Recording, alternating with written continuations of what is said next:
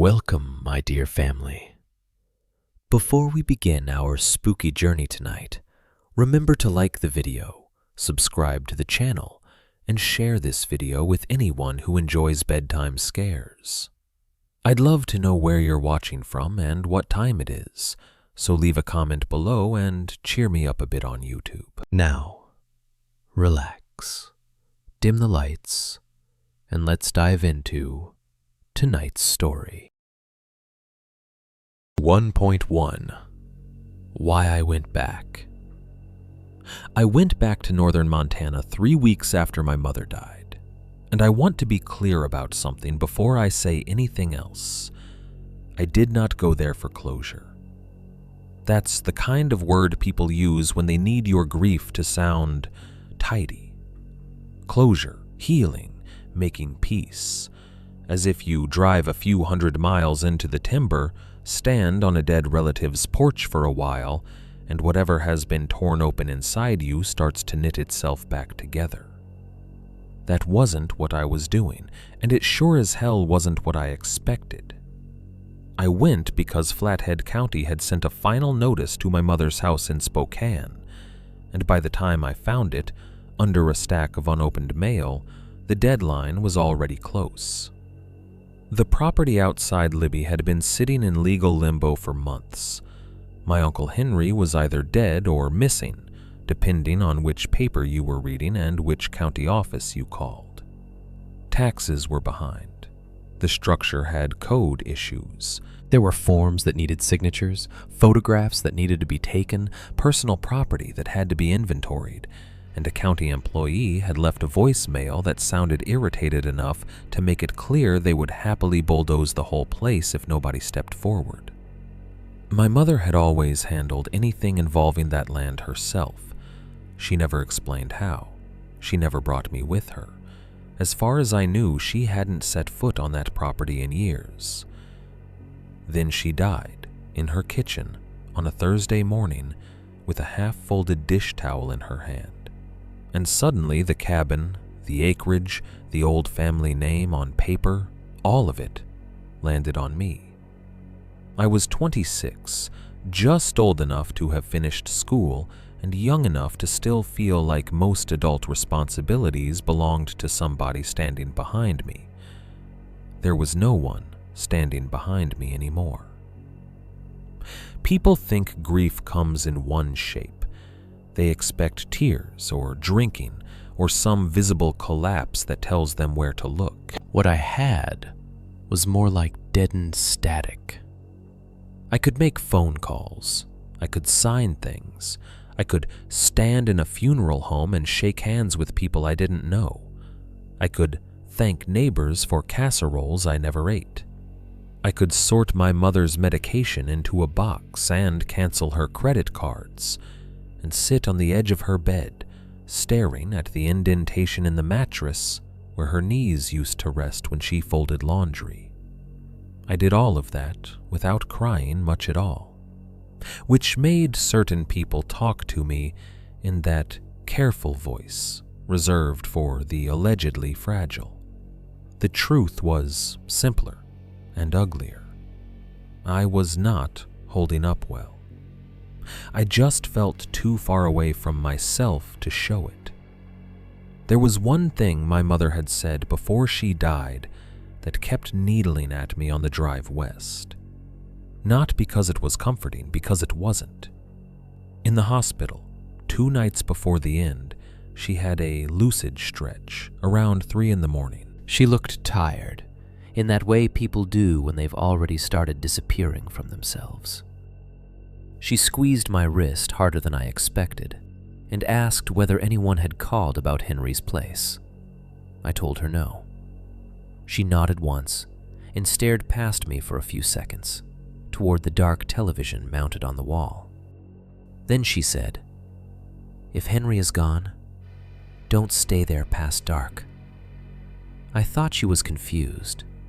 She had been in and out all day, saying things that slid halfway between present tense and memory. I told her we weren't talking about that right now. I remember trying to smile when I said it. She ignored me. "And whatever you find nailed to the trees," she said, "don't touch it." That was all. A little later, she asked me where my father was, and my father had been gone for 11 years by then, so I filed it with the rest of the morphine talk and told myself that was all it was. But even then, something in her tone had stayed with me. It wasn't dreamy or feverish. It was practical, frightened in a controlled way, like reminding someone to shut off the gas before they leave the house. My mother almost never talked about Uncle Henry. Growing up, I knew him as a fact more than a person. He was my mother's older brother. He lived alone in a cabin in northern Montana. He drank too much. He was difficult. Those were the summary points. We didn't visit on holidays. We didn't send birthday cards. If his name came up at all, it usually ended the conversation instead of starting one. Once, when I was maybe 10, I asked why we never went out there. Other kids had family cabins in stories, fishing trips, fire pits, canoes flipped upside down in the yard. It sounded like the kind of place a kid was supposed to want. My mother didn't even look up from the sink when she answered. She just said, "Because there's nothing there for you." I asked if Uncle Henry was mean. She stood very still for a second, hands in dishwater, then said, "Not in the way that matters." That was all I got. So I flew into Missoula on a Monday with a carry-on, a folder full of probate paperwork, and the stale underwater feeling that had followed me since the funeral. At the rental counter, the woman upgraded me from a compact to a dull gray SUV because that was all they had left. She said it like she was doing me a favor. Maybe she was. I remember signing the clipboard, taking the keys, and walking through the heat shimmer in the lot thinking I had entered one of those blank stretches of adult life where every choice feels administrative, right up until it isn't. The drive north and then west took most of the day. I stopped for gas outside Drummond, bought a burnt coffee in a paper cup so thin it buckled in my hand, and kept going. Smoke haze lay over the distant ridges in long, pale bands, the kind that make mountains look farther away than they are. Road crews had one lane narrowed near a construction zone, and I sat there for 15 minutes behind a pickup with a faded elk decal on the back window and 3 empty coffee cans rolling around in the truck bed. The radio wandered in and out between country stations, old classic rock, and that dry burst of static that makes even daylight driving feel lonelier than it should. At one point, I passed an old Sinclair sign with the green dinosaur sun-bleached almost white, standing above a station that looked like it had been there since before I was born.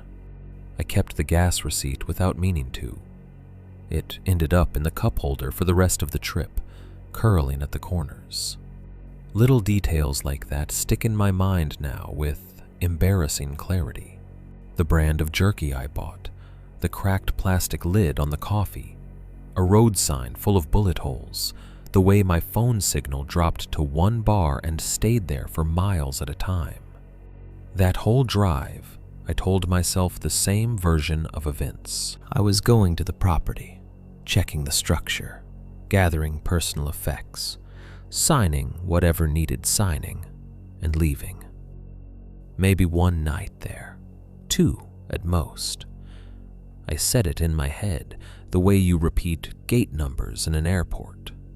Something flat and practical to keep panic from taking shape. By the time I turned off the highway onto the county road, afternoon had started tilting toward evening. The paved shoulder gave out, then the lane narrowed, and then I was on washboard gravel, with pines hemming me in on both sides. Dust lifted behind the SUV in pale sheets and hung there longer than it should have. I rolled the windows up against it and immediately noticed the smell that came through the vents instead. Sun-warmed pine bark, yes, dry needles, hot metal, old dirt, but there was something damp under it too, something mineral and faintly sweet, like wet wood sealed up too long. The road got rougher the farther I went. A split-rail fence appeared once on my right, half collapsed into weeds, then disappeared again behind brush. I passed a rusted mailbox leaning at an angle, with the Reed name almost gone under flaking paint. No flag, no recent tire marks that I could trust. Just the sense of entering ground that had stopped expecting visitors. And before I ever saw the cabin, before the clearing opened up, before I put the car in park or stepped out into the heat, I felt it. Not fear, exactly. Not the clean, immediate kind. Dread is the closest word I have, but even that sounds too dramatic for what it was. It came over me slowly, like pressure changing before a storm, a certainty without evidence. The kind of feeling your body produces before your mind is willing to embarrass itself by agreeing. I remember tightening my hands on the steering wheel and laughing once under my breath. Not because anything was funny, but because I caught myself having the same reaction I used to make fun of in other people. The old instinctive human one. Don't go there. Then the trees thinned, and I saw the place. The clearing was bigger than I expected and somehow meaner for it. Uncut grass and weed stalks crowded the open ground in uneven patches around the cabin, bending dull green in the late light. Off to one side stood a generator shed, leaning just enough to make you wonder how long it had been that way. The fence line was a ruin, old rails collapsing inward, half-sunk posts swallowed by brush. The cabin itself sat low and gray under the trees, porch boards bleached nearly silver, roofline sagging at one corner. Sections of the porch had been screened in with mismatched hardware cloth, some newer, some rusted, all of it attached with different staples and bent nails, as if repairs had been made over years with whatever was close at hand. It gave the front of the place a patched-up look I couldn't stand. Not eccentric, defensive. I killed the engine, and the silence that followed struck me harder than the drive had. Late summer in timber country should still have sound in it. Insects, distant birds, wind moving high branches, something. But the quiet there felt layered, heavy, too complete. Not absolute silence, nothing so clean as that. More like every ordinary noise had moved a little farther away than it should have. When I got out, heat rose off the hood in waves. Pine sap, dust, that same damp, sweet smell underneath. I stood beside the SUV with the keys still in my hand and looked at the cabin until it stopped feeling like a structure and started feeling like a decision I had already made wrong. Up close, the details got worse. There were too many locks on the front door. Not one deadbolt and a knob, not even two. There were extra slide bolts, a hasp, an old hook and eye set higher than shoulder level, all of it weathered but used. I noticed more of the same on the side door and later on the inside doors too. I told myself the obvious thing. Old rural people oversecure their houses. Bears, drifters, winter storms. Maybe Henry got weird with age. Maybe living alone does that to a person. That was my first rationalization, and I made it quickly, gratefully, like laying down a board over a hole so I wouldn't have to look into it. Then I saw the scuffs at the threshold. Boot marks. Not fresh, but not ancient either. The wood was worn in overlapping arcs where people had stopped, shifted weight, turned in place. I remember staring at them and thinking how strange it was that they looked older than mine and newer than they should have, because Henry was supposed to be gone. Dead, missing, vanished into paperwork, pick your version, yet the porch held the stubborn signs of use. I set my bag down and looked past the cabin toward the tree line behind it.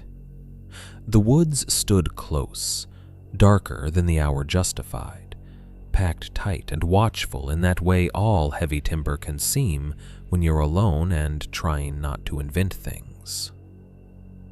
I wish I could say the fear started later, with a sound, with a discovery, with something I could point to. It didn't. It started there, in full daylight, with the key in my hand and my mother in the ground, and a house in front of me that already looked like it had spent years teaching itself how to keep something out. 1. 2. Inside Henry's cabin. The first thing I noticed when I stepped inside Henry's cabin was that it did not smell abandoned. That probably sounds minor, but if you've ever opened a place that's been sitting empty for months, you know what I mean. Empty houses have their own kind of dead air. Dust, insulation, old wood, maybe mouse droppings if you're unlucky. A stale, papery stillness. Henry's cabin had some of that, but underneath it was something more immediate, more recent. Cold coffee, damp wool, burned lamp oil, the iron smell of tools. It smelled like a place someone had been actively trying to manage right up until the point he wasn't there anymore. I stood just inside the door for a second and let my eyes adjust. The front room was dim, even in late afternoon, because 2 of the windows had blankets pinned over them from the inside. Not curtains, blankets. One was army green and thin with age. The other, some old plaid thing that might have started life in the backseat of a truck. They had been tacked up unevenly but securely, edges folded over so no gaps showed at the corners.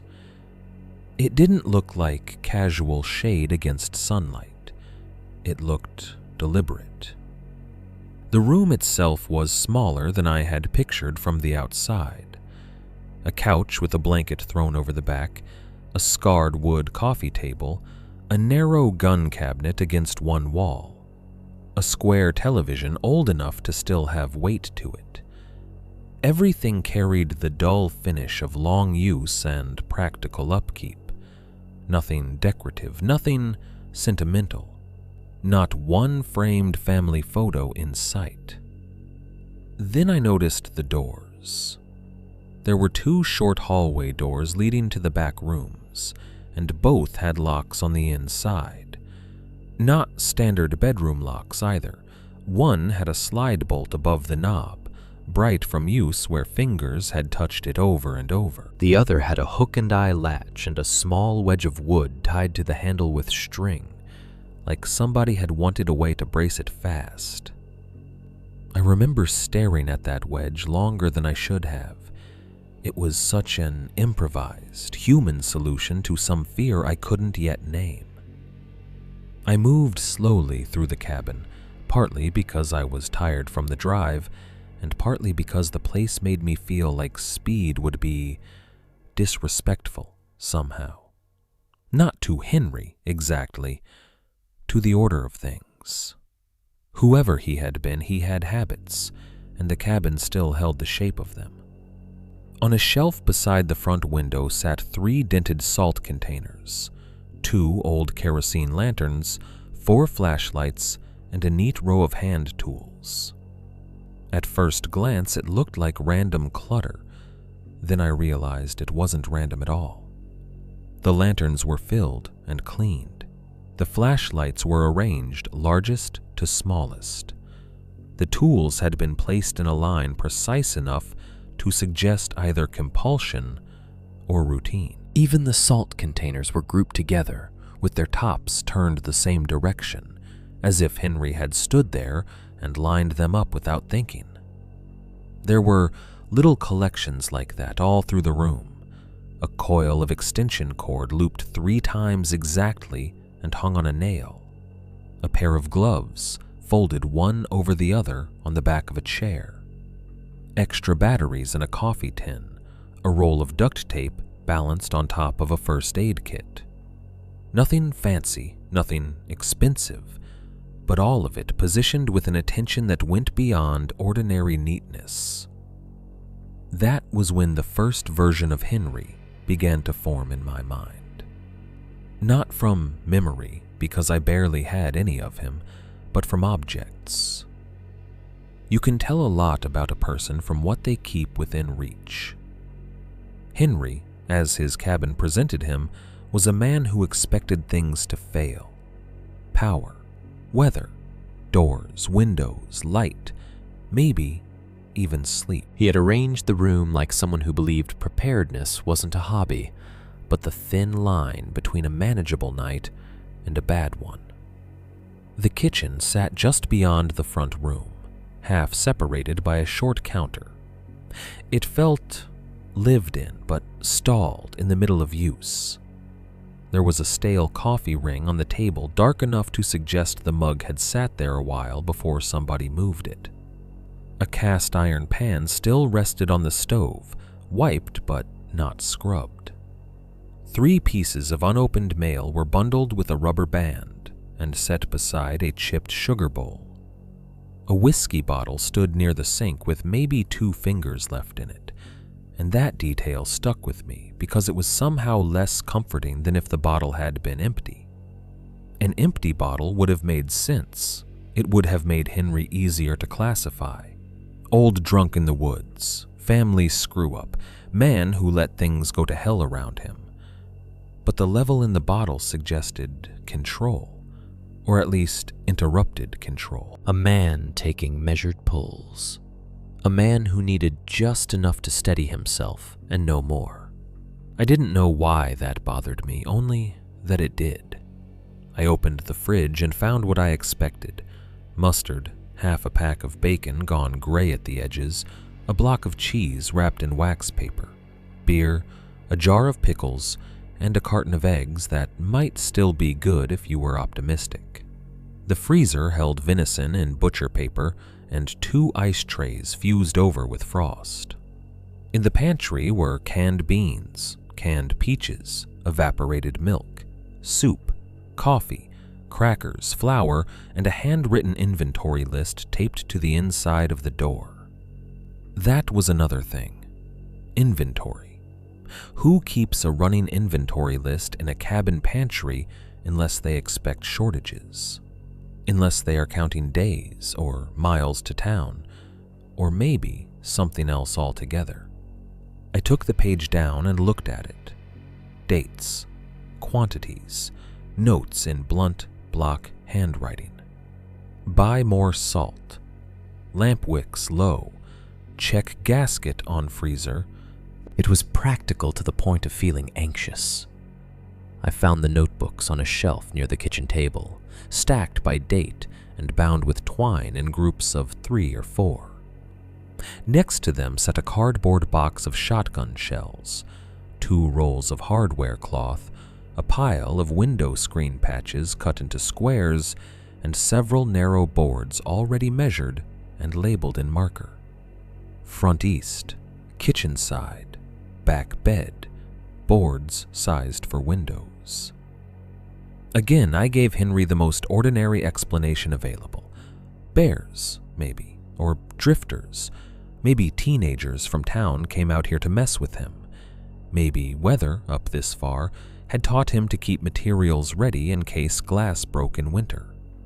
Every object could be made reasonable if I chose the right story for it. And because I was tired, because the house already made me uneasy, and because the alternative felt ridiculous, I kept choosing the reasonable story. I sat down at the kitchen table and untied the top stack of notebooks. The first pages weren't what I expected. No diary entries, no rambling confessions, no drunken scrawl about politics or weather or old grudges. The opening page of the top notebook had only 4 lines written over and over in the same square hand, each one separated by a careful gap. Do not answer whistling after dark. If you hear your name, stay inside. If there are 2 camps, leave. Do not move the markers. Then the same 4 lines again and again. Not on the whole page, but enough times to feel obsessive, like he had copied them there to make sure they stayed at the front, impossible to miss. I actually smiled when I read them, not because they were funny, but because they were so specific in a way that felt almost embarrassing. It was the smile you make when something unsettles you, and you don't want to give it the dignity of saying so aloud. "All right, Henry," I muttered to the empty room. I said it like a joke, but my voice sounded strange in there, smaller than it should have. I flipped ahead, expecting the rest to be equally unhinged. But after that, the notebook turned practical again. Dates, temperatures, supply notes, brief entries I didn't yet understand. Generator coughed twice, marker 6 leaning east, heard movement west side after 1 o'clock. I skimmed 2 or 3 pages, decided that yes, my uncle had probably drifted halfway into some private world in his later years, and shut the book. That conclusion relieved me enough that I started moving around with more purpose. I carried my bag in from the SUV. I unloaded bottled water, batteries, a flashlight, 2 grocery sacks from the gas station, and the folder of county forms. I opened the cabinets, found a rag under the sink, and wiped down the kitchen counters because doing something ordinary with my hands helped. Dust came away gray on the cloth. I rinsed it in the sink and noticed the water pressure was low but steady. Another good sign, I told myself. Another little point in favor of normalcy.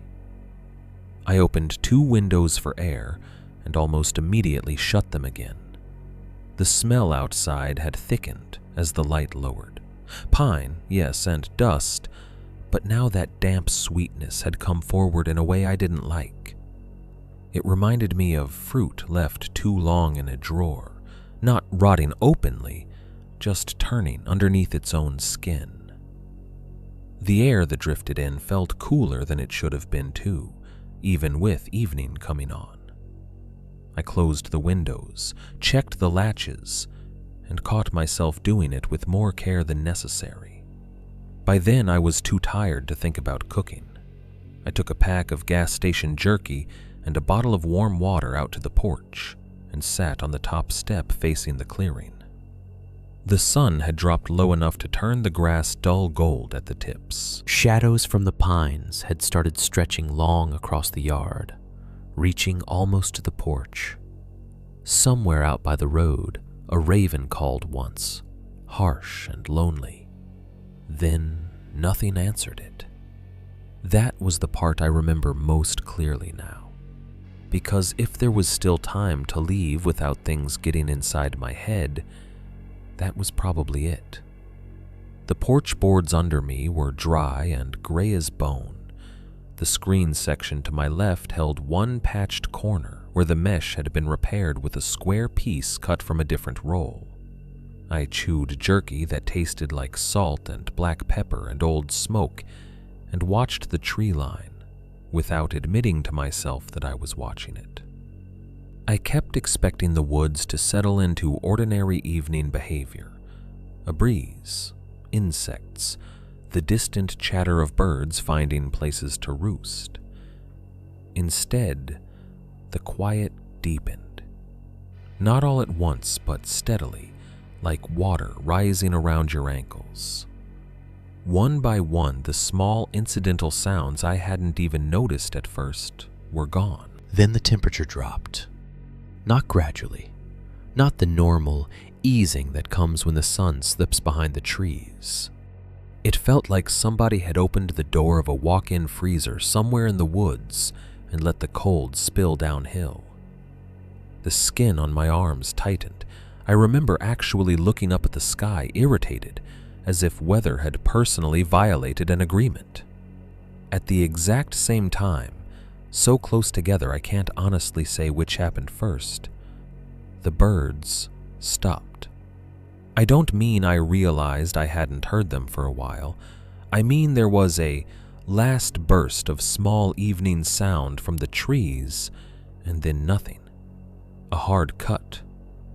A silence that felt less natural than any noise would have. And in that silence, from somewhere behind the cabin and a little way back in the timber, I heard a faint clicking sound. Not loud, not dramatic, just a small, dry tap. Then another, spaced oddly far apart. It could have been branches. It could have been antlers against wood. It could have been any number of harmless things if I had heard it in daylight, from the highway, or a campground, or anywhere else on Earth. But I wasn't anywhere else. I was on my uncle's porch, with his rules still sitting open in my head, and the sound came out of the trees with such deliberate patience that every rational thought I had available arrived a second too late to matter. I stood up without deciding to. The jerky bag slid off my knee and landed on the porch with a soft plastic crackle that sounded ridiculously loud. I listened. The clicking came once more, a little farther left this time, as if whatever made it had shifted position just out of sight. Then nothing. I stayed there another 10 seconds, maybe 15, staring into the darkening pines until my own reflection started ghosting faintly in the porch screen. Finally, I bent, picked up the bag, and went back inside. I locked the door behind me because it was there to be locked. That was all I told myself I was doing. Just using what was already there, just following the habits of an old man in a cabin. Just being sensible for one night in a place that had its own way of doing things. 1.3. The first marker. I should have stayed inside once the light started going. That's the clean version, anyway, the version people prefer when they tell stories like this back to you later, after they know how it ends. They like a clear mistake, a single obvious decision they can point to and say, that was where you went wrong. It makes them feel safer, as if horror only happens to people who ignore the right warning at the right moment. The truth is uglier than that. I went behind the cabin because it still felt reasonable to do so. I told myself I wanted to check the generator shed before it got fully dark. I told myself I wanted to see how far back the tree line sat in relation to the clearing.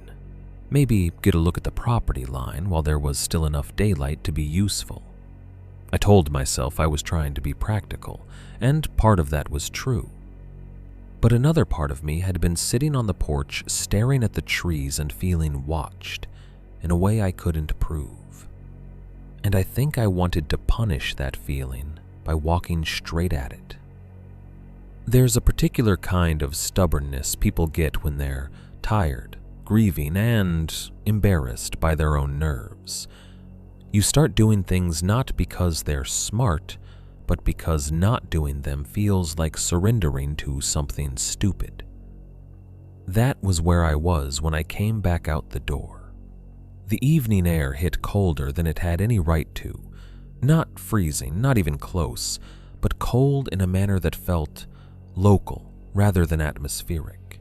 as if the drop in temperature belonged to the shadowed edges of the clearing and not to the weather itself. I zipped my jacket halfway up, stepped off the porch, and walked around the side of the cabin toward the generator shed. The grass behind the place had grown waist-high in spots. Dry stalks whispered against my jeans. The shed leaned more noticeably from the rear than it had from the driveway, one side propped with a stack of old cinder blocks and a cedar post gone soft with age. I circled it, checked the fuel can sitting beside it, and made myself focus on ordinary details. Rust on the hinges, cracked rubber on the extension line, mouse droppings in the corner by the wall. Normal neglect, normal isolation. Things with names I could put in a list. But the farther I moved beyond the shed, the stranger the property felt. From the front, the clearing had looked broad enough, messy but open. From the back, it seemed much smaller, as if the woods had been inching forward for years every time no one was looking. The pines stood thick and dark only a short distance from the cabin, too close for comfort. Close enough that a person could stand just inside them and watch the back steps without being seen clearly from the house. I remember stopping there, hands in my jacket pockets, and having the distinct thought that the land behind the cabin did not feel unused. Not maintained exactly, not friendly, but not empty. The smell was stronger there too. Sun-warmed bark and old dust still clung to the clearing, but under the trees the air held that same damp, faintly sweet undertone I'd noticed on the road. Up close it was worse, more complicated. Wet wood, stagnant soil, something almost organic and almost spoiled, hidden under pine resin and cold dirt. I looked down automatically, half expecting to find a dead animal in the brush. But the ground near the tree line showed only needles, roots, and patches of bare earth packed hard by weather. I took a few more steps forward, and that was when I saw the first one. At first, my brain refused to identify it correctly. It hung at eye level from a pine trunk, maybe 30 yards behind the cabin, narrow and pale against the bark, moving just enough in the evening air to register as something not natural. I thought maybe it was a strip of old cloth or weathered wood. Then I got closer and saw the shape of it. It was a length of deer vertebrae, threaded together and tied off at the top with faded red cloth. Not bright red, not ceremonial looking, just old cloth, sun-bleached and dirty at the folds. The kind of color red turns when it has been out in the weather too long. The vertebrae hung in a short chain, each knuckled segment cleaned enough to look pale and dry. Some were nicked as if scraped with a blade, others still held darker staining in the joints. The whole thing turned slightly in the air, not twisting freely, just rocking with a small, deliberate motion that made my stomach tighten. Pinned to the bark directly beneath it was a flat, gray river stone about the size of my palm. A nail had been driven clean through the upper edge into the trunk.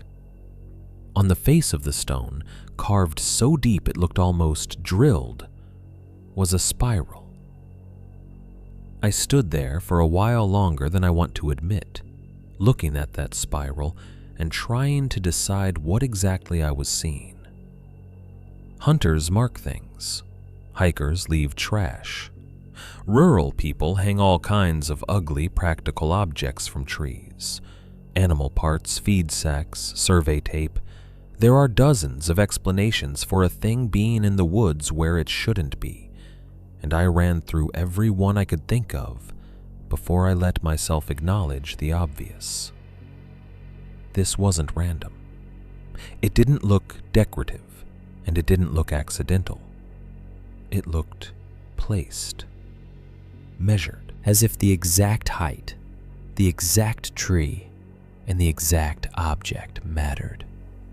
I glanced back at the cabin, suddenly aware of how much darker the windows looked from where I stood. The distance between me and the back steps wasn't far, but it felt wrong all at once. The way a familiar hallway can feel wrong after the power goes out. I should have gone back then. Instead, I took 2 steps to my left and saw another marker. That one hung lower, tied to a sapling barely thicker than my wrist.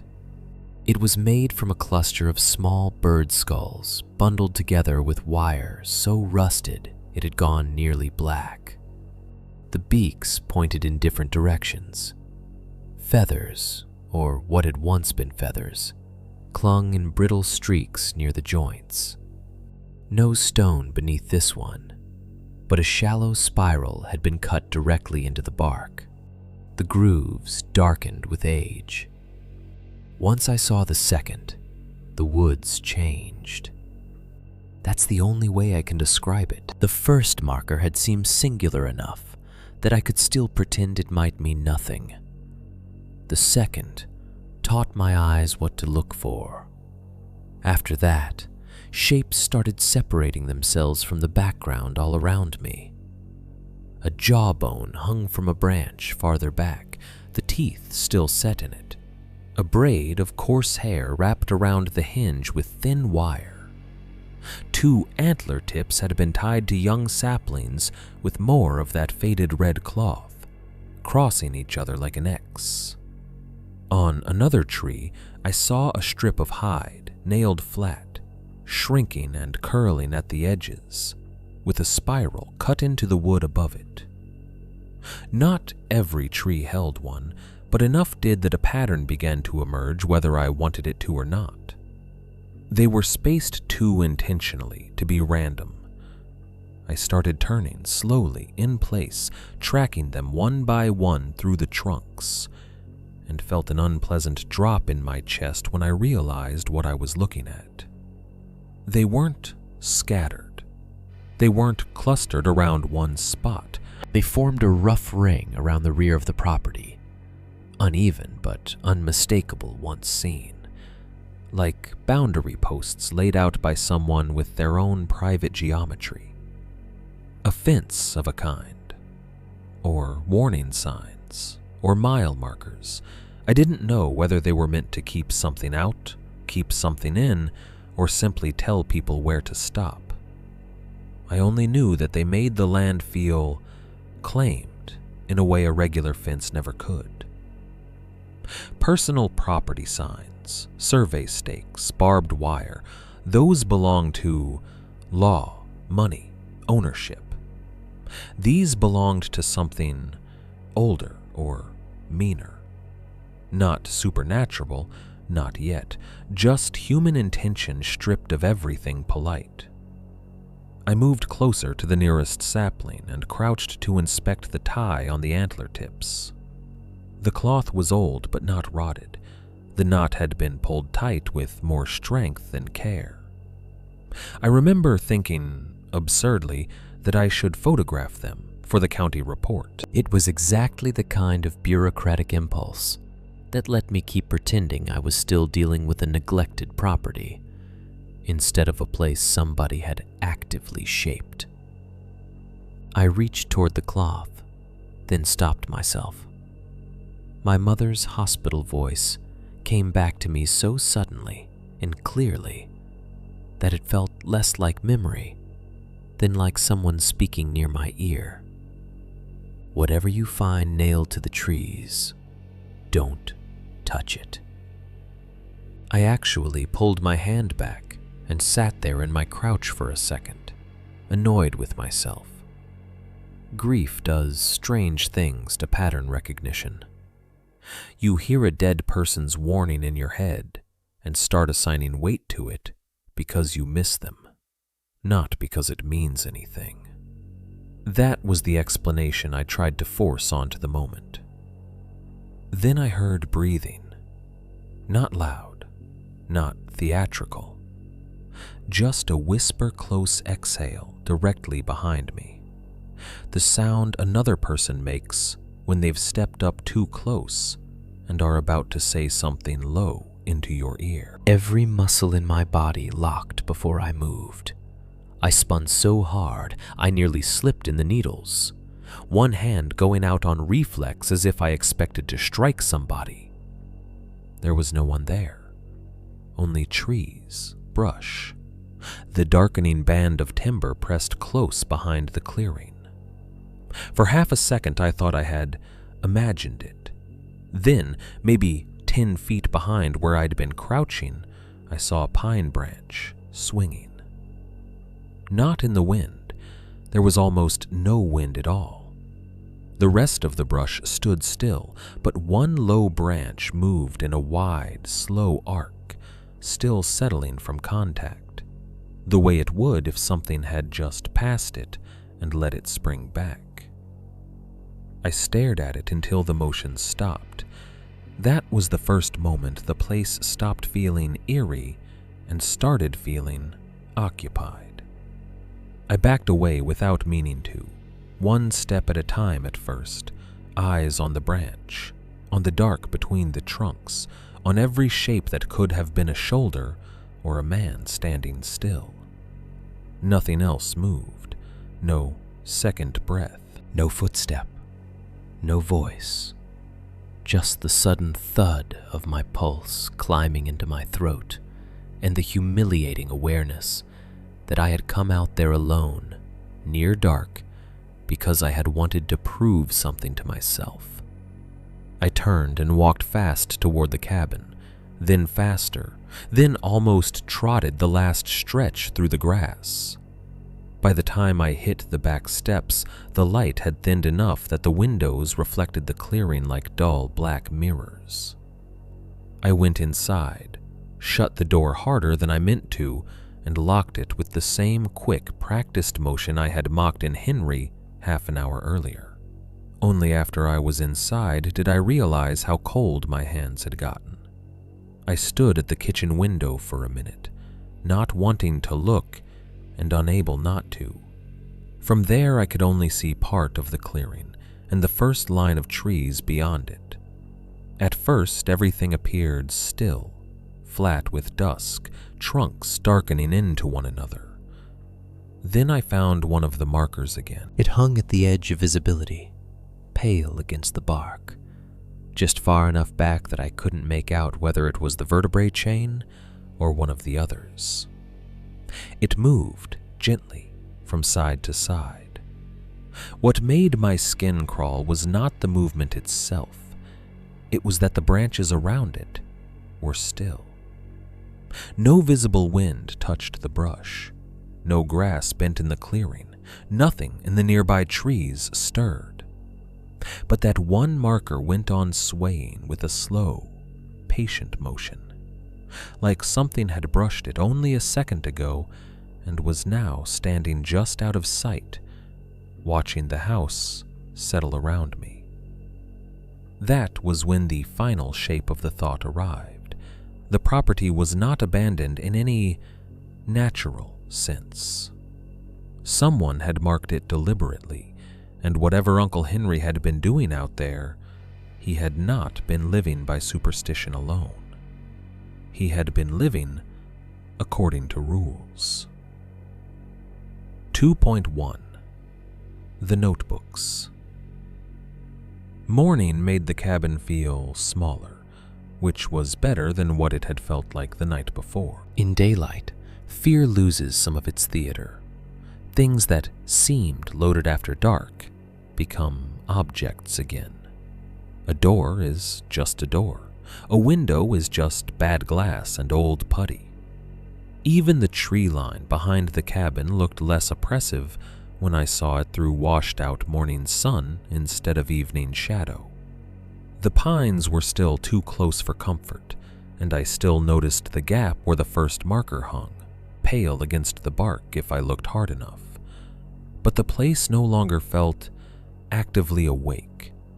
It felt used up, tired, a rural property that had gone too long without ordinary company.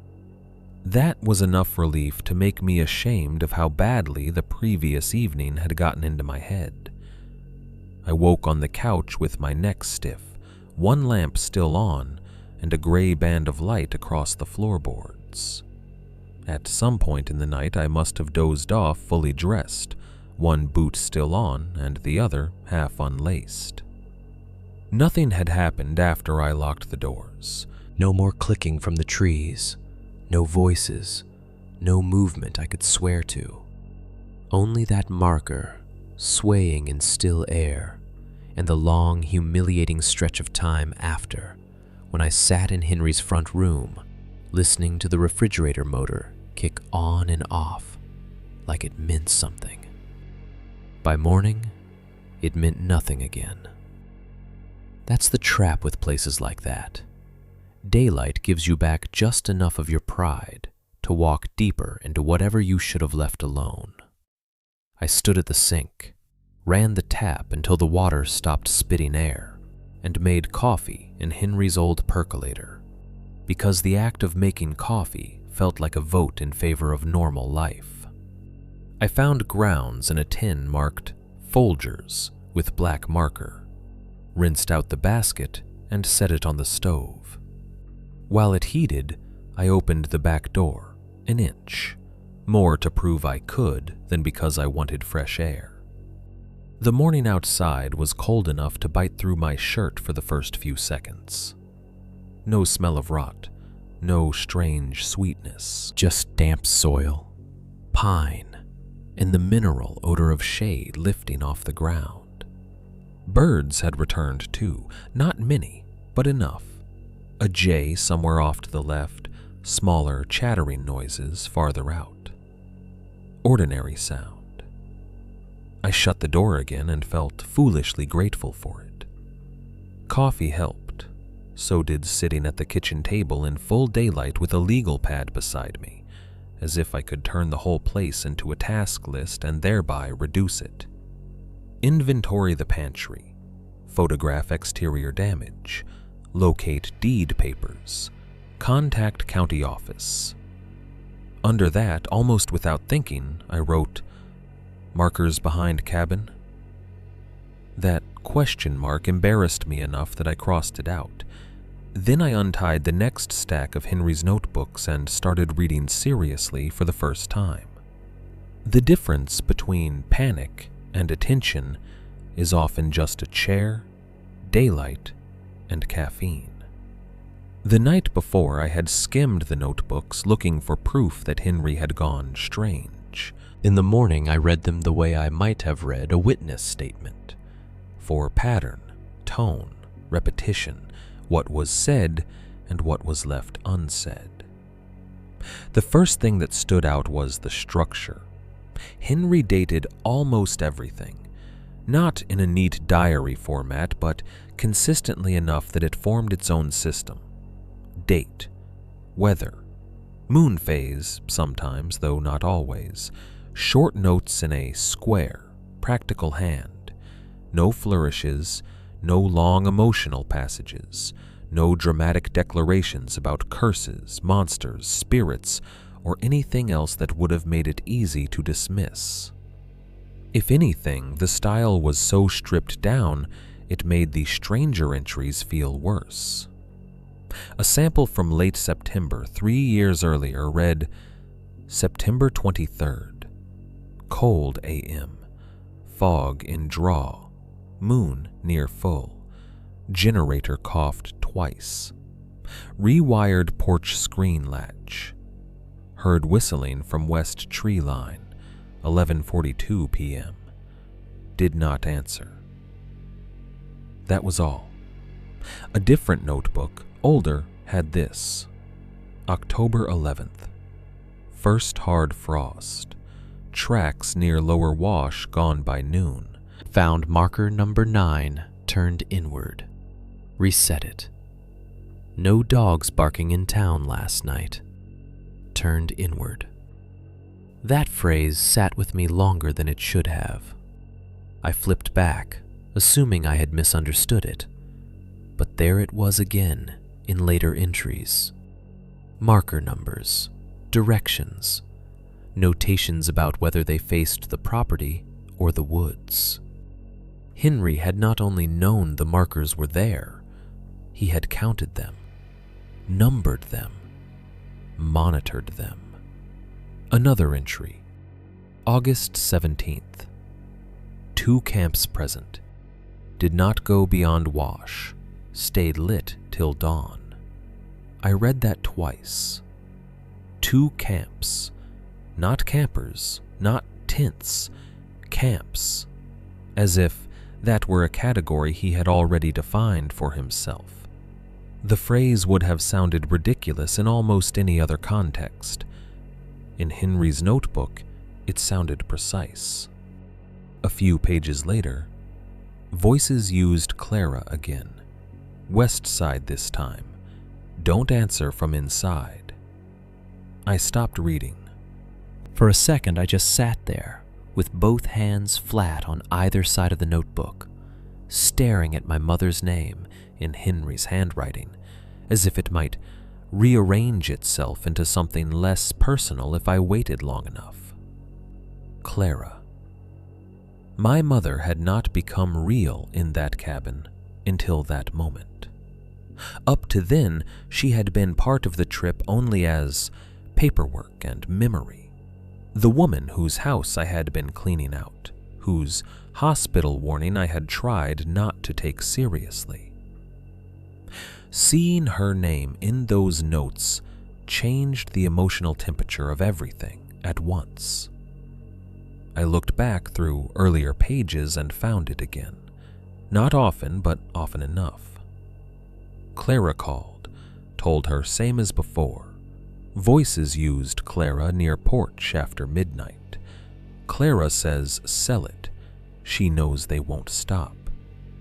No use calling Clara unless I have proof. The entries never explained themselves. Henry wrote as if he were addressing a future reader who already knew the rules. Or maybe as if writing more plainly would make him sound insane even to himself. That restraint was what got under my skin. Fear looks one way when it's theatrical, and another when it's ashamed of being written down at all. Henry's fear belonged to the second kind. He did not sound like a man inventing a myth to entertain himself in isolation. He sounded like a man trying to record recurring trouble without surrendering to the fact that the trouble was impossible to discuss cleanly. The more I read, the more his voice emerged from the notebooks with a force none of his actual memories ever had for me.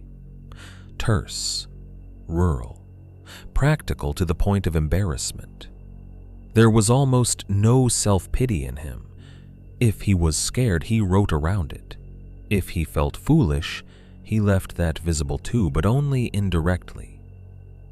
One entry from November was just, thought coyotes till they used my voice back. No comment after. No explanation. No exclamation mark. As if admitting the sentence existed on paper was humiliating enough. I kept going. Patterns started building. Back 40 appeared often, usually with no article in front of it, like a place too familiar to need introduction.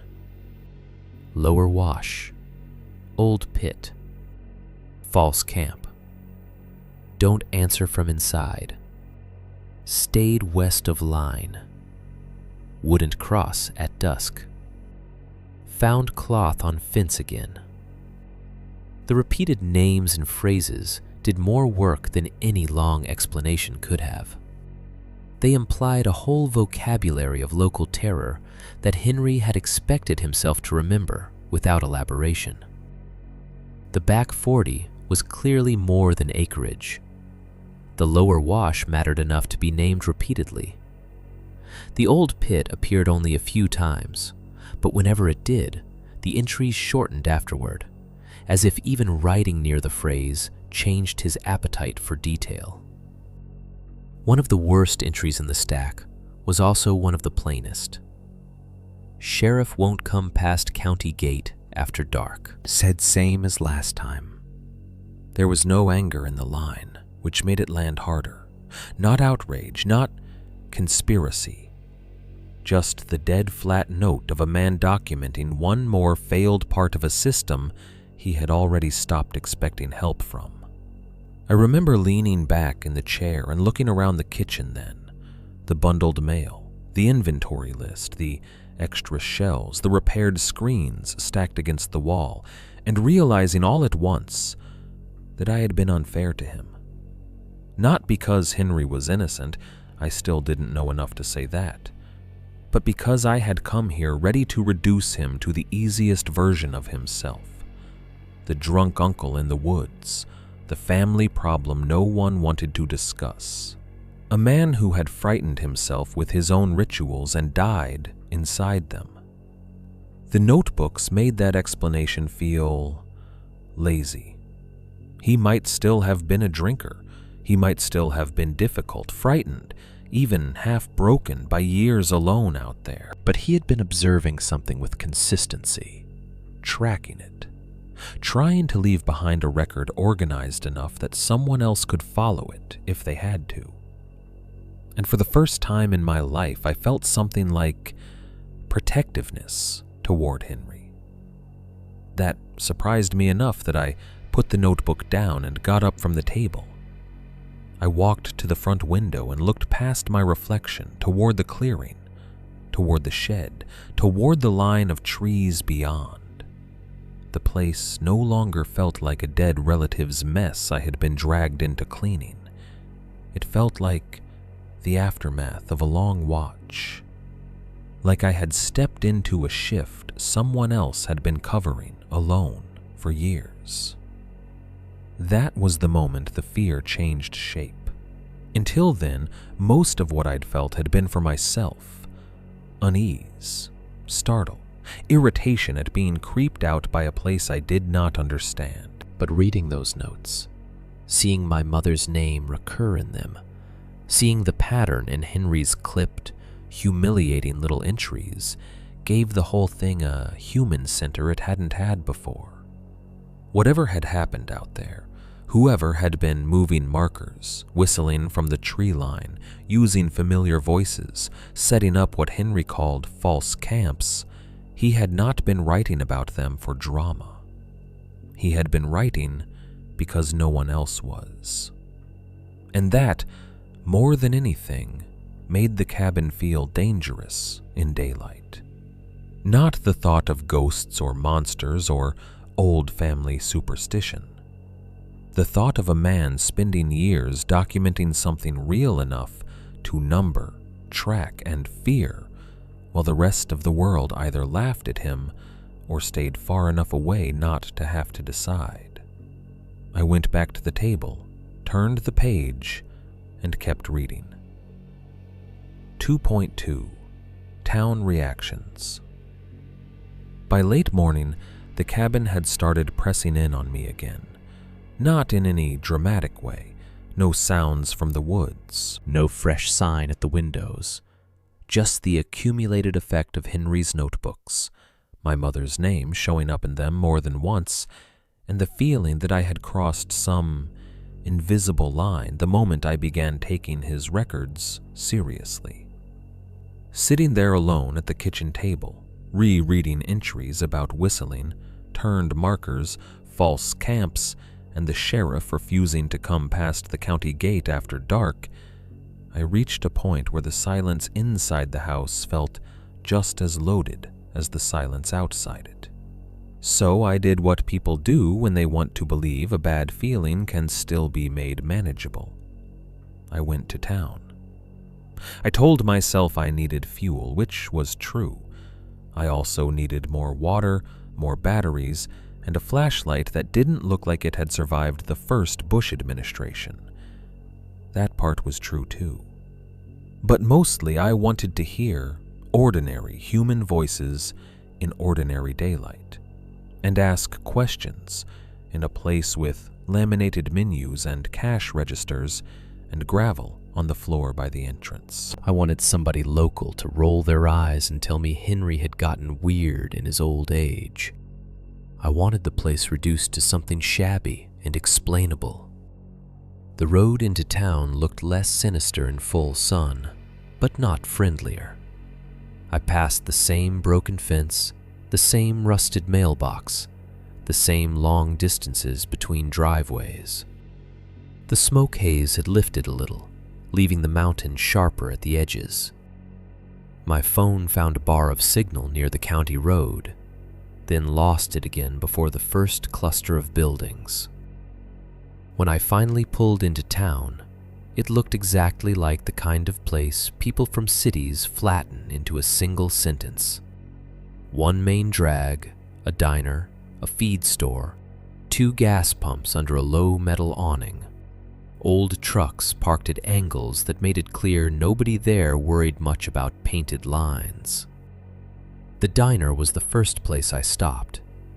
It had a red vinyl sign out front and a front window half blocked by posters for Friday fish fry and elk season breakfast specials. Inside, the air smelled like fryer oil, coffee, and syrup dried into the grain of old tables.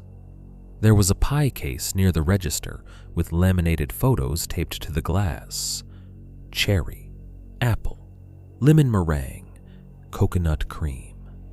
The photos had faded in the sun and curled slightly at the corners, but someone had gone to the trouble of labeling each one in black marker. A detail like that should have made the place comforting. Instead, it only sharpened how badly I wanted it to be. I took a booth by the window and ordered coffee I didn't need. The waitress was in her 50s, maybe, with a tired face and a name tag that said Jolene in chipped blue lettering. She poured without asking whether I wanted it topped off and called me honey in the efficient, impersonal way some people do when they don't mean affection by it. For a minute, I let things stay normal. I looked at the menu. I watched a man in a seed cap eat eggs alone at the counter. I listened to 2 women in a corner booth talking about a cousin's knee surgery. The cash register opened and shut with an old mechanical ring. It was all exactly what I had come for. Proof that I was still in a world where names matched faces and sounds belonged to simple causes. Then, Jolene came back with the check holder and asked, "You passing through?" I could have lied. I should have lied. Instead, I said, "Family place outside town, up past the county road. I'm clearing out my uncle's cabin." She waited a second too long before asking, "Whose cabin?" "Henry Reed's." Something changed in her face. Not a big expression, not fear in the theatrical sense, just a flattening. The kind of blankness people put on when they've learned over years that too much reaction is its own form of risk. "Henry Reed," she repeated. "Yeah. You stayin' there alone?" The question was so direct it caught me off guard. "For now." She set the coffee pot down slowly. "How long?" "Probably just a couple nights." She didn't answer right away. Her eyes flicked once toward the front window, not long enough to suggest she was looking for someone, more like she was checking whether the day outside still existed. When she finally spoke, her voice was casual, on purpose. "Well," she said, "you keep your truck pointed out when you park." I smiled a little, waiting for the joke that didn't come. "Bears?" I asked. "Plenty of things out that way don't improve after dark." It was such a carefully built sentence that I felt myself start paying attention at a different level. She had not said, "Nothing's wrong." She had not laughed. She had not told me my uncle was crazy. She had given me advice shaped like ordinary small-town caution, and then moved away before I could ask the next question. I finished my coffee and paid too quickly. On the way out, I almost turned back to press her for more. Instead, I stood on the sidewalk in the noon glare and watched a pair of old Ford pickups rattle past, one of them with a blue tarp flapping over lumber in the bed. The whole town looked unbothered by itself. That was what made the unease harder to pin down. No one was acting afraid. They were acting practiced. The feed store sat 2 buildings down, with stacked salt blocks out front and a bulletin board just inside the door layered with handwritten notices. Hay for sale, lost blue heeler, chainsaw repair, someone advertising homemade choke cherry jam in old baby food jars. The place smelled like grain dust, rubber boots, and oil. A floor fan turned lazily near the counter, pushing warm air from one side of the room to the other. I picked up batteries, bottled water, a roll of duct tape, and a new flashlight from a rack near the register. I had no real plan beyond that. I just wanted to keep moving through public places until the cabin began to feel farther away in my head. An older man in a sweat-darkened work shirt stood at the far end of the counter, sorting fence staples into a paper sack. He had the heavy posture of somebody who had spent most of his life lifting things that didn't care whether he was tired. He glanced at me once, then at the supplies in my hands, then at the dust on the SUV through the front window. "You up on Reedland?" he asked. The question hit me harder than it should have. "Yeah," I said. "My uncle's place." He nodded, like that confirmed something small, but not surprising. "Henry still there?" "Not that I've seen." The man folded the top of the paper sack over twice with his thick fingers. "The hanging bones still up?" I actually laughed, though it came out thin. "So they're not just something he did?" He looked at me for a moment, with no expression at all, and I had the sudden, strange impression that I had answered the wrong question, not because he cared what I said, but because I had spoken too loosely in a conversation he was handling with more caution than I understood. "Folks leave things in trees out there," he said. "What folks?" He shrugged. "Depends how long you've been looking." That was all he gave me. Then he picked up his bag of staples and walked out, not rudely, just finished. I stood there at the register with my batteries and my water and my stupid city expectation that if something was wrong, people would name it for you. The girl ringing me up couldn't have been older than 19. She scanned the flashlight, the duct tape, the bottled water, and then paused when I pointed at the shelf behind her. "Can I get a box of shells, too?" She looked from me to the ammunition and back. "What gauge?" I told her what I had seen in Henry's cabinet. She pulled down a box and set it beside the register. Even that felt faintly theatrical to me. I am not a gun person. I have fired one at a range maybe 3 times in my life. Buying shells in the middle of the day under fluorescent lights with a radio station murmuring through static somewhere in the back office should have made me feel ridiculous. Instead, it made me feel calmer. Not safe, just less empty-handed. The sheriff's substation was next door to the post office, a squat county building with a sun-faded American flag hanging limp on a pole out front. I sat in the SUV for a full minute before going in. I don't know what I expected. Maybe I thought if I said the right version of the truth out loud to someone in uniform, the whole thing would become procedural, a report, a trespassing complaint, a welfare concern attached to an address, paperwork instead of folklore. Inside, the place smelled like copier toner and old linoleum. A bulletin board near the entrance held wildfire updates, a missing labradoodle flyer, and a typed notice about ATV use on county roads. The deputy at the front desk looked to be in his 40s, broad through the shoulders, with the kind of face that would have seemed open anywhere else. I kept it simple.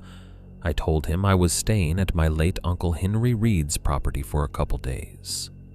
I said I had found unusual things on the trees behind the cabin and signs that someone might be coming onto the land.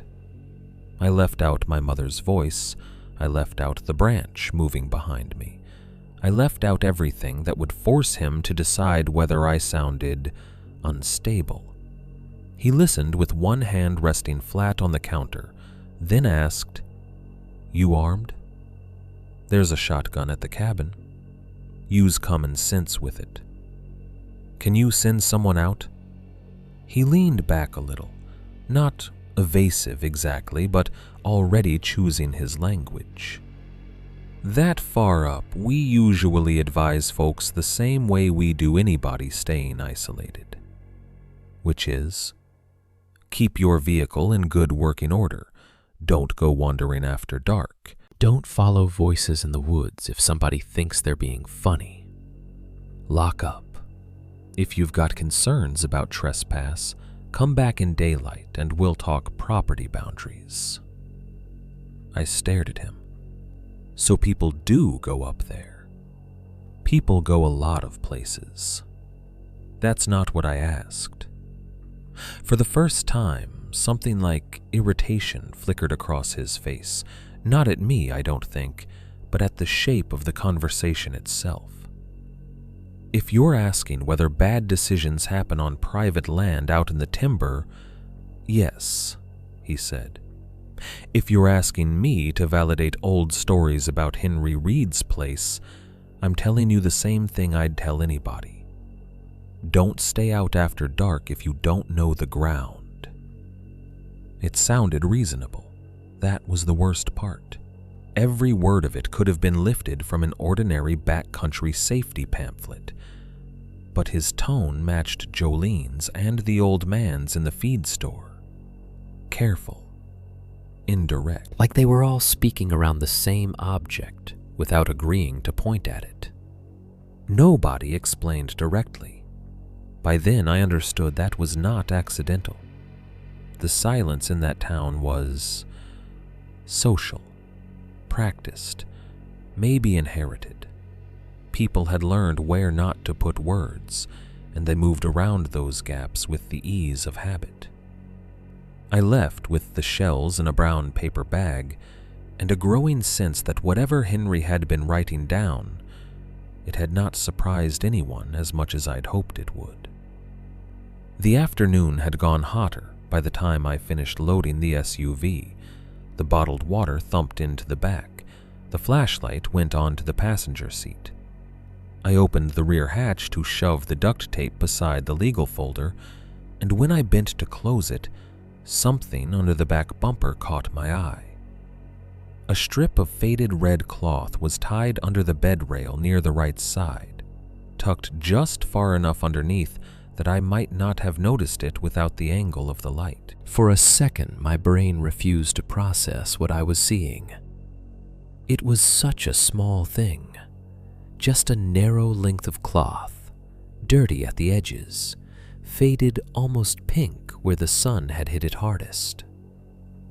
But I had seen that color before, on the vertebrae hanging from the pine behind the cabin, on the antler tips tied to the saplings. It belonged nowhere on my rental SUV. I glanced over my shoulder automatically. The street looked ordinary as ever. 2 boys on bikes, a woman loading feed sacks into the back of a truck, somebody laughing outside the diner. The kind of afternoon scene that should have made any darker interpretation impossible. Instead, it made my hands shake. I crouched, grabbed the cloth, and yanked it free. The knot came loose too easily, as if it had been tied in haste or tied to be found.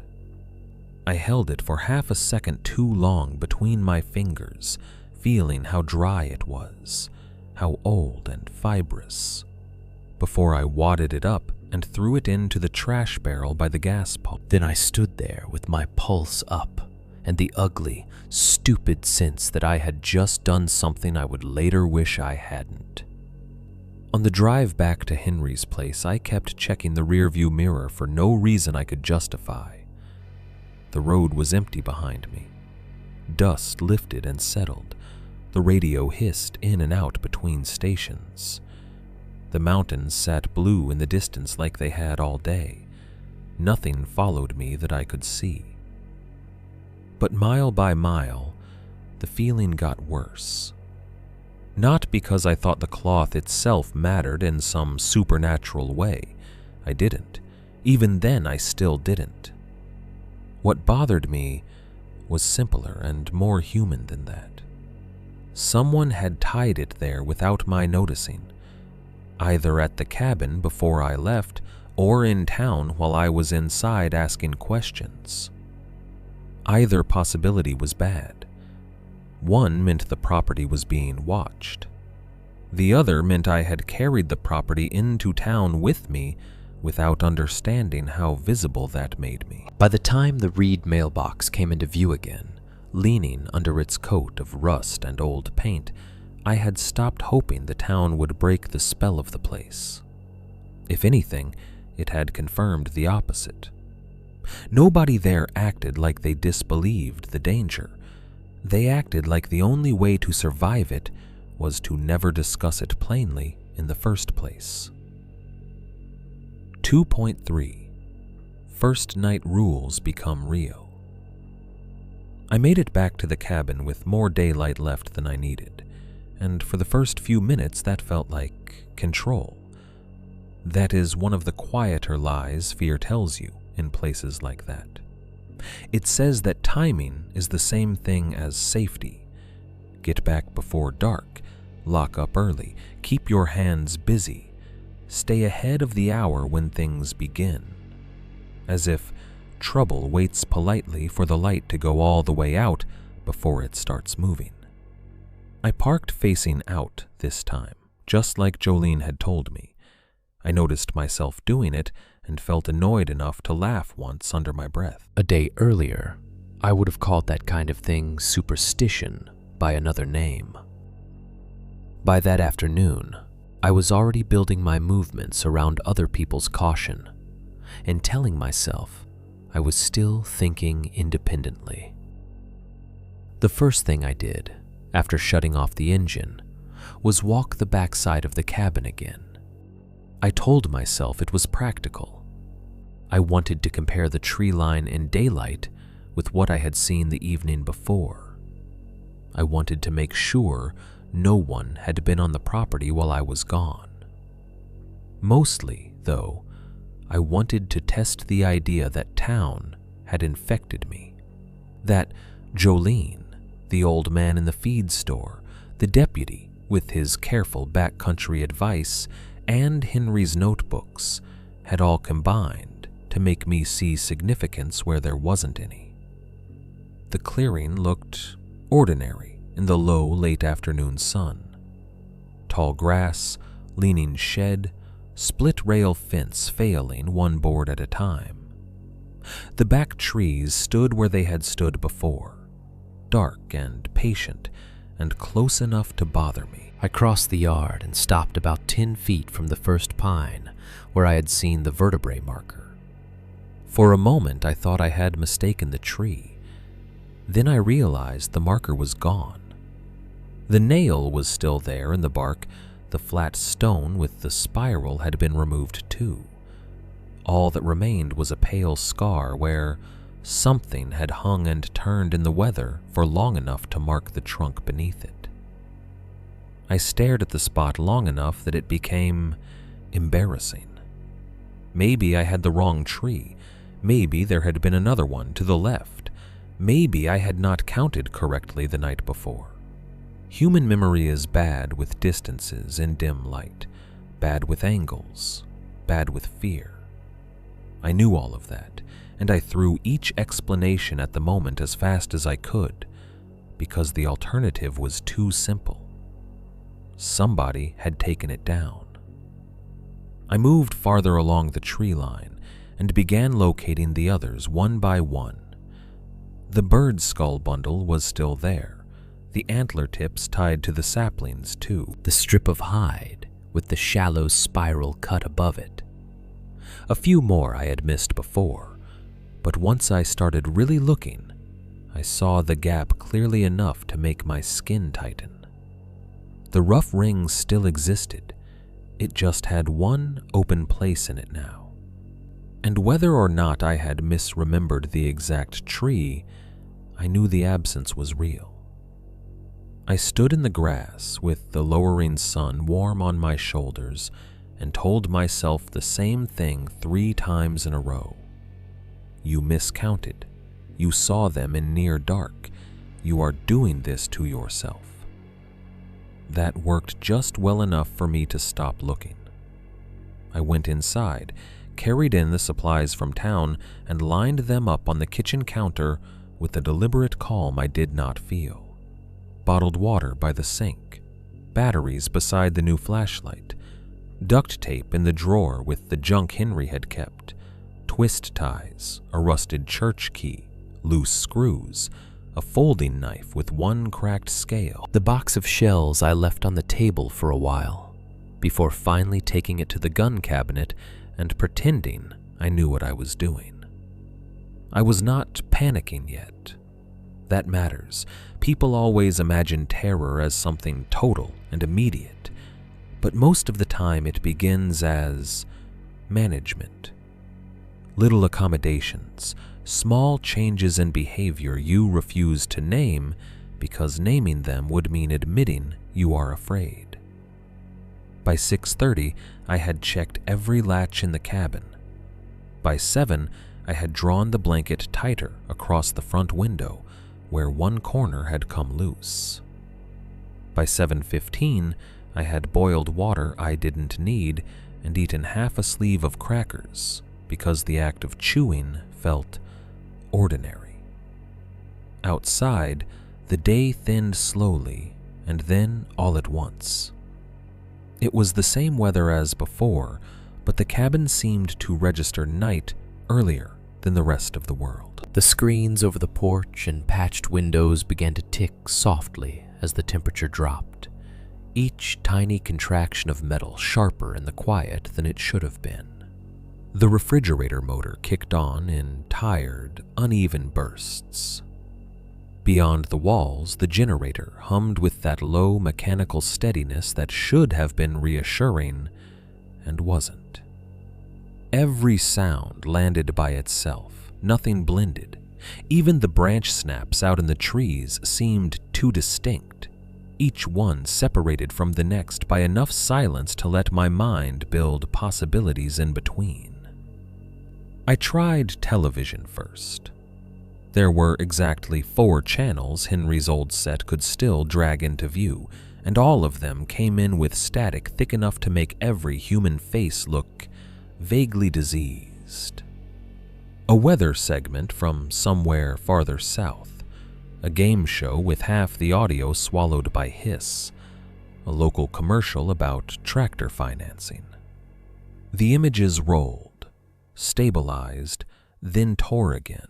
I watched for maybe 10 minutes before turning it off, because the effort of pretending any of it interested me had become more exhausting than the quiet. Then I tried my phone.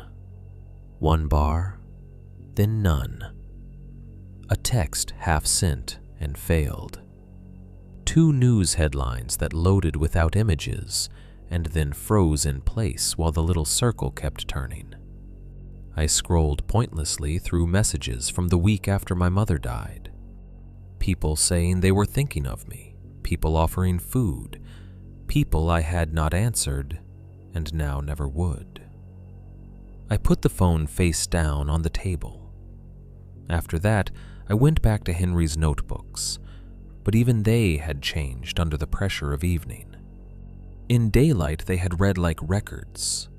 At night, every short practical line began to feel like a voice continuing in the room after the man who wrote it was gone.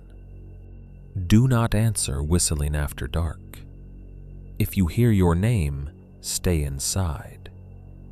If there are 2 camps, leave. Do not move the markers. I shut the notebook and sat very still, listening to the house. The first pass around the cabin was so subtle, I almost convinced myself it was the generator shifting load. A change in pressure, maybe. A sound moving along the outer wall in a way too low and soft to classify. Then it came again, this time from farther left, and I understood I was hearing movement. Slow, deliberate, circling. It was not the clean rhythm of footsteps. That would have been easier. This was a wet, dragging shuffle, broken every few seconds by a pause. Then another dragging sound, then a faint click that might have been teeth, might have been stones touching, might have been something hard tapping lightly against itself as it moved. The sound passed the front of the cabin, faded, then returned from the side. I did not move. I did not switch on any lights because I suddenly could not bear the thought of standing illuminated inside that house while something traced the walls from outside. My eyes went to the notebook without meaning to. Not because I needed to reread it, because one line was already there in my head before the sound had fully become real. If you hear your name, stay inside. The fact that I had not heard my name yet did not comfort me. It only made me aware of waiting for it. The circling continued. Drag, pause, click, drag, pause, click. Every pass seemed to land at a slightly different distance from the cabin, as if whatever was out there was not walking a path so much as narrowing one. I sat at the kitchen table, with one hand around the new flashlight, and listened to it move slowly through the dark beyond the walls. And at some point I realized I had stopped breathing normally. I was taking shallow little sips of air through my nose to avoid making any sound that might invite the thing outside to notice exactly where in the house I was sitting. Then came the first hard contact. A single sharp tap hit the kitchen window beside me with enough force to make me jerk so violently the chair legs screeched against the floor. I was on my feet before I understood I had moved, flashlight snapping up in my hand, beam catching the glass full on. For one blinding second, all I saw was my own reflection. White face, eyes too wide, the pale rectangle of the kitchen behind me. Nothing beyond it. The beam shook once, then steadied. I stepped closer, hating myself for it and unable not to. The outside of the glass showed only blackness layered with my own ghosted image. No face, no handprint, no body slipping away between the trees. If something had struck the window, it had done it from just outside the reach of light and vanished without noise. Or it had been a branch, or a cone thrown by an animal, or anything else my mind needed badly enough to offer. Behind me, the refrigerator motor kicked off. The silence after it was so complete that for a second I thought the world itself had paused to listen. Then the dragging shuffle resumed, farther back now, moving toward the rear of the cabin. I did not go to the back windows. I did not open the door. I sat in the chair until my knees stopped trembling visibly, then moved to the front room and stayed there, with Henry's shotgun across my lap and the flashlight pointed toward the floorboards. Every so often, the sounds came back, one branch snap, one faint click, a soft movement under the porch or beyond it. Never enough to force action, just enough to prevent anything like rest. Hours passed that way, though I could not have said how many. At some point the movement stopped. Not faded, stopped. One moment there was the low periodic language of something outside making itself known by degrees. The next there was only the cabin again. Old wood settling, the hum of the generator, my own pulse in my throat. The absence of the sound was almost worse than the sound itself, because I had no way of knowing whether it meant the thing had gone or simply found a place to stand still. I stayed awake until the windows began to gray. Dawn in the woods does not arrive like daylight in town. It leaks in. Shape returns before color. Tree trunks separate from one another. The black squares of the windows become reflective, then transparent. By the time the room had enough light for me to see dust on the table, I felt sick with exhaustion and absurdly ashamed of how relieved I was. Nothing had happened. That was what I told myself as I stood, every joint aching, and crossed the kitchen to the back door. Nothing had happened, and I had spent the whole night armed in a dead man's cabin because of noises in the woods. I opened the door. Something hung from the hook beside it. At first, in that half-light, it looked like a strip of wet leather. Then I saw the stitching. It was hide, thin, tanned badly or not tanned at all, edges curling where it had dried. Sewn into it in a rough line were small teeth, too small to be deer, too square at the base to belong to anything I wanted to name quickly. They had been attached with dark thread or fishing line punched through the skin in uneven loops so that some of them lay flat and others angled outward as if trying to bite.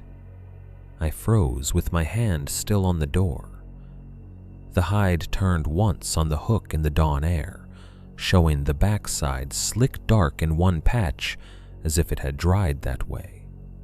I could smell it from where I stood, animal oil, dirt, and something metallic underneath. Only after I looked down did I see the mud. The porch boards directly beneath the hook were tracked with it in two distinct patterns.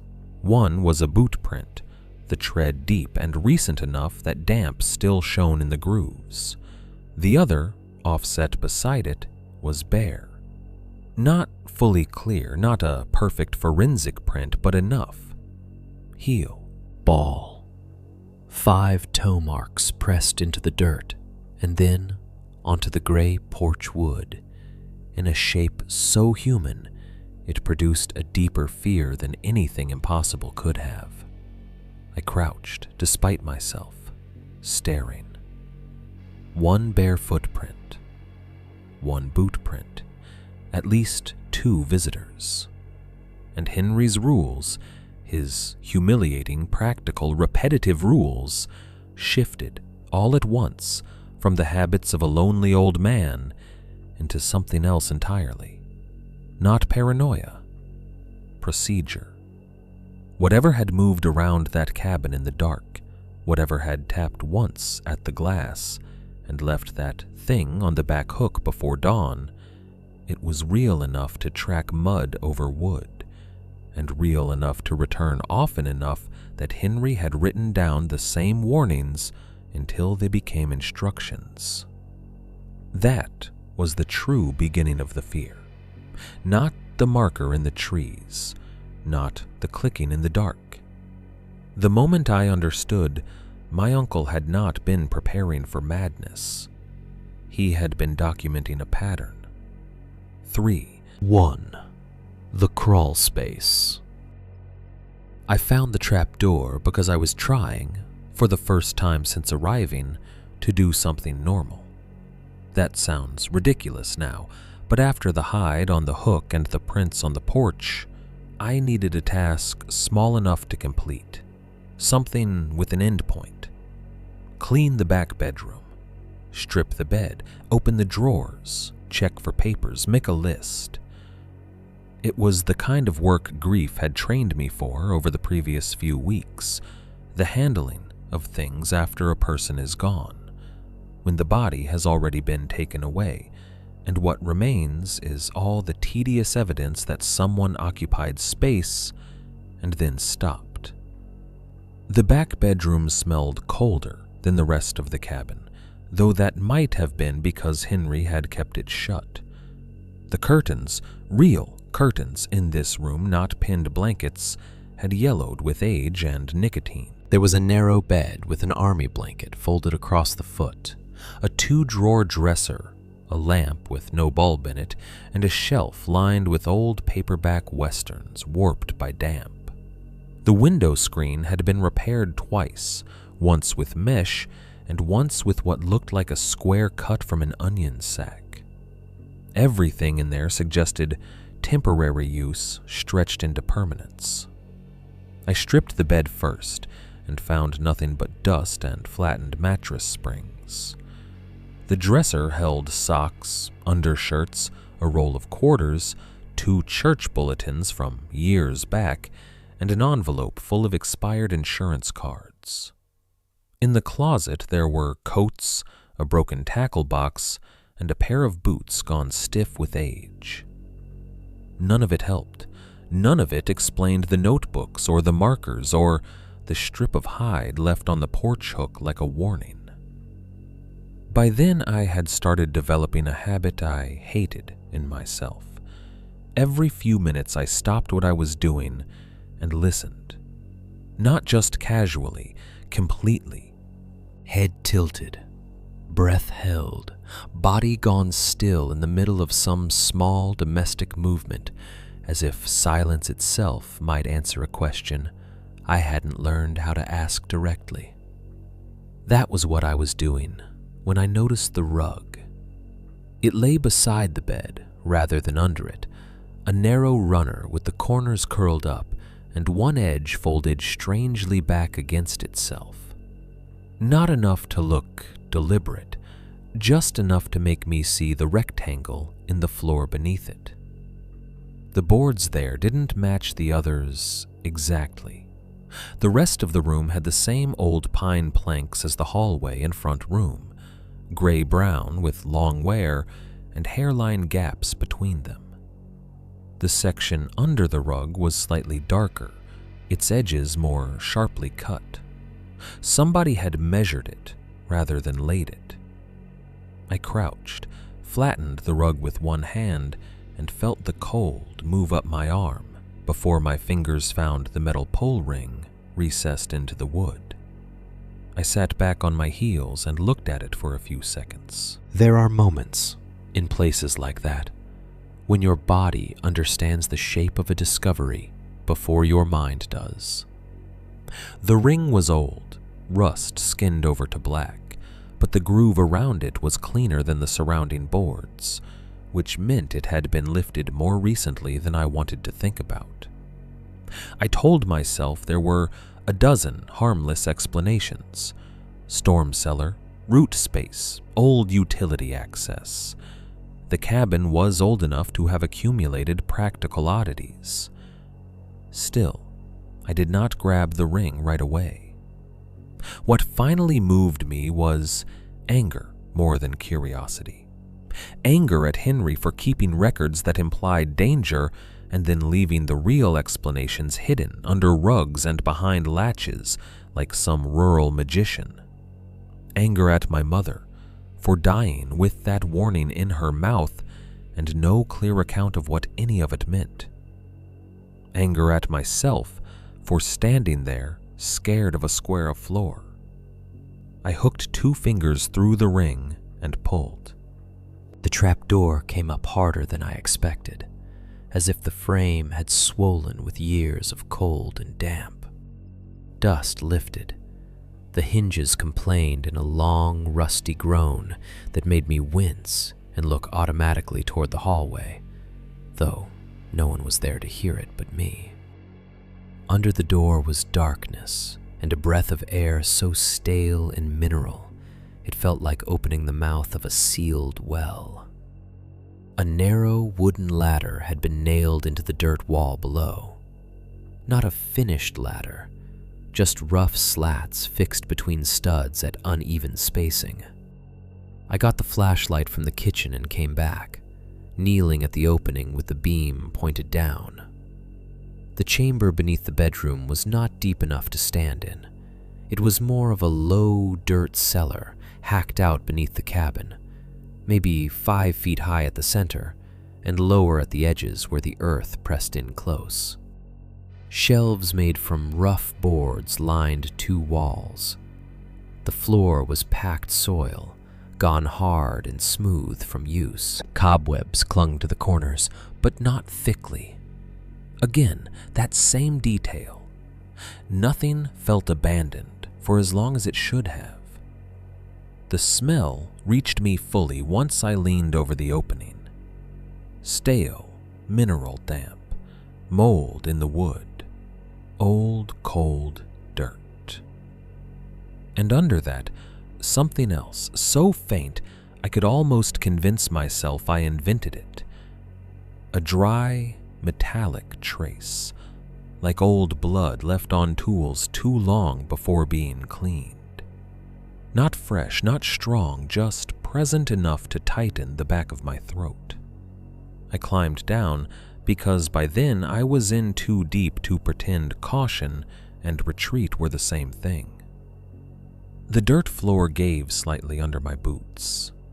My flashlight beam shook over the shelves and settled there, and for a second, I genuinely did not understand what I was looking at.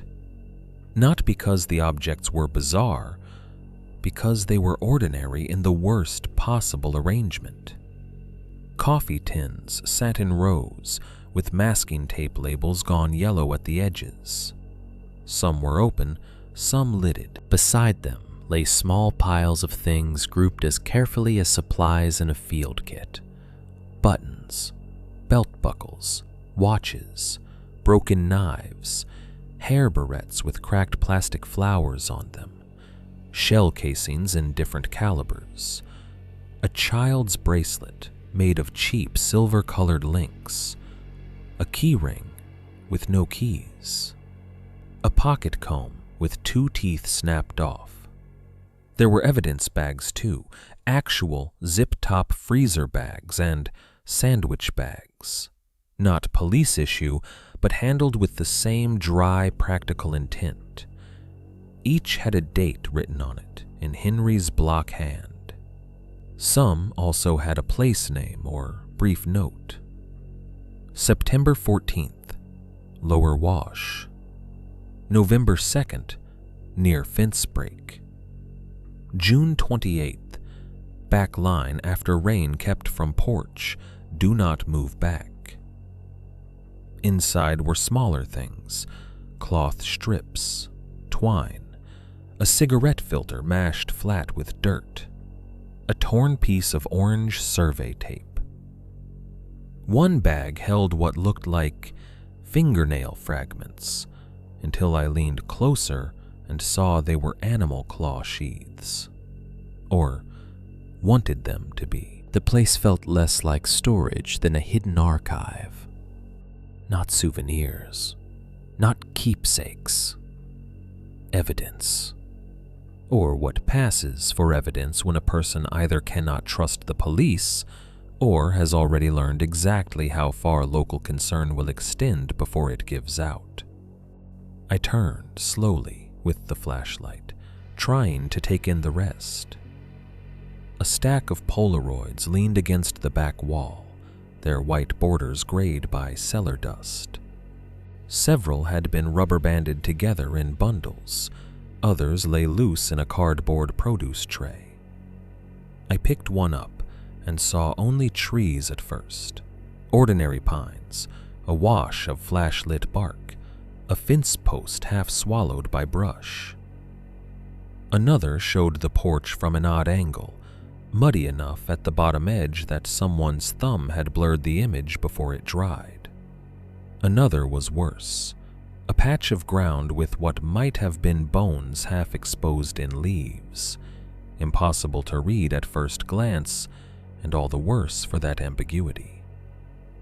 Then there were the bones themselves. They filled 2 cardboard boxes on the lowest shelf. Most were animal at first glance, or close enough to let me breathe. Rib arcs from deer or elk, long leg bones stripped clean, vertebrae, scattered fragments too broken to name. But the longer I looked, the less comfort that gave me. Some pieces were small and rounded in ways I could not identify. One jaw fragment looked wrong in the angle of the tooth sockets. A phalanx-sized piece rested in a tin beside buttons and could have belonged to any number of creatures if I wanted to be generous, which I did, very badly. I kept telling myself the same thing. Henry hunted, Henry trapped, Henry lived alone in the woods. People keep strange remnants of rural life all the time. But the organization of the room fought every easy explanation. Hunters do not usually label recovered cloth and shell casings by date and location. Drunks do not usually build hidden cellar archives under guest bedrooms and sort other people's lost objects into categories. I realized then that I had stopped thinking of Henry as paranoid entirely. Whatever he had been doing it methodically. The photograph was tucked in the back of the upper shelf, behind a box of old nails, as though he had hidden it even down there. I only found it because I shifted the box to make room for a bundle of Polaroids, and saw the corner of thicker paper beneath. The picture had curled with age. When I lifted it into the flashlight beam, the image took a second to resolve. My mother stood on the left, young enough that the shock of recognizing her felt almost violent. 19, maybe 20. Hair darker than I had ever known it, pulled back carelessly. Denim jacket, work boots, one hand shoved in a pocket. Beside her stood Henry, leaner than I had imagined him at that age, face already carrying the blunt, closed look I remembered from one Thanksgiving decades back. On the other side were 3 men I did not know. They stood in front of the same cabin.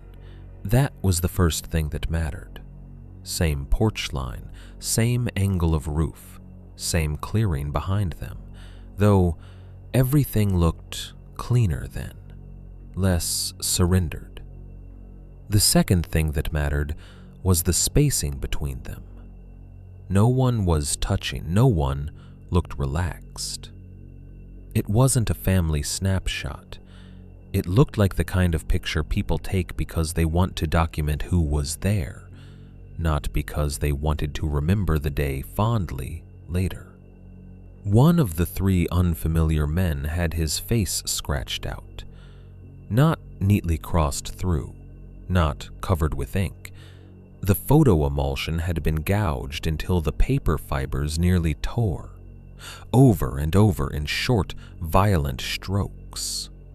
Whoever did it had pressed hard enough to warp the entire card. The ruined face sat there, like a wound in the center of the image. I turned the photo over. On the back, in my mother's handwriting, was a single sentence. We should have let them keep the back 40. I read it 3 times before the words became language. Then I sat down on the dirt floor because my legs no longer seemed trustworthy. That sentence changed the trip more completely than the hide on the hook or the prints on the porch had. Fear can still be local as long as it belongs to a place, a strange property, an unstable uncle, people in the woods with bad intentions. But that line implied history, negotiation, a decision made by my family and regretted later, in language that sounded less like folklore than a transaction gone wrong. Let them keep the back 40. Them. Not it. Not something. Them. For the first time since arriving, I felt afraid of my mother, in a way that had nothing to do with death, and everything to do with what she had chosen not to tell me. Not afraid of her as a person, afraid of the size of the silence she had lived with. She had known more than she ever admitted, not just that the property was bad, not just that Henry was difficult, and the land was wrong, and the trees held things nobody should touch. She had known enough to write that sentence, enough to speak her warning in the hospital in that flat, practical tone.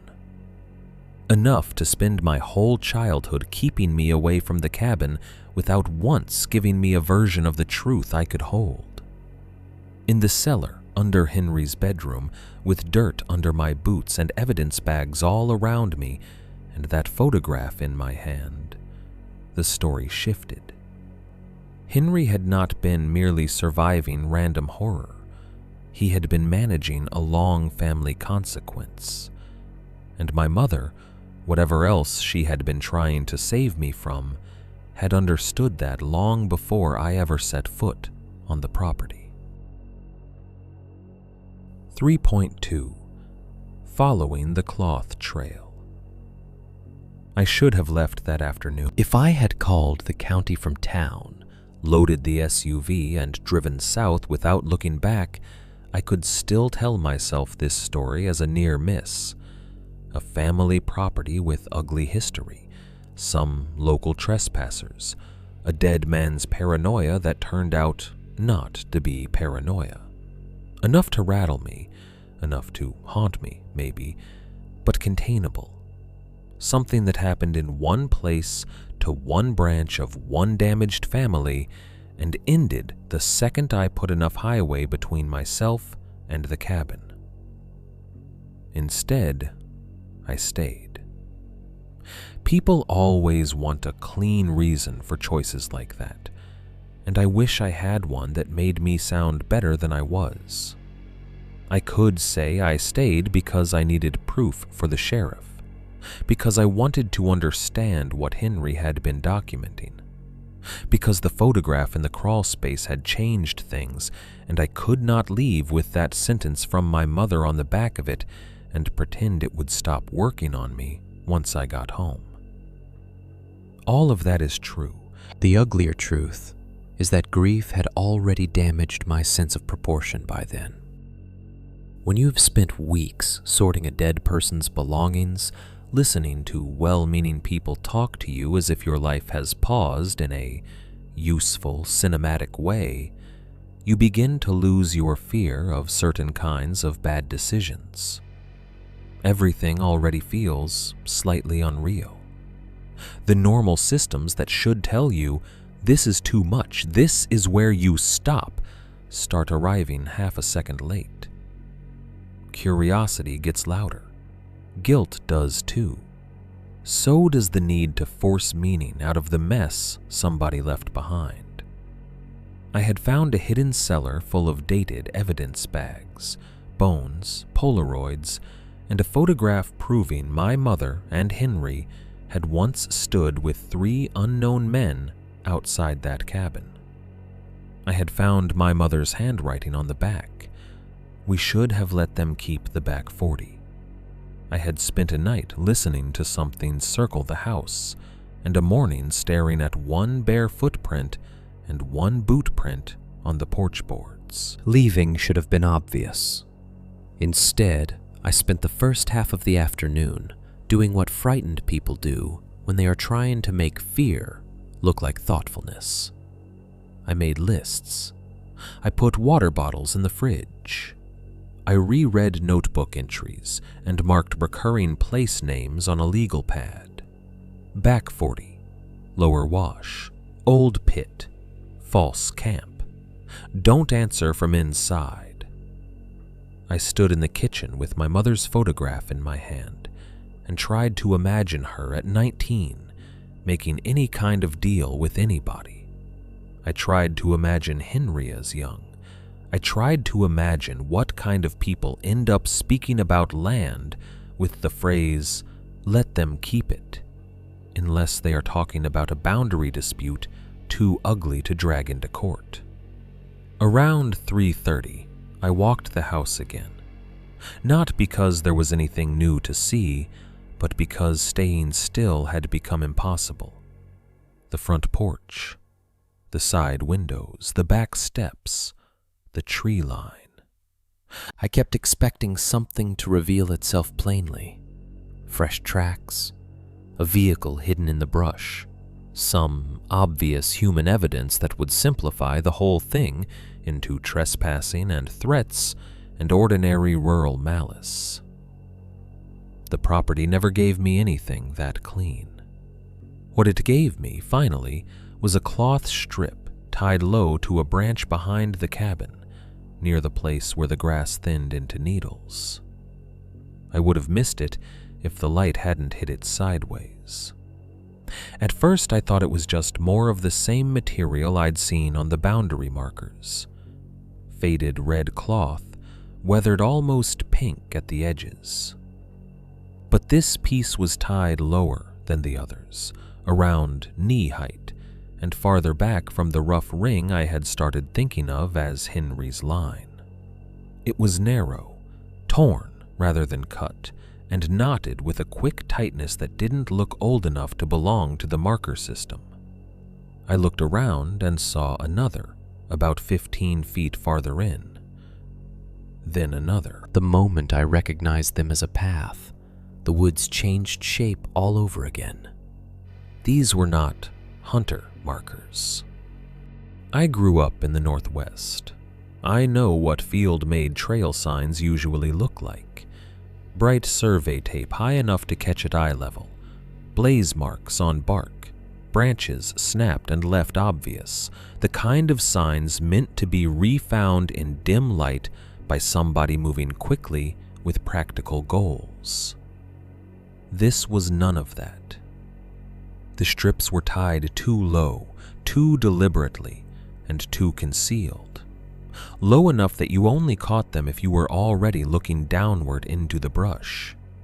Deliberate enough that each one sat just within sight of the next, but never so openly as to announce itself from a distance. Concealed enough that a casual walker might pass 10 yards away and never notice the route at all. It was a trail meant for people who already knew to search for it. I stood there, with the late afternoon light flattening across the trunks, and had the brief, sharp sensation that I was holding the wrong end of someone else's thought. These strips did not exist to help strangers. They existed to guide people who had been here before. I should have turned back right then.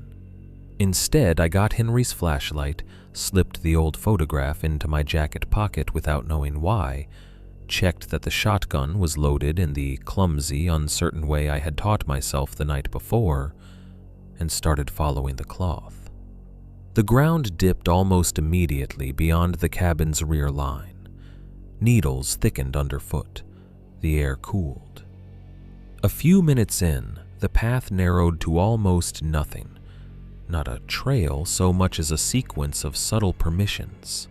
A cloth strip here, another tucked near a root flare there, one tied to a bent sapling, one half hidden against the dark side of a trunk. I moved slowly, trying not to snap branches or lose my place, and became steadily more aware of how exposed I was despite the trees all around me. A person can feel very hidden in the woods, right up until he remembers he has no idea who else knows the ground better. The path took me over a shallow rise and down into what Henry must have meant by the lower wash. In wetter seasons, it might have carried runoff. That afternoon it was dry, just a pale scar of stone and packed dirt cutting between the trees. Animal tracks crossed it in old overlays. So did one set of prints that made me stop. Deep boot tread, not fresh enough to gleam at the edges, but too recent to blur away. They moved along the wash for a while, then disappeared where the trail climbed out through a stand of burned pines. The burned section looked older than the rest of the woods, but not ancient. Maybe lightning years back, maybe some controlled fire that didn't stay controlled. Black trunks rose in irregular clusters, bark split and peeled, the crowns long gone. New growth crowded beneath them in stubborn brush. The cloth path threaded through that dead stand with a patience I hated, the strips showing up one by one among charcoal bark like scraps left behind by something methodical. By then the place no longer felt haunted. That is important. Haunted places are easier on the nerves in some ways because the category gives you distance. It suggests mystery, folklore, old evil, things you can talk about later in the abstract. The cloth trail destroyed that distance. Trails are made. Knots are tied by hands. Hidden routes imply repetition, and repetition implies use. With every strip I found, the land shifted farther away from ghost story logic and deeper into something human beings had built and kept building.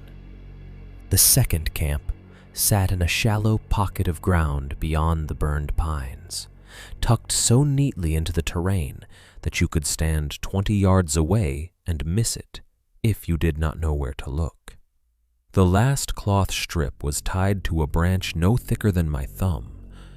I stepped around it, pushed through one curtain of brush, and the place opened in front of me all at once. For a second, I genuinely did not understand what I was seeing. There was no tent, no truck, no cooler, no sleeping bags, no camp stove, no neat recreational clutter. Nothing that looked like ordinary camping or even ordinary trespassing.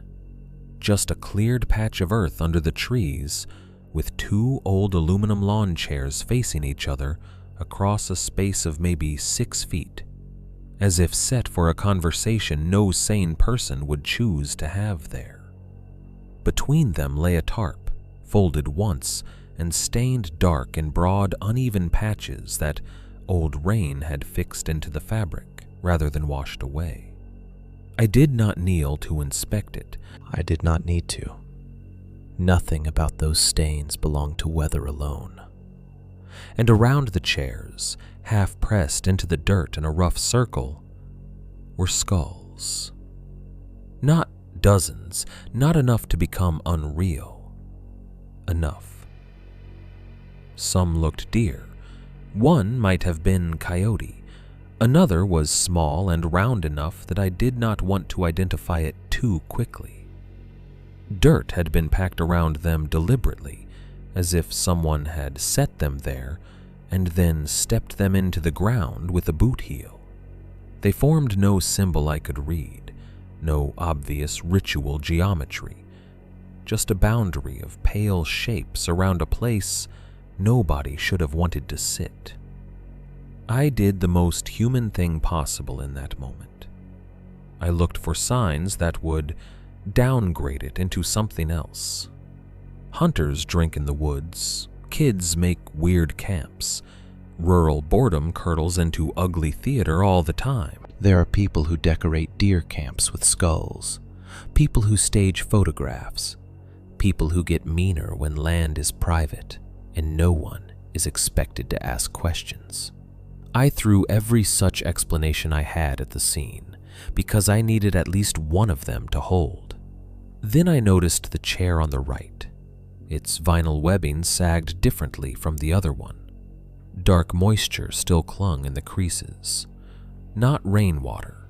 The sky had stayed clear all day. Not dew either. Not in that afternoon heat. The seat looked recently occupied by something damp, or by someone who had come there wet. One armrest carried a fresh smear of mud where a hand might have gripped it to rise. The second chair, opposite it, held a shallower depression, old enough to have dried but still visible. A place for sleeping would have had signs of sleeping. This did not. This place was for waiting, or watching, or meeting, or performing. The realization landed so cleanly that I felt all my earlier interpretations reshuffle around it. The markers, the cloth strips, the notebooks, the hide on the hook, the missing boundary marker, the careful silence in town. None of it pointed neatly toward one thing, but all of it pointed away from the idea of random menace. You can survive random menace. You cannot reason with systems. And this looked like a system. Crude, improvised, secretive, but repeated enough to have its own architecture. I do not know how long I stood there. Long enough that the muscles in my shoulders started to ache from holding still. Long enough that I became aware of my own breathing and hated how loud it sounded. Then, behind me and a little to the left, I heard someone whistle. It was not eerie. That was the worst part. It was an easy human whistle, casual and short, the kind a man might use in a parking lot to get a friend's attention or call a dog back toward a truck. One note, then another, close enough that I could tell it had not come from far up the trail. Close enough that if I had turned too quickly, I might have collided with whoever made it. I did not investigate. I did not call out. I did not freeze either, not in the dramatic way people do in stories. My body made the decision before my pride could interfere. I turned and ran. I crashed back through the brush without trying to be quiet, branches whipping my sleeves, dry needles sliding under my boots on the slope above the wash. Twice I nearly lost the cloth path and found it again only because some part of me had memorized the rhythm of looking low. The whistle did not come again. That almost made it worse. Silence behind you in the woods can feel like pursuit even when there is no sound to prove it. By the time the cabin roof showed through the trees, I had stopped believing I was dealing with a weird property and started understanding something I should have grasped sooner. Someone was actively using that land. Not once, not years ago, not in the abstract. Now. That was the tonal shift that mattered. Fear had moved from folklore into logistics, from old stories to present tense human behavior. A place hidden in the woods with two facing chairs, a stained tarp, and skulls set into the dirt is not an accident. A low cloth trail leading to it is not decorative. An easy whistle from behind you at close range is not the woods making sounds your mind can't place. It means you are in somebody else's space, and they know you found it. 3.3. My mother's voice at the window. I made it back to the cabin breathing hard enough to taste metal. By the time I hit the porch steps, whatever was left of my skepticism had burned off into something much simpler and more humiliating. Urgency. Not courage, not strategy. Just the blunt animal need to get inside something with walls before the open ground behind me finished turning into a place I could no longer cross safely. I went through the front door instead of the back because I could see the clearing better from there, and I locked everything in the order my hands found it: knob, deadbolt, slide latch, hook and eye. I checked the side door, then the back. I dragged one of the kitchen chairs under the back knob, even though I knew perfectly well a chair would not stop anyone determined to come through. Then I pulled the curtains in the rear bedroom, tightened the blankets Henry had pinned over the front windows, and stood in the middle of the cabin, listening to my own breathing and the faint clap of my pulse inside my ears. Outside, the afternoon had started collapsing into weather. It was not full rain at first, more like the light thickened. A gray wetness drifted into the clearing and between the pines, enough to blur the farther trunks and flatten distance. Mist, maybe, or the beginning of rain hanging in cold air. Either way, it changed the shape of everything beyond the glass. The woods no longer looked merely dark. They looked sealed, smothered, as if the whole property had drawn a damp sheet over itself and was waiting underneath it. I turned on a lamp in the front room, hated the way it made me visible, and turned it off again. For a while, I tried to convince myself there was still a version of the day that ended normally. I told myself the second camp could have belonged to poachers, addicts, local drunks, land thieves, any kind of rural ugliness easier to report than what Henry's notebooks had been implying. I told myself the whistle could have been someone trying to scare me off. That was bad enough. It should have been enough. Human threat should have simplified things. It did the opposite. Because human threat meant planning, repetition, familiarity with the land. It meant the cloth trail had been used recently enough to stay useful. It meant the circles Henry had drawn in his notes around false camp and voices and don't answer from inside were not the rituals of an old man losing his mind, but the language of somebody documenting recurring behavior he had learned to survive. At some point, I opened the gun cabinet and took out Henry's shotgun again. I had handled it the previous night, with the stiff, awkward respect of someone who does not trust himself with firearms and knows enough to be ashamed of it. This time I checked it more carefully, trying to imitate the sequence I had watched men do at ranges and campsites years ago. Open, inspect, load, close. My hands were steadier than I expected, not because I was calm, because by then fear had become practical. A thing can become easier to hold once you stop arguing with the fact that it is happening. I sat in the back bedroom with the shotgun across my lap and the lamp off, using only the weak gray light that made it around the edge of the curtain. That room felt different after the crawl space. Every ordinary piece of it had become a cover for something underneath. The narrow bed, the faded runner rug, the warped paperback novels on the shelf. A house can turn against your sense of reality very quickly once you learn what it has been hiding under its floors. I kept glancing at the rug, at the seam where the trap door fit into the boards, half thinking I should go down there again, and half knowing I didn't want to trap myself in that dirt chamber before I had any reason stronger than panic. By dusk, the mist had thickened into a fine, steady rain. I could hear it on the roof in soft, uneven tapping, then on the porch screen in colder threads of sound. Water changed the property the way darkness did. It erased edges, swallowed distance, made every shape outside seem closer to the house. Once or twice I thought I heard movement at the back line, but rain is generous with false explanations.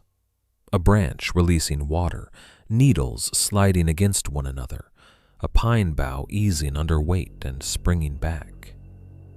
I sat there with the shotgun in my lap and told myself every noise I could classify was a gift. I did not sleep. I must have drifted in and out of that exhausted half-state where thoughts become chopped and meaningless for a minute or two at a time, but I never lost awareness of the room. The mattress springs creaked when I shifted my weight. The rain came and went in small waves. Once the generator stumbled and caught again. Once the refrigerator motor started in the kitchen and ran long enough to sound almost human from that distance. A low muttering box in the dark. Sometime after midnight. I don't know exactly when, because I had stopped checking my phone when the battery dropped under 20%. I heard the voice outside the bedroom window. Not a call, not a whisper meant to frighten, a woman's voice, speaking in the quiet domestic tone of somebody standing just outside a screen door, asking a family member to come in for dinner. "Honey," it said softly, "don't make me ask twice." Everything inside me went cold at once. The line was not supernatural. That was why it worked. If a voice outside the window had said something theatrical, my name in a hiss, some threat, some nonsense about the woods, I think I would have recognized the performance immediately. I might still have been scared, but it would have stayed in the category of intrusion, a trick, someone trying to bait me into answering.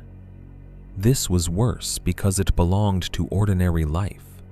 It belonged to kitchens, laundry rooms, front porches in summer. It belonged to my mother, standing at the bottom of the stairs when I was 16 and too slow to leave for school.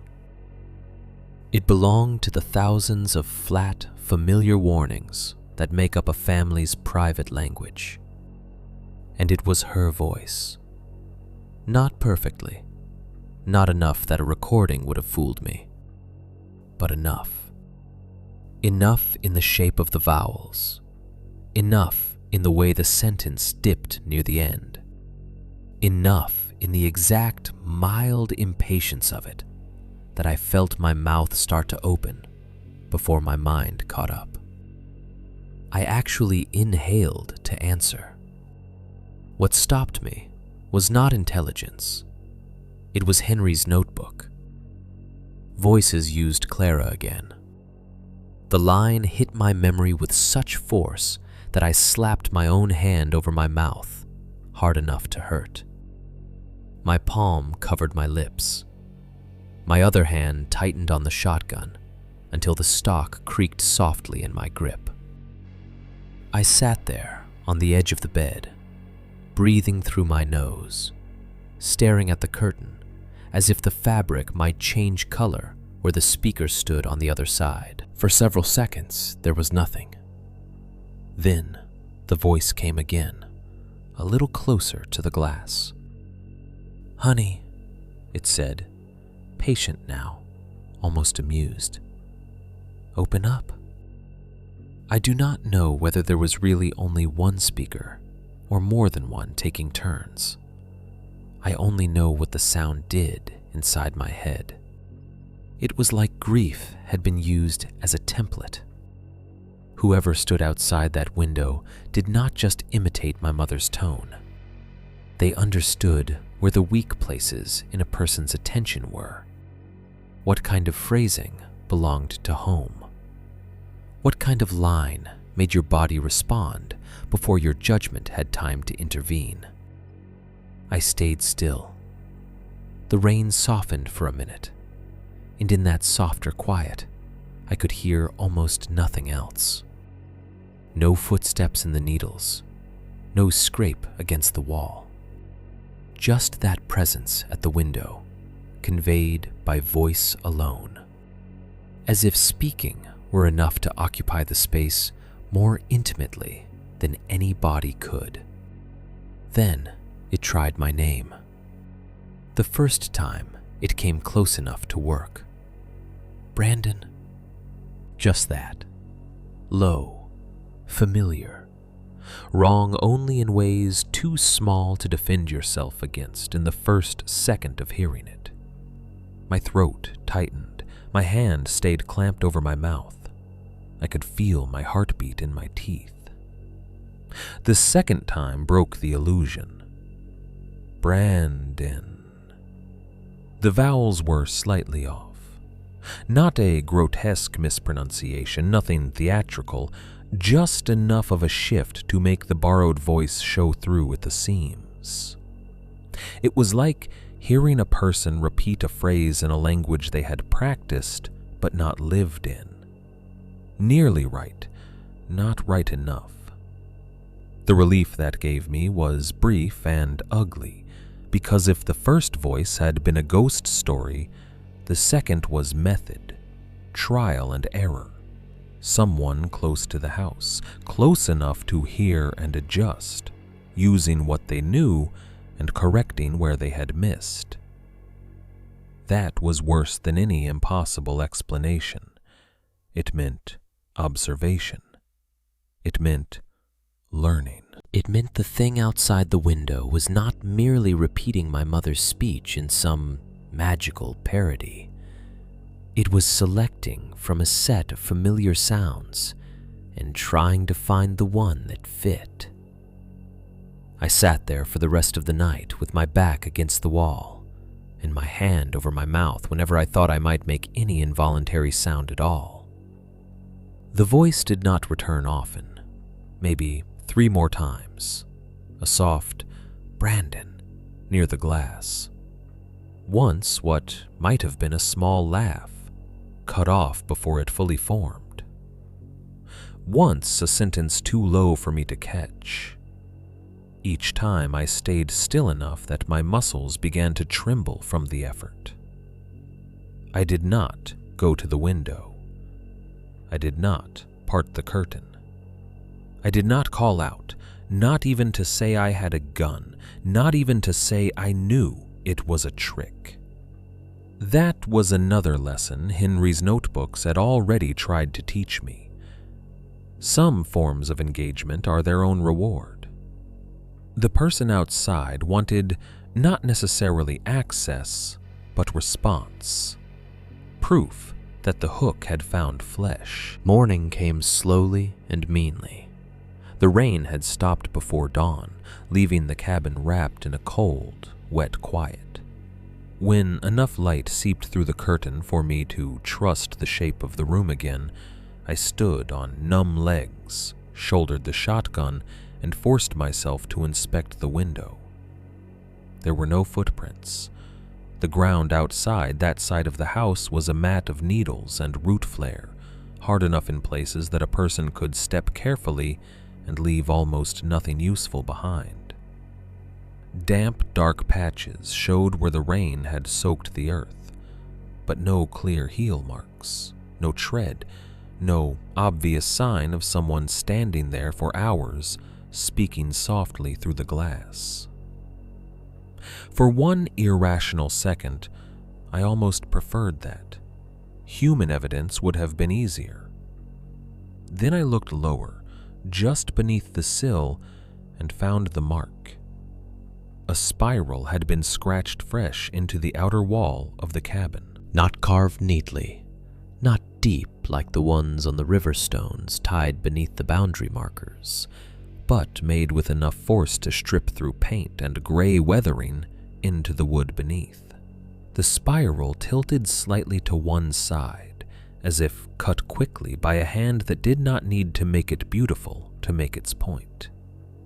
I touched the outer edge of it with one fingertip before I remembered my mother's warning and pulled my hand back. Standing there in the weak morning light, rain smell lifting off the boards, I understood Henry's line at last. Voices used Clara again. Not poetry, not madness. Documentation. The horror was adaptive. It did not rely on one method because it didn't need to. It used known voices, familiar habits, staged spaces, old phrases from inside ordinary homes. It understood that the line most likely to make someone answer in the dark was not a threat, but a piece of domestic life carried out of context and pressed gently against the glass. That was the chapter-turning realization for me, the one that changed the entire shape of the fear. This was not random evil. It was practiced. 4.1 Old Reports and Half-Truths. I drove back into town on 3 hours of bad sleep and the level of anger that felt cleaner than fear. Anger was easier to carry. It let me sit upright behind the wheel and keep both hands steady on it. It let me think in sentences that sounded adult and reasonable. Somebody was coming onto the property. Somebody had left things on the porch. Somebody had used my mother's voice outside a bedroom window in the middle of the night. Whether the explanation was cruelty, local ritual, land intimidation, or some kind of game that had hardened into tradition, I no longer cared which version sounded less insane. I was done letting the place push me into the passive role Henry's notes had started to sketch out for me. I wanted something official, or at least old enough on paper to prove that what was happening around the Reed property had existed before I arrived and would exist after I left. The morning had broken cold and colorless after the rain.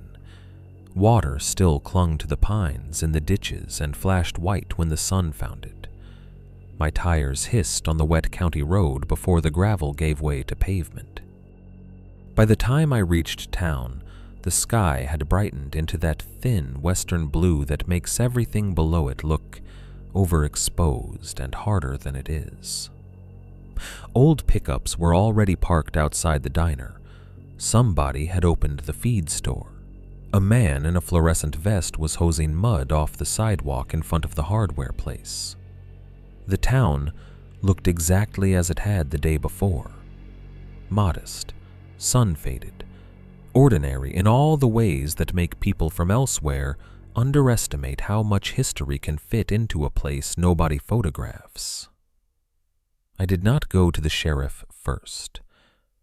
Maybe I should have. But the deputy's careful voice from the day before was still in my head, along with the flattening in Jolene's face and the old man's question about the hanging bones. The problem was not lack of awareness. It was the opposite. Everyone knew enough already to speak in reduced language.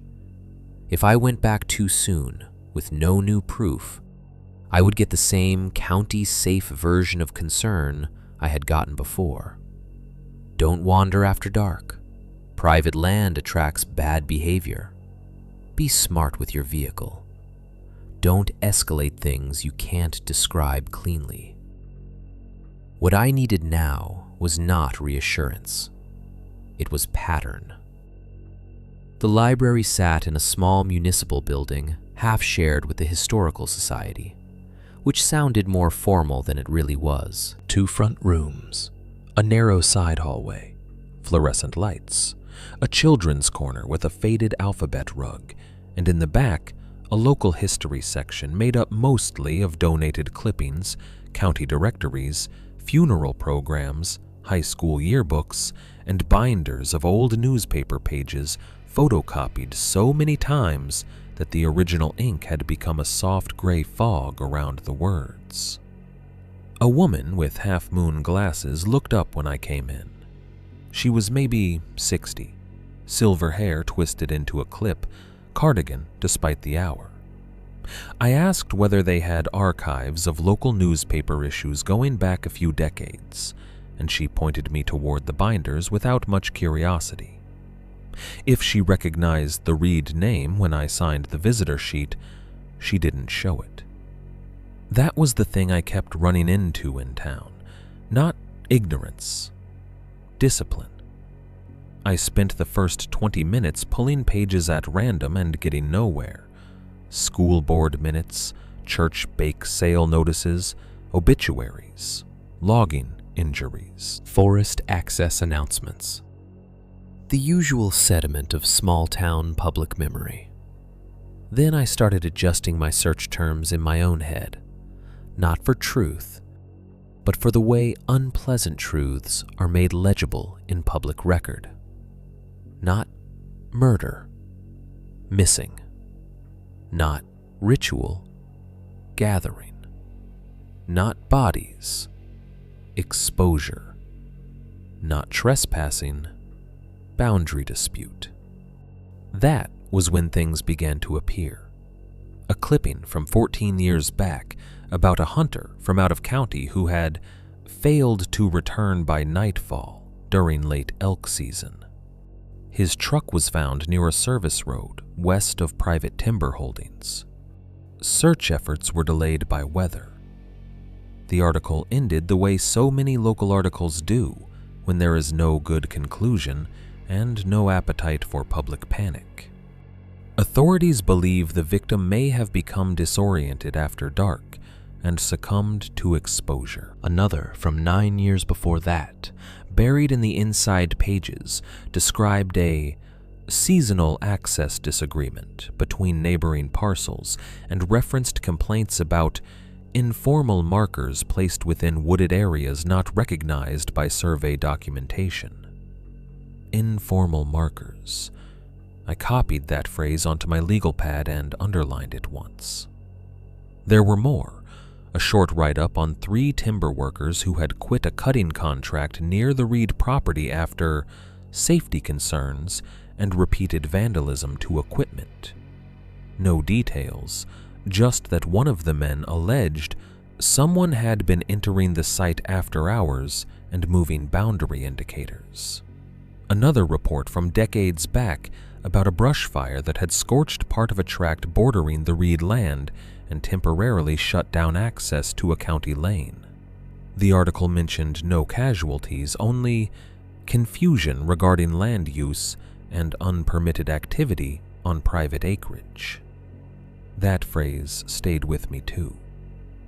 Unpermitted activity. Such polite language for whatever men do in the woods when they want no oversight. As the morning passed, the fragments started gathering weight through repetition rather than revelation. No article said something terrible lives behind the Reed cabin. No report named a cult, a gang, a predatory hunting party, or a rural legend made flesh. That was precisely what made the archive more useful than any direct story would have been. Paper is cowardly in ways people don't admit. It protects itself through euphemism. It turns pain into weather, crime into accident, deliberate harm into unfortunate circumstance. Reading enough local records in a row teaches you how much menace can hide inside passive verbs. Missing after storm, animal interference suspected, exposure likely, personal effects recovered near property line, dispute remains unresolved, no evidence of foul play at this time. There was one binder devoted mostly to county legal notices and land use arguments. That one took longer, but it paid off in a way the newspaper pages hadn't. Buried among tax sales, easements, and access petitions were several dry references to the Reed property and adjacent tracts. Nothing dramatic, just enough to suggest a long history of trouble nobody wanted to define too specifically. One notice from the late 80s mentioned informal boundary disagreements between the Reed parcel and seasonal use parties not representing titled ownership.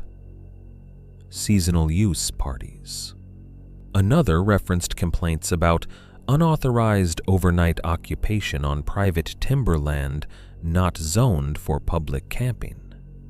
Another, years later, described a complaint withdrawn after neighborly resolution. The phrase made me laugh out loud in the empty back room, the sound startling enough that I immediately felt foolish and glanced over my shoulder as if someone might correct me. Neighborly resolution. Whatever had stood outside my bedroom window, in my mother's voice, had not felt neighborly. But these documents weren't written for me. They were written to contain liability, soften rumor, close files without forcing anyone to commit to plain language. The more I read, the more certain I became that the folklore around Henry's place, the old stories, the hanging bones, the warnings not to stay out after dark, had done something useful for everybody involved. It had made explanation optional. Once a place gets the reputation of being wrong, every fresh wrongness that happens there arrives pre-shrunk inside it. A lost hunter isn't necessarily evidence. A man quits a timber contract because the land is bad. A fire starts, and somebody says those woods always had a reputation. A woman hears voices at a cabin and keeps it to family because the family already knows the place is troubled. Folklore, I realized, can serve as camouflage. Not because it is false in every detail, often the opposite. It grows around real harm and gives it a shape people can repeat without naming the human hands inside it. The supernatural explanation does not replace reality. It protects it. It keeps the question vague enough that the wrong men never have to become specific. That thought made the room feel colder than the air conditioning justified. I moved from binders to a narrow filing cabinet marked Local Incidents / Subject Index. More hopeful now that I understood what I was really searching for. There were folder tabs for drownings, mine accidents, winter rescues, bear encounters, arson.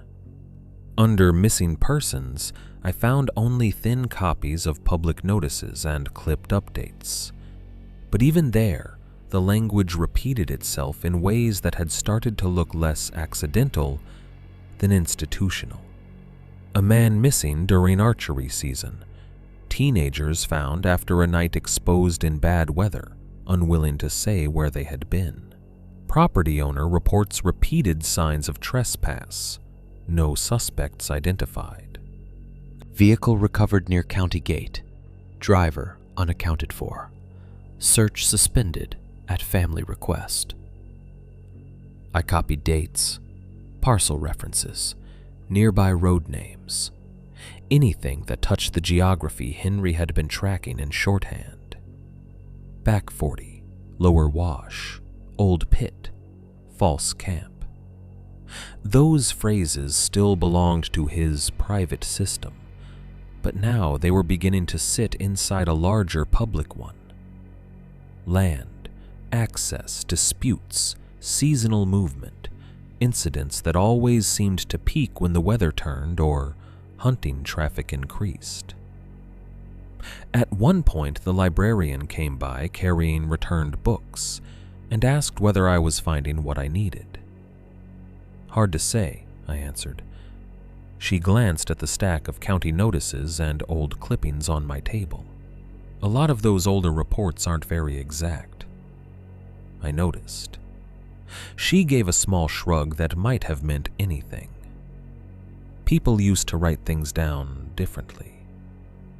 It was such a gentle statement that it could almost have passed as neutral. But after the diner, the feed store, the sheriff, and now several hours in the archives, I was beginning to hear another layer in remarks like that.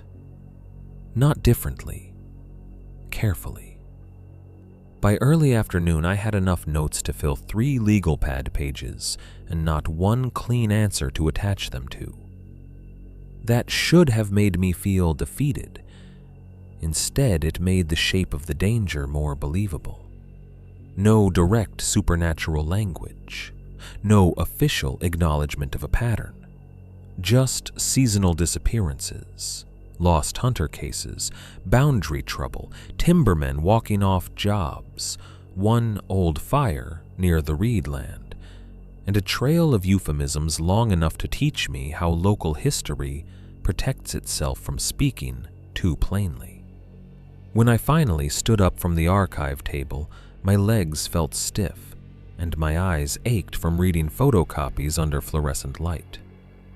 I slipped my notes into the folder with the county paperwork and looked back once at the binders before leaving. The horror of it was not that I had found proof of some ancient curse. It was that I was beginning to suspect the opposite. That whatever people called the Reed property, wrong ground, bad woods, haunted acreage, whatever phrase made them feel least responsible, the legend had been useful because it kept attention blurred at exactly the places where crimes like to live. 4.2. The Man Who Almost Talks. I found The Man Who Almost Talked by accident, which is usually how the useful conversations happen in places where people have trained themselves not to say much on purpose. By the time I left the library, the day had turned bright in that hard, flat way mountain towns sometimes do after a night of rain. The sidewalks were drying in patches. Trucks came and went in a slow, practical rhythm. Someone had dragged a sandwich board sign out in front of the diner, advertising meatloaf and pie. Nothing in town looked troubled enough to justify the knot that had settled under my ribs, which only made it worse. A calm public face is not the opposite of danger. In some places, it is the camouflage danger wears best. I went back to the diner because it was the one place where people lingered long enough to reveal themselves if you stayed still and watched.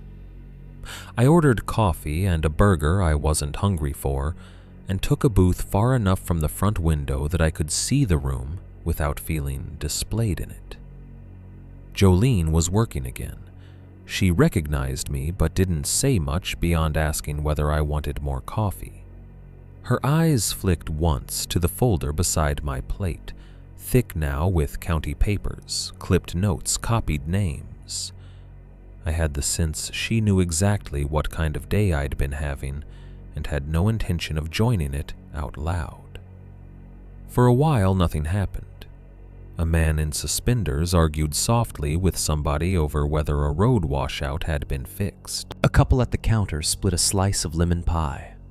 The television over the register showed a weather map with no sound. I sat there, going back over my notes, trying to connect clippings and euphemisms into something a person could carry into a sheriff's office without sounding like he had let a bad property get into his bloodstream. Lost hunter, boundary dispute, unauthorized gathering, seasonal use parties, informal markers, unregistered occupation on private land. It was all paper language for events that had edges too jagged to print cleanly. That was when the man in the corner booth started looking at me. Not openly at first, just enough that I noticed the repetition. Older, maybe late 60s or early 70s, broad through the shoulders even now, with a face the weather had worked on for years without ever softening. He had one of those flat-brim feed caps with no logo left visible, and hands thickened by a lifetime of tools, fences, engines, whatever had paid him and worn him at the same time. He had been in there when I arrived, nursing coffee and not reading the paper in front of him. Twice I looked up and caught him already looking away. Finally, he got up, took his mug, and stopped beside my booth. "You're Clara's boy," he said. It was not a question. I looked up at him and felt that familiar, unpleasant drop in my stomach. the one that had become common in town every time somebody used my family name like a key I didn't know I was carrying. "Yes," I said. "You knew my mother?" He nodded once toward the empty side of the booth. "Move your folder." I did. He sat across from me with the careful heaviness of an older man whose knees had started charging him for every year they had worked right. Up close, I could see the burst veins in his nose, in the pale-healed half-moon scar tucked under one cheekbone, old enough that it had become part of the structure of his face. "I knew Henry first," he said. He drank some coffee and looked past me toward the front of the diner, as if checking whether he still wanted to be sitting where he was sitting. I did not push right away. I had already learned that direct questions made people in that town retreat behind the safe language. So I waited.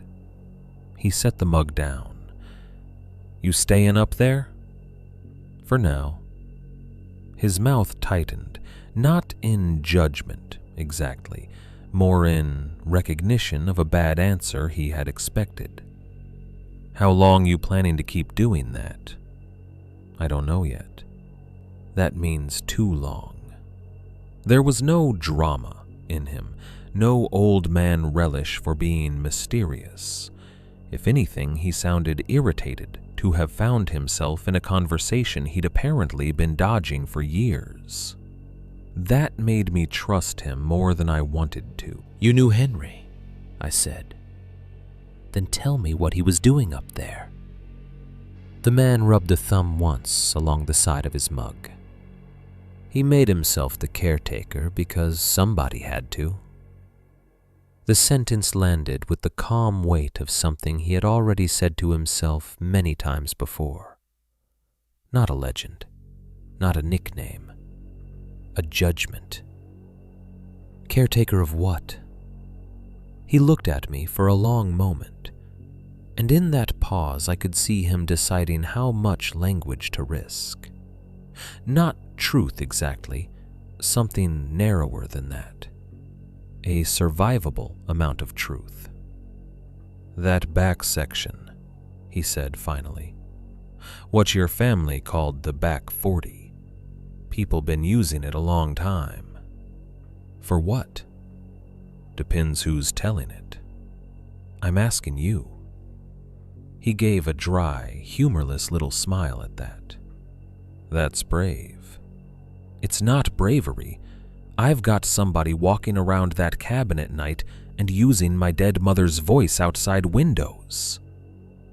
That did it. For the first time, his eyes sharpened fully on mine.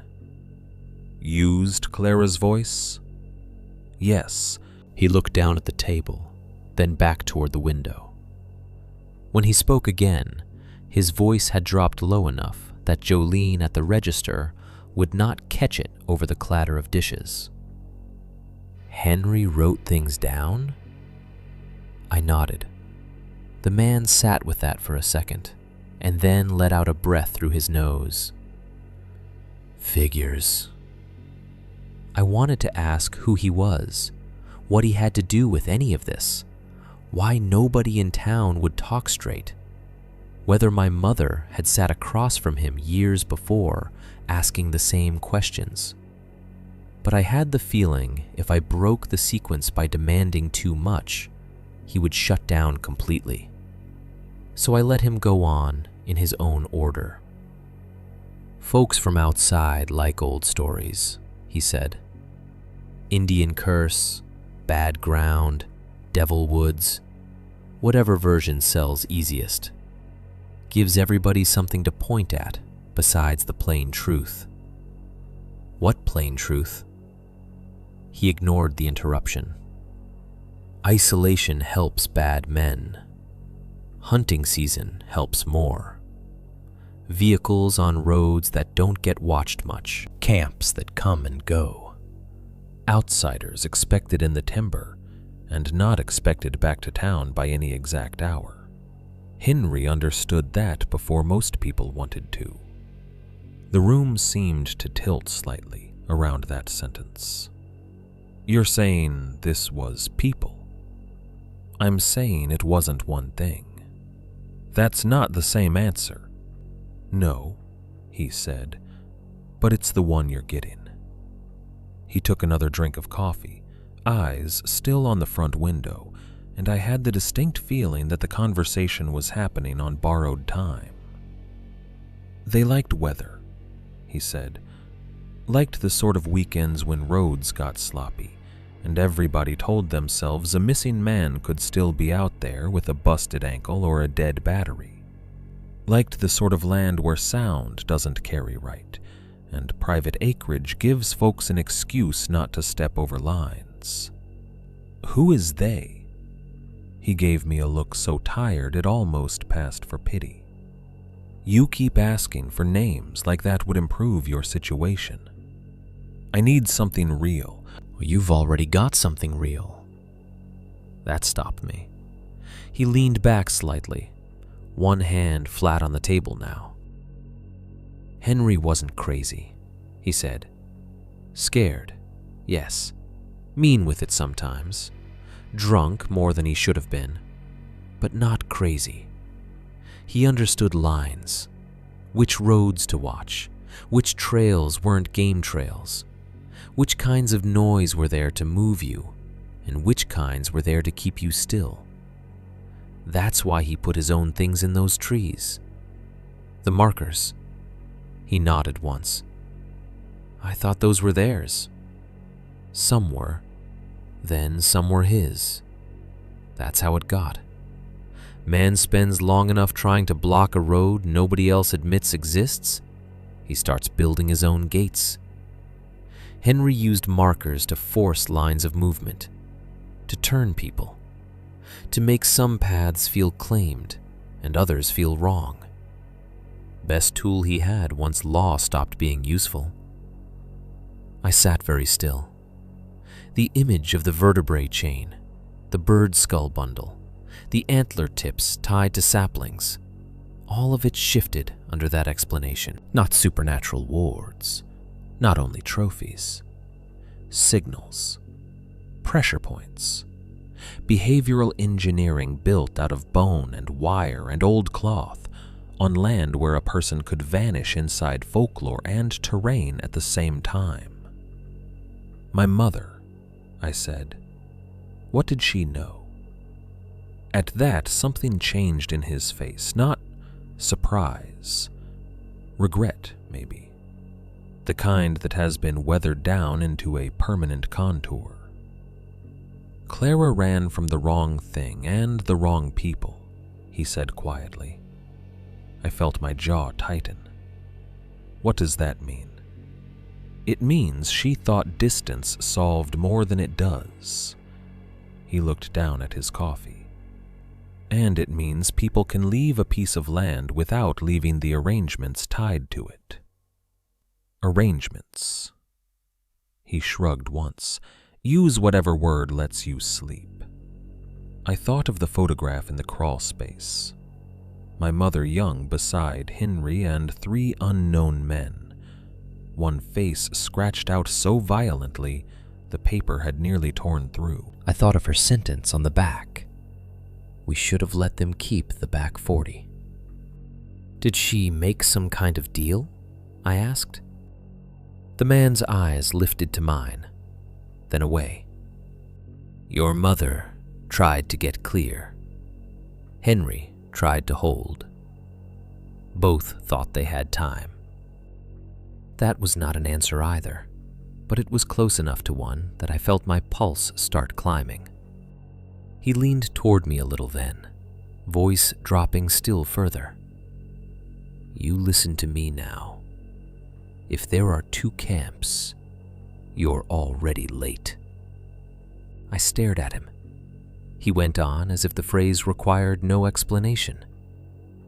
One's for show. One's for the work. Henry knew that. That's what he meant. My mouth had gone dry. I thought of the place I had found beyond the burned pines. 2 lawn chairs facing each other. The tarp. the half-pressed circle of skulls. "I found one," I said. "You found what they wanted found, or what they forgot to move?" I had no answer. "Never go to the rear boundary at dusk," he said. "You go there in full light if you've got no choice, and even then, you keep your truck pointed out and your returns simple. No circles, no checking side ground. You let the place behind you stay behind you." "How do you know all this?" He did not answer that directly. "Because I knew Henry when he still thought he could fix it," he said. "And because some of us were young enough once to mistake being near bad men for understanding them." That was the closest he came to implicating himself, and even then it was veiled. Not confession, not innocence, just enough to tell me that whatever had happened on the Reed land had touched more of the town than anybody would ever put in writing. I was about to ask what exactly the old stories had covered, whether the thing people called the shaman or the bad woods or whatever version circulated was just a rural myth grown over more practical evil, when the man stopped speaking in the middle of a breath. His gaze had gone past my shoulder, fixed on something outside the front window. The change in him was so sudden and total that for a second I thought he was having some kind of medical event. He did not move much. He simply became still, in a way that made all the space around him seem temporary. "What?" I said. He did not answer. I turned in my seat and looked through the diner window toward the street. A dark pickup was parked across from the diner near the hardware store, engine still on. I only got a fragment of it before it started pulling away. Older model, mud along the lower panels, windshield reflecting too much sky to see whether anyone sat behind it clearly.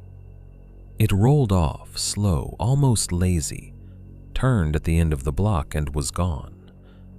When I looked back, the man had already pushed his coffee mug aside. "That your truck outside?" he asked. "Yes." "You leave now. You go straight back if you're going back. You don't stop on the road because something sounds wrong or looks out of place. You understand?" What was that truck? He stood, ignoring the question completely.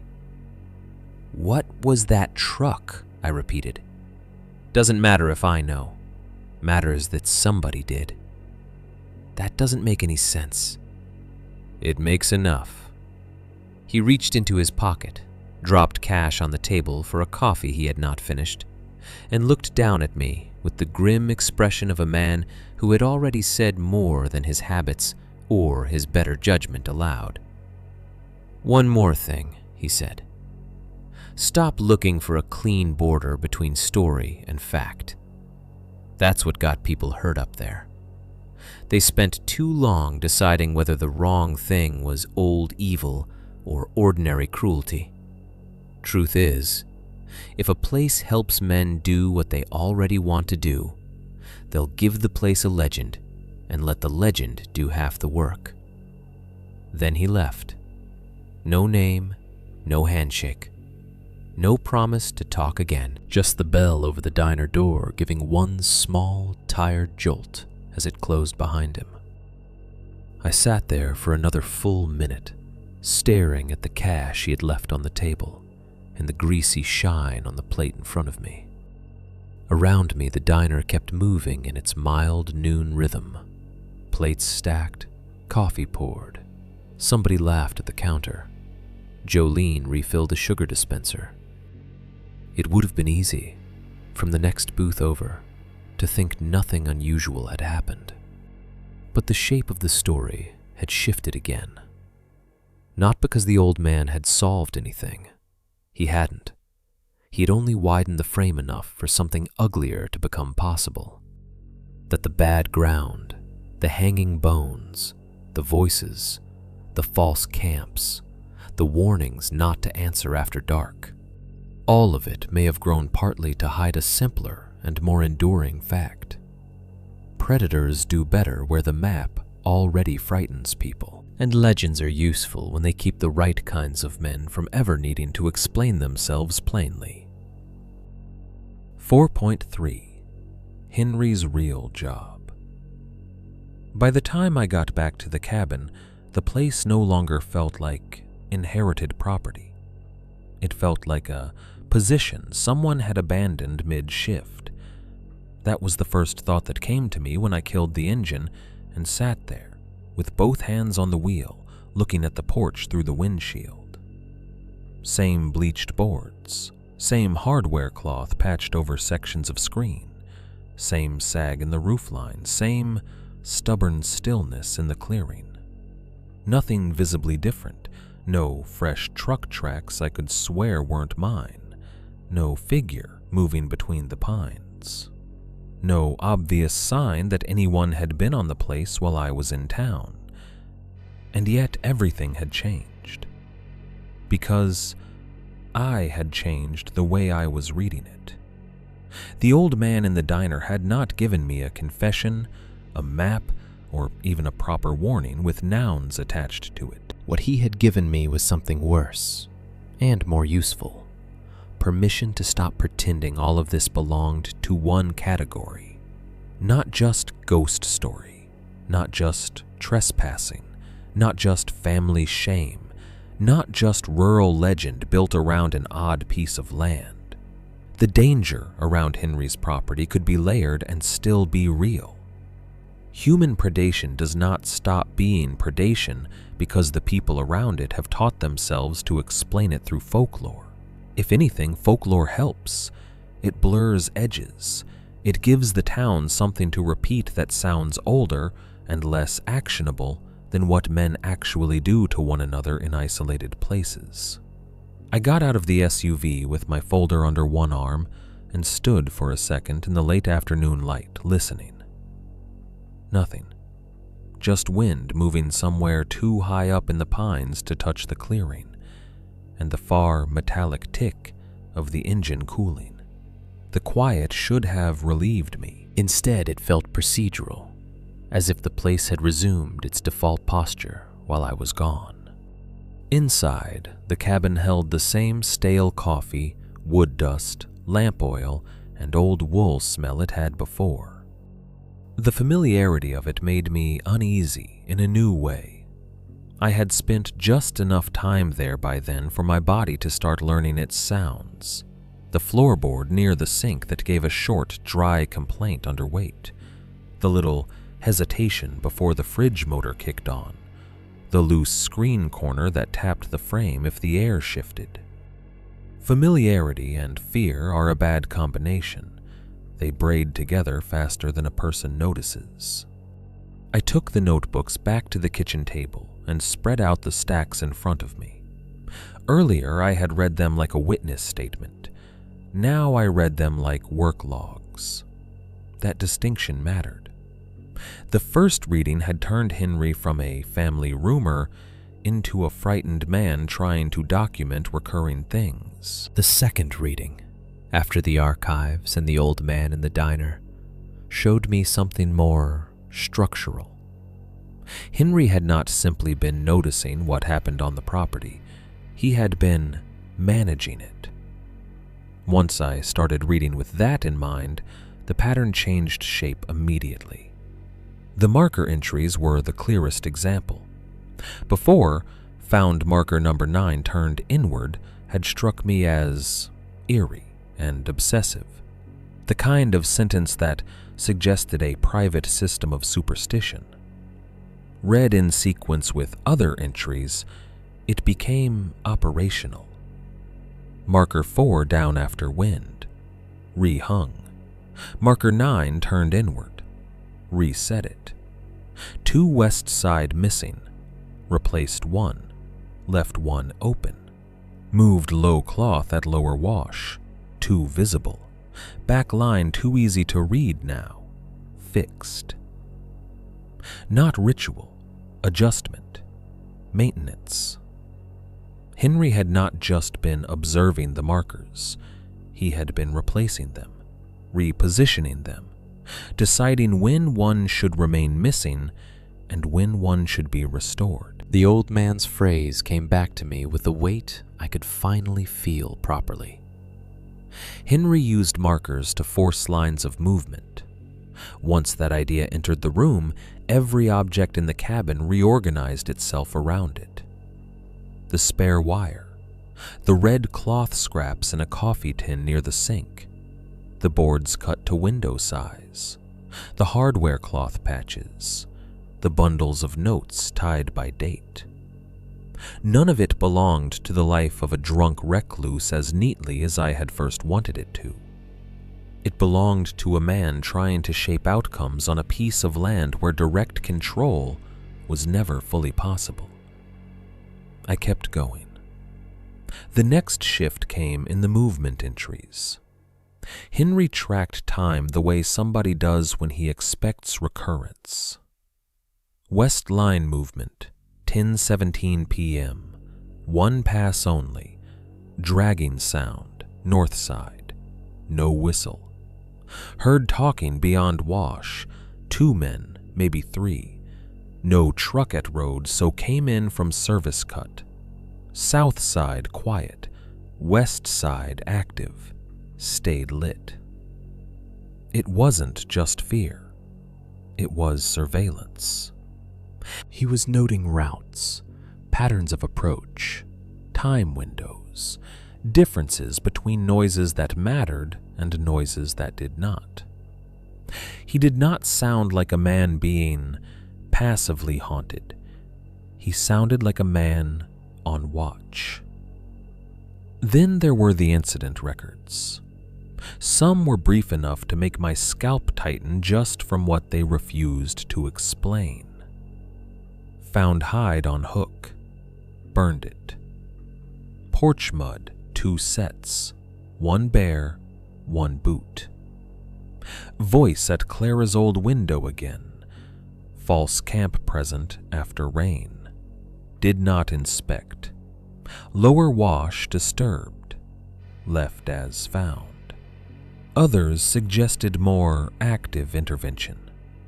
Cut line they tied past fence break. Took down cloth at road edge before deputy came. Moved marker 6 to push them east. Stayed in truck till first light so they'd think occupied. That one stopped me. Stayed in truck till first light so they'd think occupied. The sentence contained an entire night of behavior without bothering to dramatize itself. Henry had been staging presence, bluffing, making the property appear watched even when he lacked better options. That was not the work of a man resigned to fear. It was the work of somebody still trying to alter what happened next. I leaned back and looked around the kitchen then. The neat row of salt containers, the extra batteries, the shells, the boards labeled for windows, and felt the emotional center of Henry shift again inside me.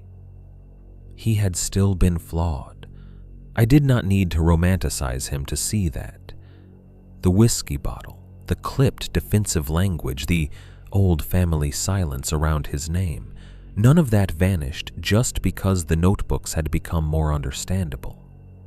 But the old story I had inherited about him, the lazy one where he was just the difficult man in the woods, no longer held. He had made himself useful to a fight no one else would publicly admit was happening, and I began, reluctantly, to suspect something worse than fear had shaped him into that role. Complicity. Not certainty, not proof, suspicion. It lived in the gaps between entries, in what he recorded precisely, in what he only circled around, in the fact that he knew too much, too early, about things he claimed only to have witnessed later. In the old man's line, about being young enough once to mistake being near bad men for understanding them. In my mother's note on the back of the photograph, "We should have let them keep the back 40." That sentence did not sound like the complaint of an innocent family besieged by strangers out of nowhere. It sounded like regret after a negotiation, after a bargain, or a refusal, or some earlier arrangement that had gone rotten. I started pulling the older notebooks then, the ones furthest down in the stack, their covers softer from handling and their pages stained darker at the corners. The handwriting was the same, but looser in places, less disciplined than the later volumes. More weather notes, more references to vehicles instead of movement, more direct mentions of named people, though many of the names meant nothing to me. A few were crossed out, a few had pages torn free entirely. In the oldest of the lot, Henry still sounded less like a caretaker and more like a man who had not yet chosen what role he was in. That was where the guilt showed through. Not in any confession, nothing so generous. In hesitations, in the rhythm of entries that started practical and then broke into judgment for a line or two before shutting down again. Told them not to use West Side, didn't listen. Said one would make it quiet. Clara called me a fool. Sheriff came as far as gate. Too late to matter. Should have burned the chairs when I had the chance. I read that last line 3 times. Should have burned the chairs when I had the chance. The second camp flashed back into my head. 2 lawn chairs facing each other, one damp, the tarp between them. Skulls pressed into the dirt. Henry had known about such places long enough to regret not destroying them earlier. Then, in a notebook older still, I found the line that made my throat tighten. It wasn't written dramatically, nothing Henry wrote ever was. It sat halfway down a page between notes on frost and shotgun shells, as if he had not trusted himself to give it any extra space. Thought they'd stop with 1. Clara was right. They never stop. That was all. No explanation of who they were, no description of the one thing he had thought would satisfy them, frighten them off, settle the arrangement, whatever the word should have been. Just that line, dropped flat into the record like something he hated too much to ornament. I put the notebook down and stared at the kitchen wall for a while without seeing it. For the first time, a shape of the past emerged that felt emotionally true, even if I could not yet prove it factually. My mother and Henry had not simply reacted differently to the property. They had opposed the same thing in different ways. Clara had run. Henry had stayed. She had wanted distance. He had tried to manage the boundary from inside. And both of them, in their separate ways, had understood the same central fact.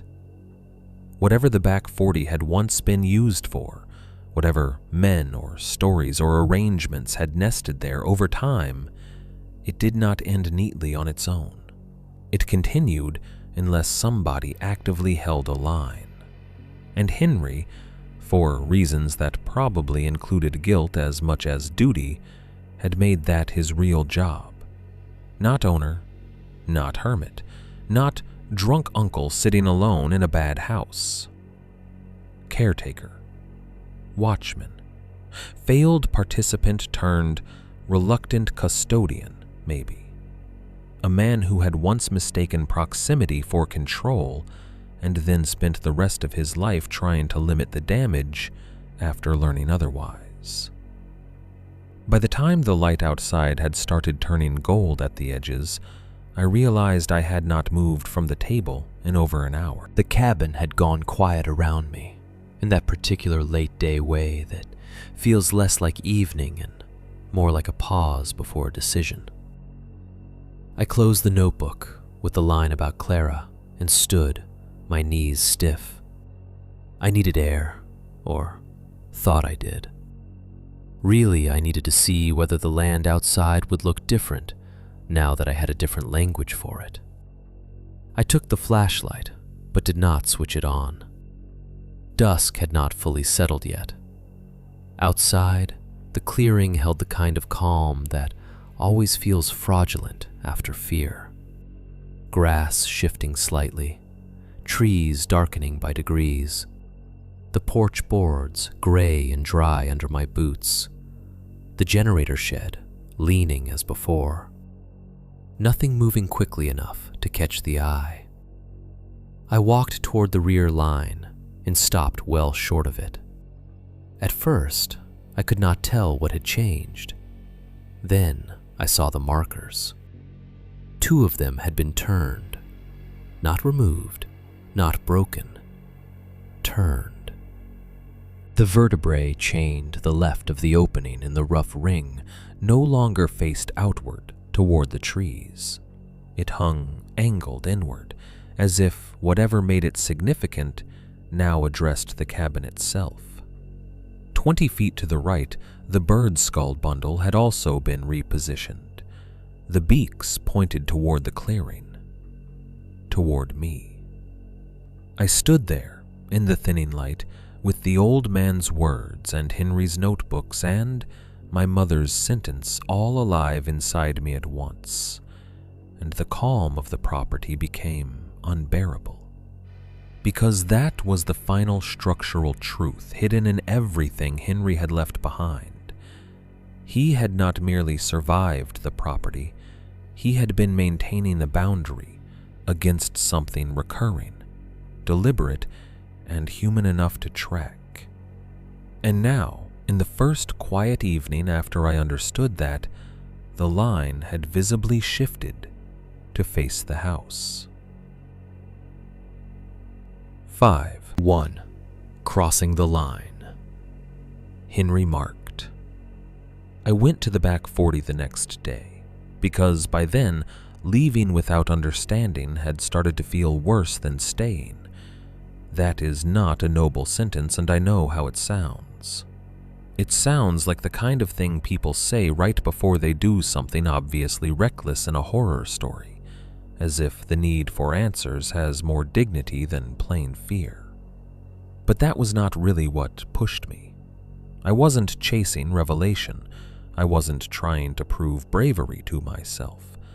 I had simply reached the point where ignorance had stopped feeling protective. I knew too much already to go home clean. I knew my mother had lied by omission for most of my life. I knew Henry had not been hallucinating his way through old age, but tracking something structured enough to number, record, and work against. I knew there had been at least one hidden camp on the land, and maybe more. I knew the old man in the diner had all but confirmed that the local stories around the property helped cover for more practical forms of predation. Most of all, I knew that the words back 40 had appeared too many times. In the notebooks, in the photo, in the old county notices, in the town's careful half-silences, to be just acreage.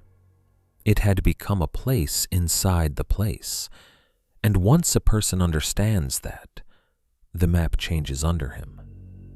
I did not sleep much the night before I went. Nothing dramatic happened. No voice at the window, no footsteps circling the house, no fresh marker hanging from a hook at dawn. The property gave me a full ordinary dark, which somehow made the morning worse. Calm in that cabin had started to feel strategic, like the pause between one kind of pressure and another. I packed with the attention of somebody trying to make preparedness stand in for control. Henry's notebook went into my jacket pocket first, the one with the clearest references to the lower wash, false camps, and the back line.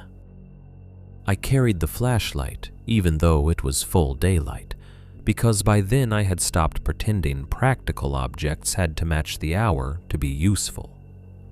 The shotgun came too, slung awkwardly in a way that made me feel both foolish and less exposed. I filled 2 bottles with water from the kitchen sink and took the old county map I had found folded into one of the drawers under the phone stand. It was outdated enough that some of the service roads were probably gone or renamed, but the contour lines and parcel edges still showed the bones of the land. I stood on the porch for a minute before starting. The morning had come up bright and deceptively mild, sunlight slanting through the clearing at the kind of angle that makes old wood and dry grass look cleaner than they are. The generator shed leaned as before. The patched screens held their odd geometry. The tree line behind the cabin waited in the same close, patient way it always had. I remember looking back once at the front windows and thinking, with a tiredness that surprised me, that the cabin already seemed less like shelter than like a witness. Then I stepped off the porch and crossed the clearing toward the rear line Henry had spent years trying to manage. The first 100 yards changed almost nothing. Pine needles underfoot, damp pockets where shade held last night's cool, the smell of resin warming in the sun. But after that, the woods began adjusting themselves in ways I could feel before I could name. Bird sounds thinned first, not vanished, just stretched farther apart. The occasional jay call, then long silence. A small rustle in the underbrush that never repeated. It was not cinematic silence, not the kind of total hush that announces itself. It was worse. Normal life present in reduced quantities, as if the woods beyond the property line operated at a lower social temperature than the clearing did. The markers grew denser too. Near the cabin they had seemed intermittent enough to deny if a person wanted to. Vertebrae here, bird skulls there, cloth on a sapling, a jawbone wired to a branch. Deeper in, they appeared more often and with less need to disguise themselves as random ugliness. One flat stone with a carved spiral nailed chest-high into a pine. Another, lower to the ground beside a rotted stump, partly obscured by brush but placed so deliberately it might as well have been a signpost. A strip of cloth, faded almost white by weather, wrapped around a branch so many times it had bitten into the bark beneath. On one young tree, 2 antler tips hung parallel rather than crossed, their points aimed down slope, as if indicating a direction no map would list. The hatchet scars came next. I had noticed some before without understanding them. Old shoulder-high bites in bark that could have been trail marks. Old timber references, or somebody's casual abuse of trees years back. But farther in, the scars repeated too regularly to stay accidental. Some trees held 1 chop at shoulder level, some 2, some a vertical set of 3, cut deep enough that the exposed wood had weathered silver at the edges. None of them matched survey paint or ordinary blaze conventions I had seen before. They looked handmade and old and persistent, a language half eroded by time but not erased. I took the county map out more than once, though it never helped much. On paper, the back section of the reed land was just an awkward, narrowing parcel, tapering toward rough ground, bordered by older timber and service cuts. Nothing in the lines suggested why one stretch of woods should matter more than another. That was the first thing that unnerved me as I kept moving. The rear property line felt significant in lived terms, not natural ones. The ground did not change in some dramatic geological way when I crossed toward it. No ravine split open. No strange stand of ancient trees marked the boundary. The importance had been built there by use. that is always a worse kind of meaning. I started seeing paths then, though paths is almost too generous a word. They were not trails you would mark on a map or use to guide a normal hike. They were human routes worn by repetition rather than design. The kind of subtle directional habits bodies leave behind when they move through the same ground enough times for the earth to remember them, but not enough to announce them loudly. A narrow passage where brush bent inward on both sides. A section of needles broken down into darker packed earth between two roots. A curve around a fallen trunk, chosen so consistently that the moss on one side had been rubbed away. A line between markers that looked, at first glance, like coincidence, until I noticed how often one human-sized opening in the brush aligned with another 20 feet ahead.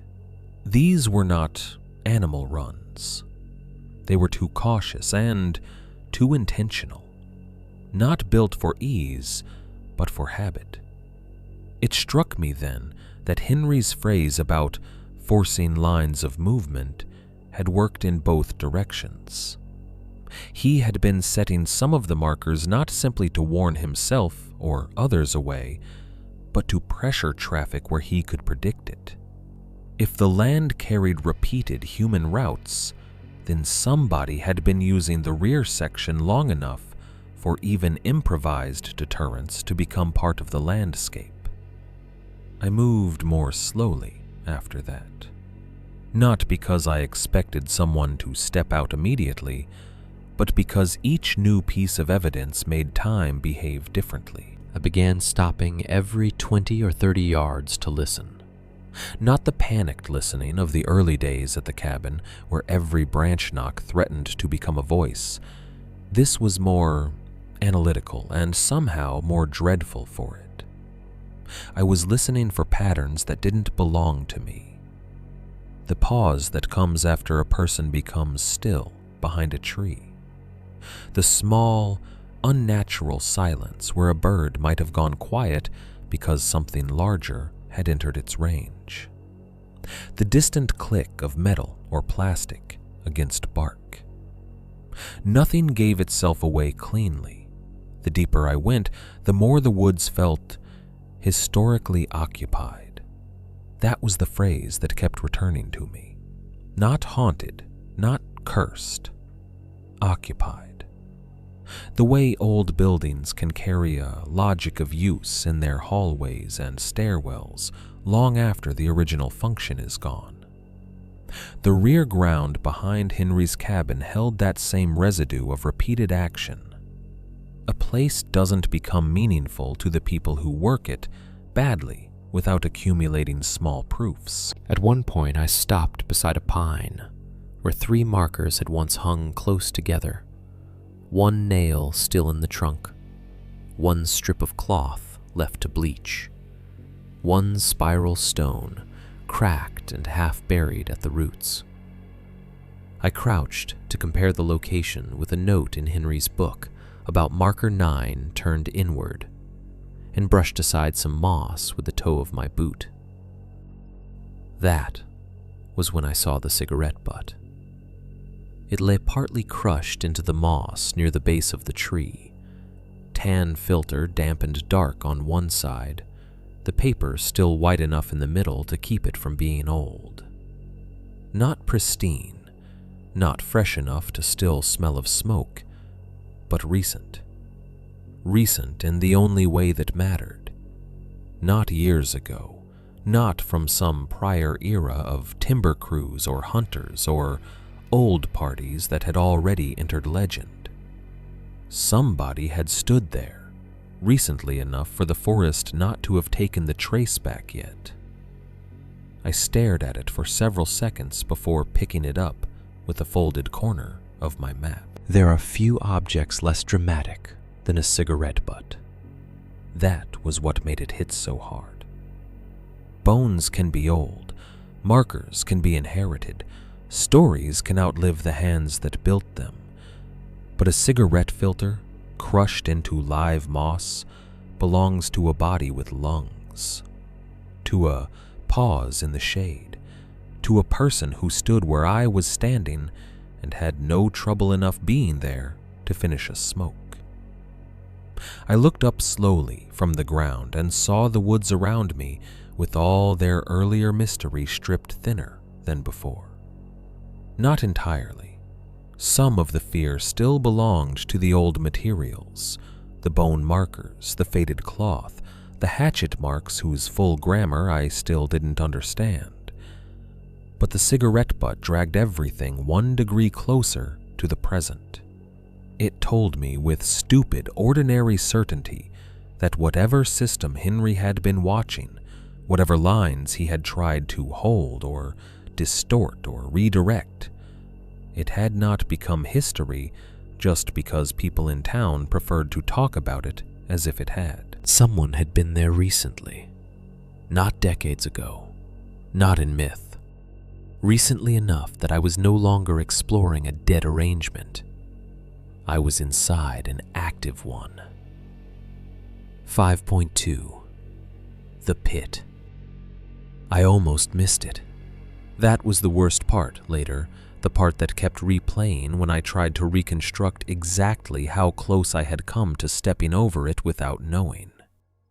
After everything the land had already shown me, markers, cloth trails, false camps, repeated routes, cigarette evidence fresh enough to place another body in the woods with me, I had still been expecting the next revelation to announce itself in some cleaner way.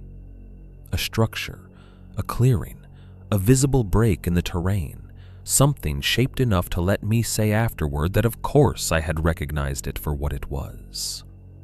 Instead, it hid the way practical evil usually hides, under ordinary neglect. The ground had started sloping gently down through a stand of older pines, the light thinning under their branches, even though the sun was still high enough outside the trees to feel warm on open ground.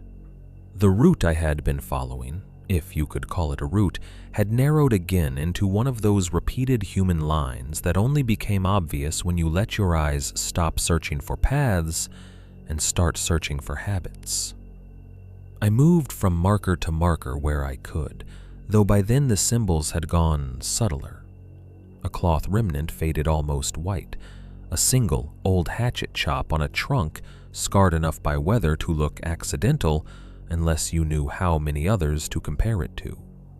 A stone pushed under a root flare with only one arm of the spiral visible through dirt and needles. I had stopped maybe 15 yards past the cigarette butt to check Henry's notebook again when I noticed the depression.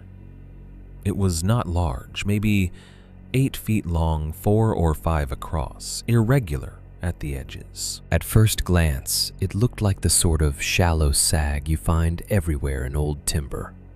Ground settling around a stump, some forgotten washout, the collapsed remains of a borrow pit or root hole. Branches had been thrown over it loosely, enough to gather needles and leaves. There were pieces of old debris caught in the mess too. Bark, a broken length of weathered board, a rusted coffee can crushed flat enough that it nearly disappeared into the brown of everything else. What made me stop was not the depression itself, it was the branches. They had not fallen there. You develop an eye for that quickly in the woods once you start paying attention to what belongs and what has been arranged to look like it belongs. Fallen cover tends toward accident. Limbs settle where gravity leaves them. Needles gather in natural drifts. This was too even in the wrong places, too deliberately casual. A handful of pine boughs laid crosswise over the center, older debris scattered on top to break the pattern. Just enough natural clutter added afterward to give the whole thing a look of time. I stood over it for a few seconds, the shotgun strap cutting into my shoulder, and felt my body begin arguing with itself. One part wanted to keep moving, to mark the location mentally, leave and come back with someone else. Another part, the worse part, the part grief and the cabin and the notebooks had been strengthening in me for days, needed to know before I lost the nerve. I used the toe of my boot to push one of the top branches aside. It shifted too easily. A sour, enclosed smell rose at once. Not rot in the fresh, obvious sense, not the heavy sweetness of something newly dead, but old dampness turned over after being held down. Wet earth, mold, rust, something organic long past the stage where it could be named by odor alone. I moved another branch, then another. Underneath was not a root hole or a storm sink, but a shallow trench, dug once and then repurposed or reopened enough times that the edges had softened into something less formal and more disturbing.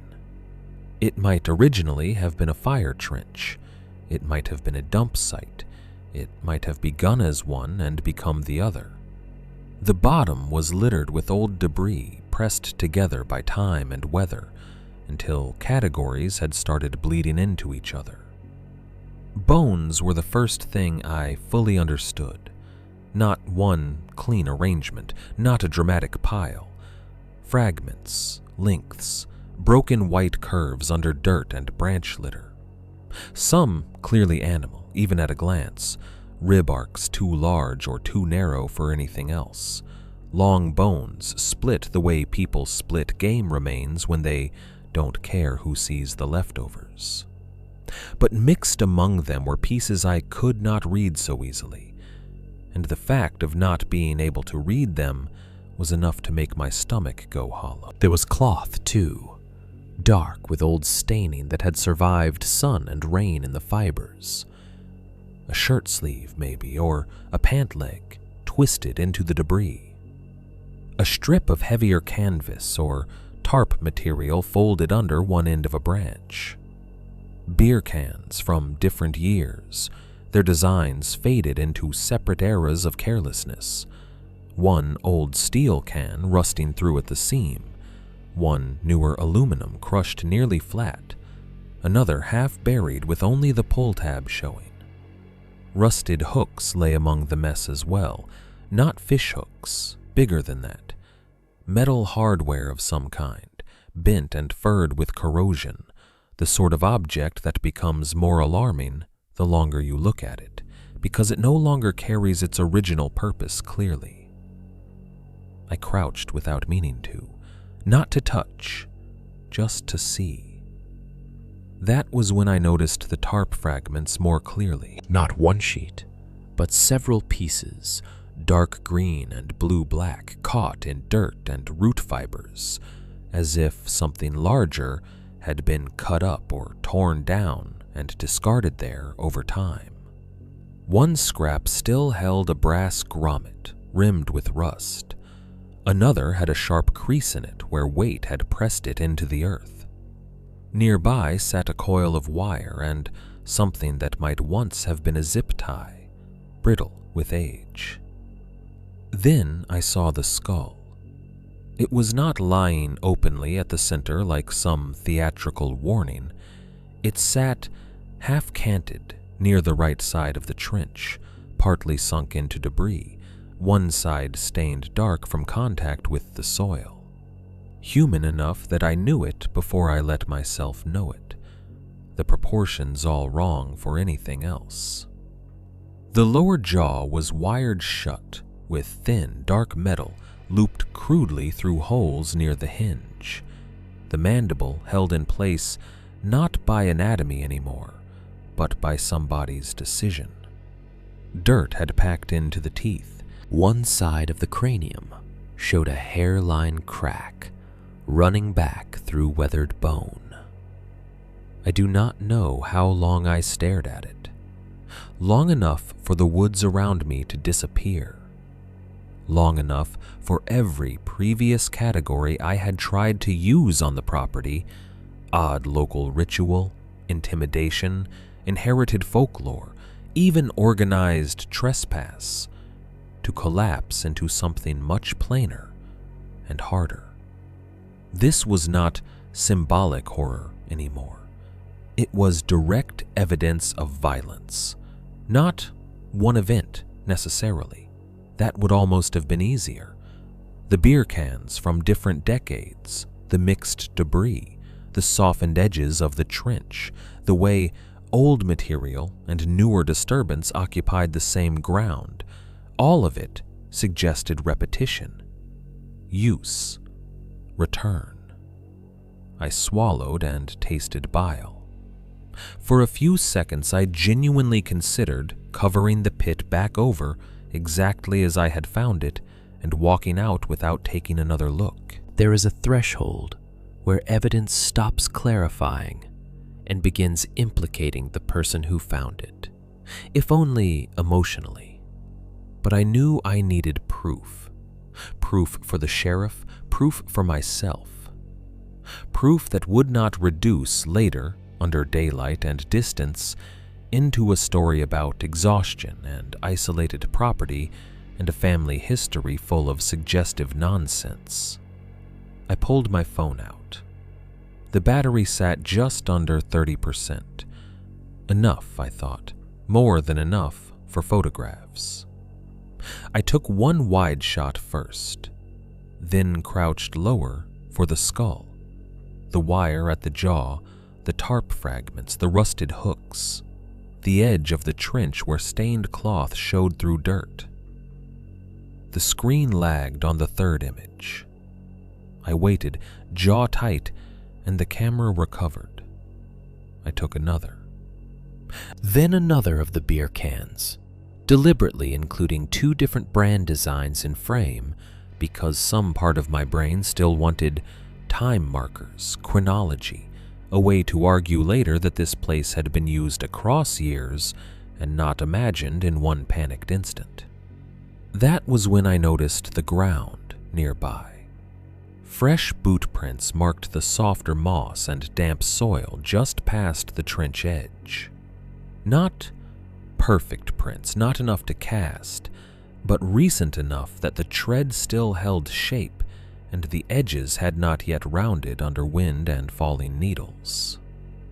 They crossed near the pit, paused, then angled away down slope. Alongside them, or slightly offset, were drag marks. Not deep trenches, not dramatic furrows, just 2 parallel disturbances where something heavier than branches had been pulled over needles and damp ground long enough to flatten them into a path. The marks led away through brush toward thicker cover, then vanished where roots and old debris broke the surface. I took another photograph, and the camera froze. For a second, I thought it was only lag.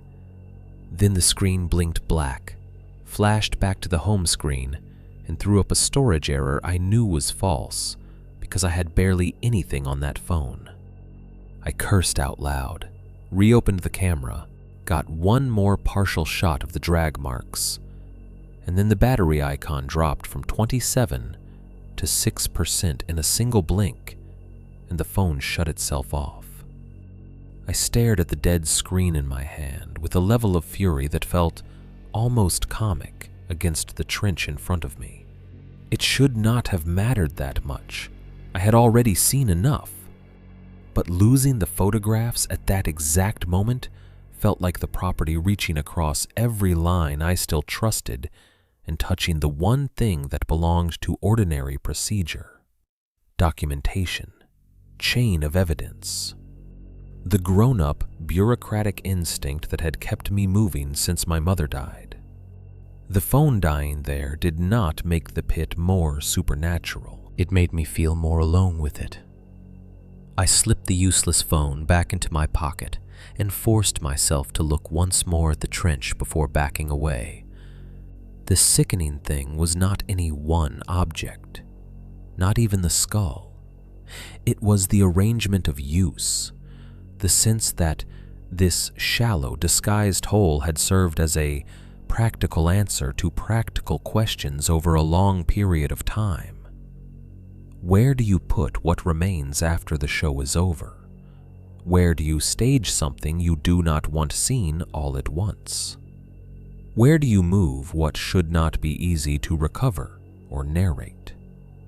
The trench was ugly in the way workshops and utility closets are ugly, built or repurposed for function, then left to accumulate residue from repeated tasks. And that realization did something final to the story my mind had been telling itself. The shaman myth, the Badland stories, the hanging bones, the warnings not to stay out after dark, those things may still have held older meanings for people before my family ever came to the property. I couldn't rule that out. But standing over that trench, looking at a human skull wired shut among years of debris and fresh prints, I understood a harder possibility.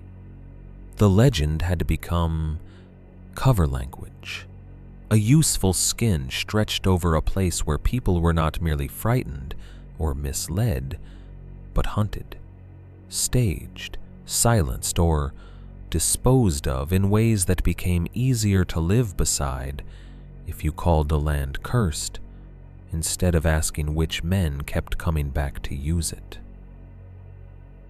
5.3. I realize I'm not alone. I should have gone straight back to the cabin the moment I saw the pit.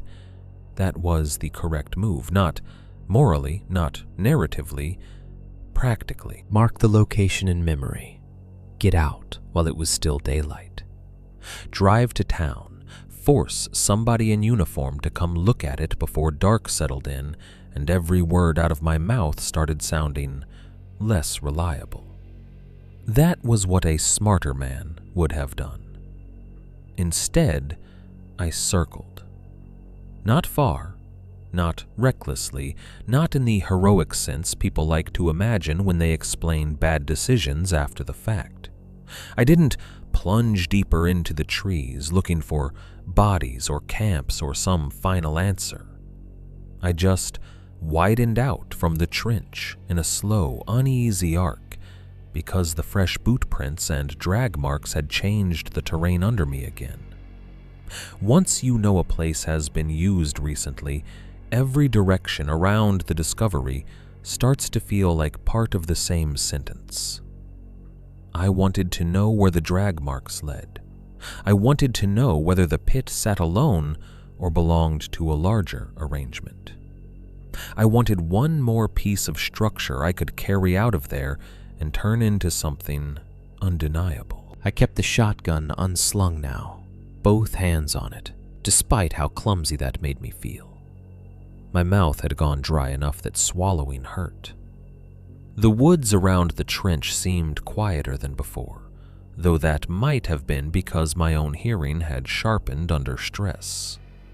I moved carefully through the brush, stepping where the ground looked least likely to hold fresh impressions, circling right of the pit first, and then angling down slope where the drag marks had seemed to disappear. For a minute or two I found nothing new, just the same old evidence of repeated passage. Pressed needles, bent stems, the occasional pale cloth strip weathered nearly to white. The ground there had been worked by too many feet over too many seasons to read cleanly, and the lack of clarity made me more anxious rather than less. Old violence has one texture, ongoing use has another.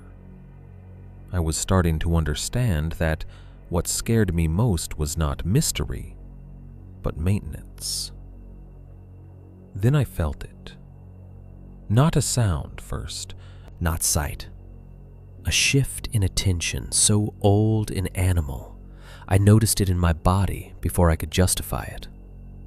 The sensation that the woods had turned reciprocal, that I was no longer merely looking, but being looked at from more than one angle. I stopped where I was and listened. Nothing obvious. The pines held their breathless stillness.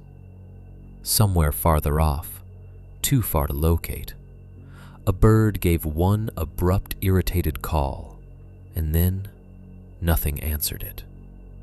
My own pulse climbed into my neck so hard I could feel each beat in my jaw.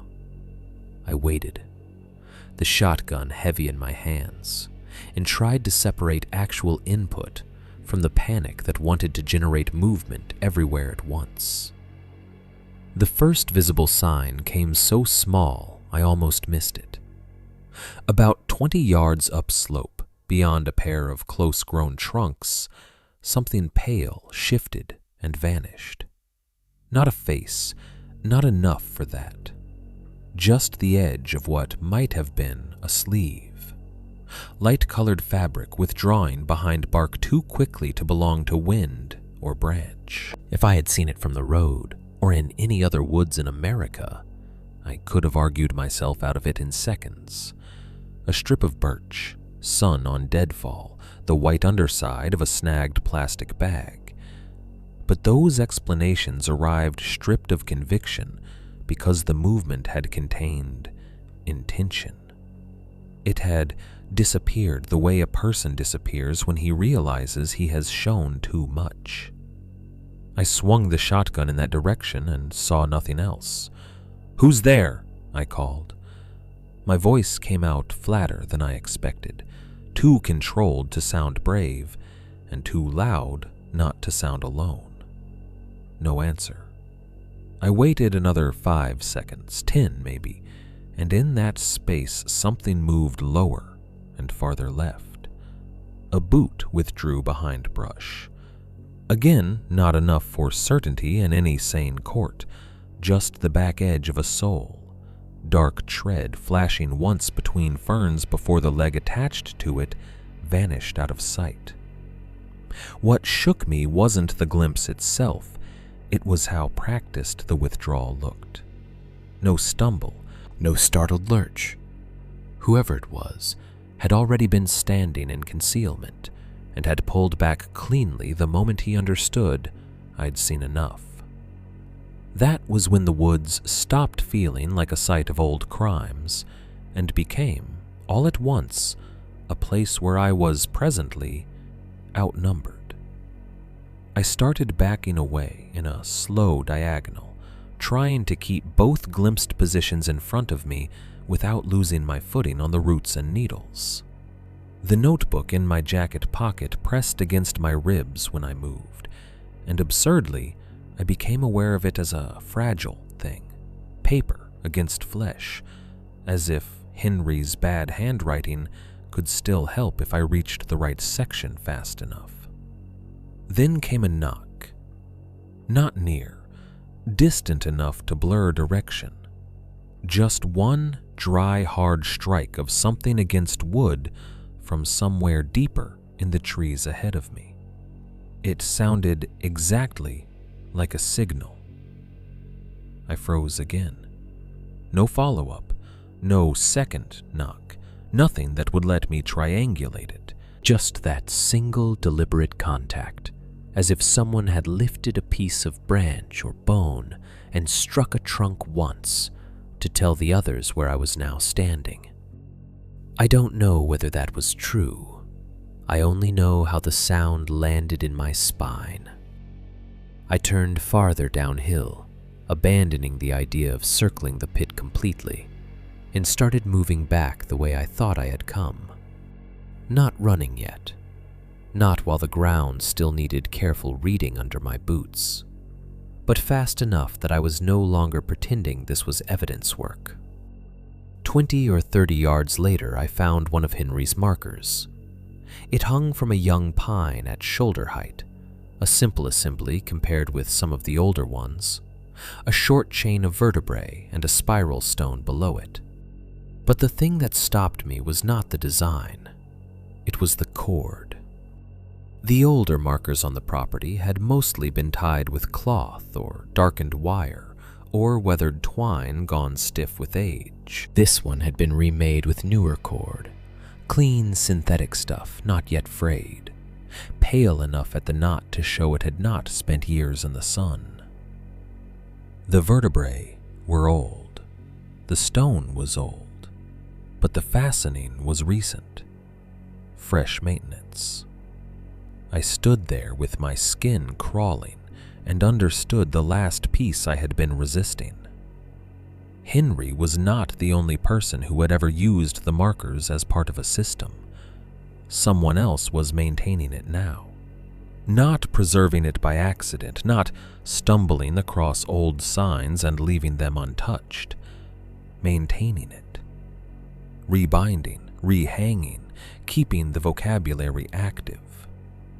The line between old arrangement and present operator vanished under that one stupid length of newer cord. I bent instinctively for a closer look, then stopped before my hand reached it. My mother's warning had become too deeply wired into me by then to ignore, even in panic. That was when something landed behind me. It hit the ground hard enough to make me flinch sideways and nearly lose my footing. For one blind, stupid instant, I thought it was a gunshot, because the crack of impact on stone and root came sharp and sudden from just outside my field of vision. I turned so fast the barrel of the shotgun snagged on brush.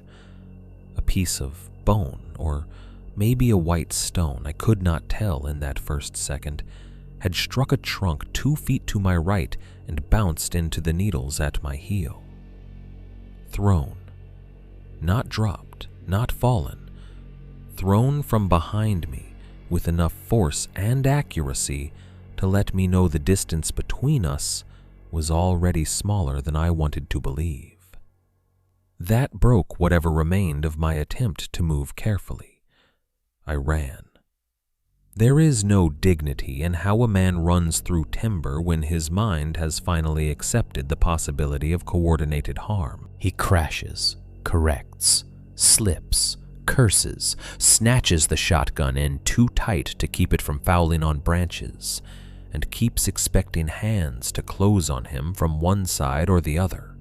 I tore through the brush toward the line I thought would return me to the lower wash, found instead a snag of deadfall, swore, corrected again, and all the while waited for pursuit to become visible.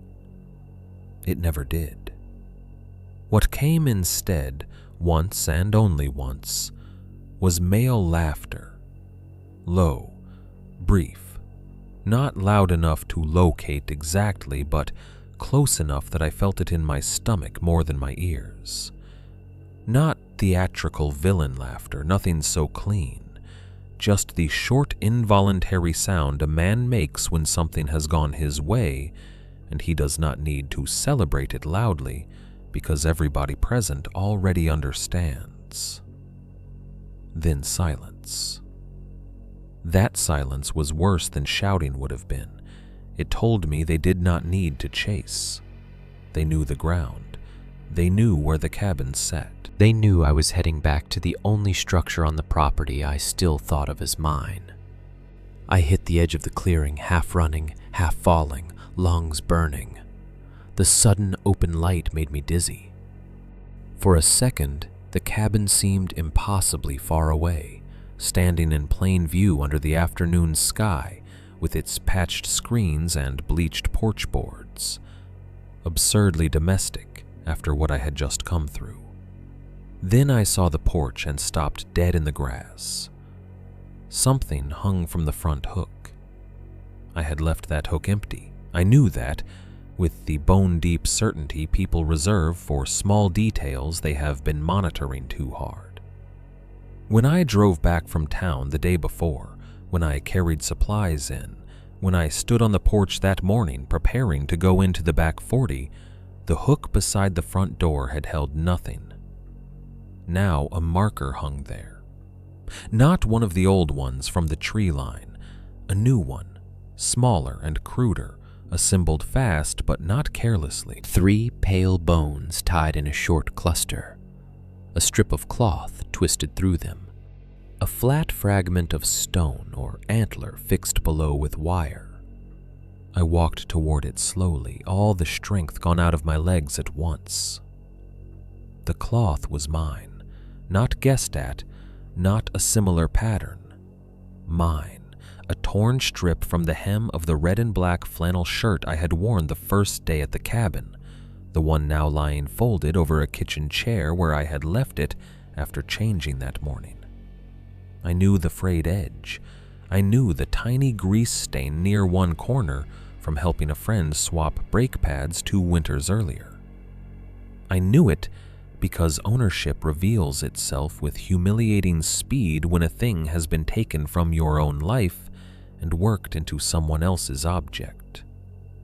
They had been inside, or close enough to reach what I thought was private.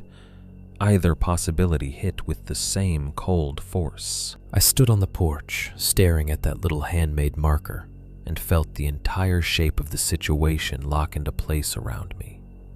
This was not a dead secret I had stumbled onto after everyone involved had aged out, died off, or retreated into rumor. It was present, organized, aware of me specifically. The pit, the remade marker with newer cord, the hidden watchers, the thrown bone, the laugh in the trees, the cloth taken from my own shirt and tied into a warning on the front hook. None of it belonged to history. I was no longer uncovering something old and buried. I was inside an active system, and the system had already adjusted to my presence. That was the real twist of the day. Not that Henry had been right. That was almost old news by then. It was that Henry's watch had ended. Mine had begun without my consent, and the people who still moved through the back 40 knew exactly which house I would run to when I got scared. 6. 1. They come to the cabin. I thought about leaving the moment I saw the marker on the porch hook made from my own shirt. Not later that night, not after some fresh noise in the trees. Right then, standing in the late daylight with my pulse hammering in my throat and the front of the cabin suddenly feeling like a threshold I no longer controlled. I thought about taking the shotgun, the notebook, the county folder, and whatever else I could grab in under 30 seconds, throwing it all into the SUV and driving until the mountains flattened and the road found enough traffic to make me visible again. If it had been noon, I might have done it. If the weather had been cleaner, if the town had been closer, if I had not already learned how many of the roads in and out of that place narrowed into timber and blind turns. Maybe I would have trusted motion more than stillness. But dusk was already leaning into the clearing by then, and for the first time since I arrived, the road itself frightened me more than the house. Inside the cabin, I at least knew the geometry. I knew which floorboards warned on weight, which windows reflected too much to see through at night, which doors had extra hardware, where Henry kept the shells, where the trap door was.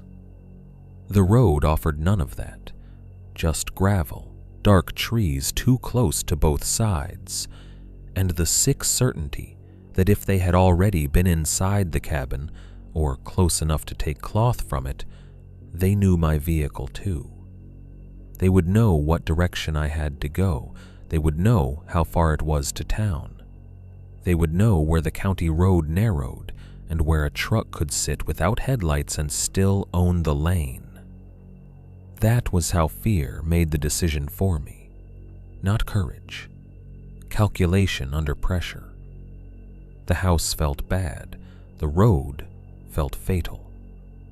So I stayed. I took the marker off the porch hook without touching the cloth directly, carried it inside on the flat of an old dustpan, and left it on the kitchen table because I could not yet make myself decide whether destroying it would help or count as answering in some way I didn't understand. Then I locked everything. Not casually, not as habit, systematically. Front door first. Knob, deadbolt, slide latch, hook and eye.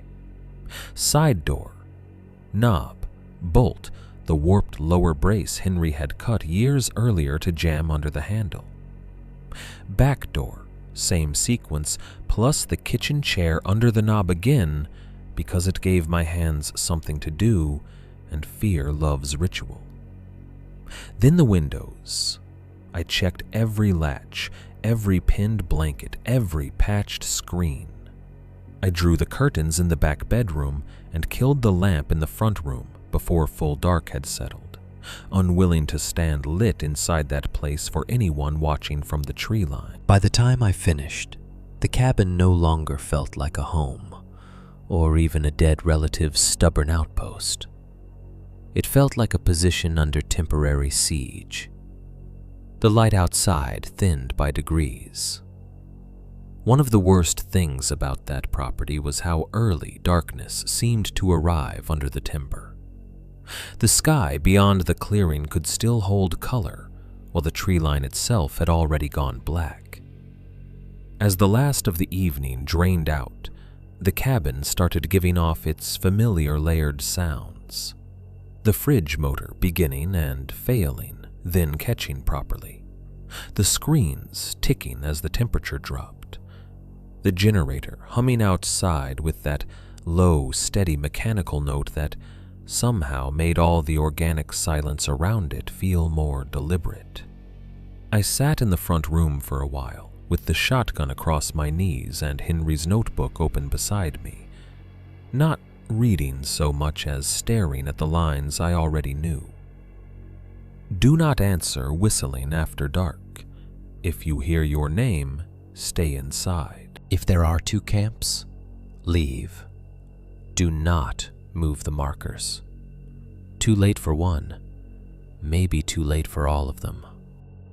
The thought came and went without drama.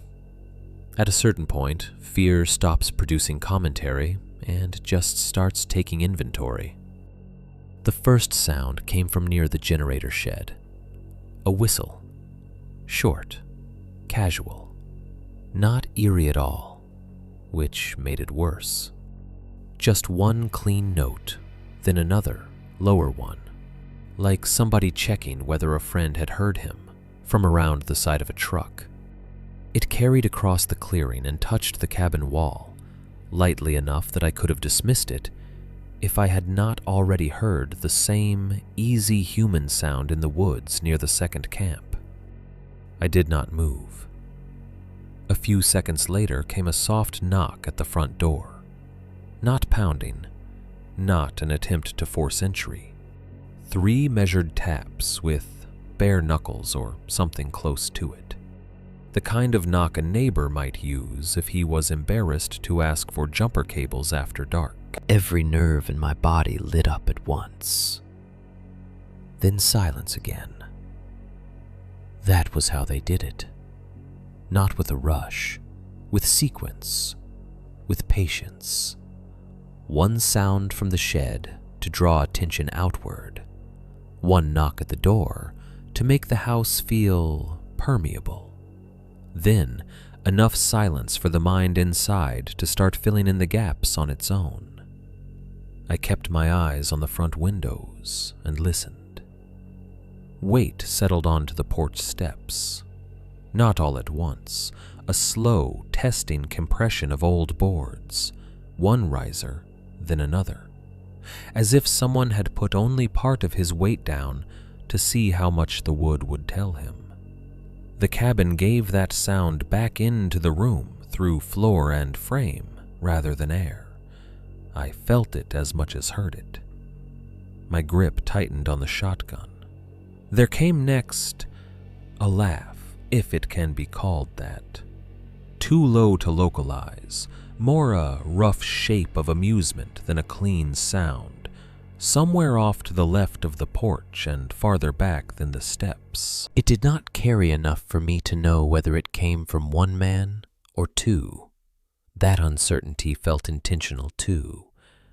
Everything about the night suggested people used to working around one another without needing much language.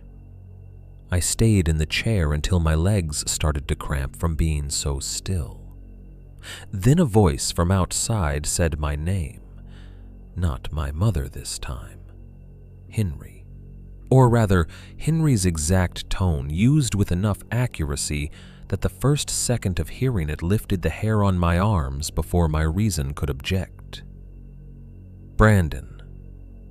Just that, flat, slightly rough, pitched low in the chest the way Henry's notebook voice had begun to sound in my head after I'd spent so many hours with it. I had barely heard the man speak in life, maybe once or twice as a child, no more, but his presence had taken shape so completely through the cabin, the tools, the inventory lists, and the clipped practical notes, that whoever used his tone outside the wall knew exactly what they were doing. They were not simply imitating voices now. They were adapting to the story I had already been forced into. "Brandon," it said again, from nearer the side of the house this time. "Open up."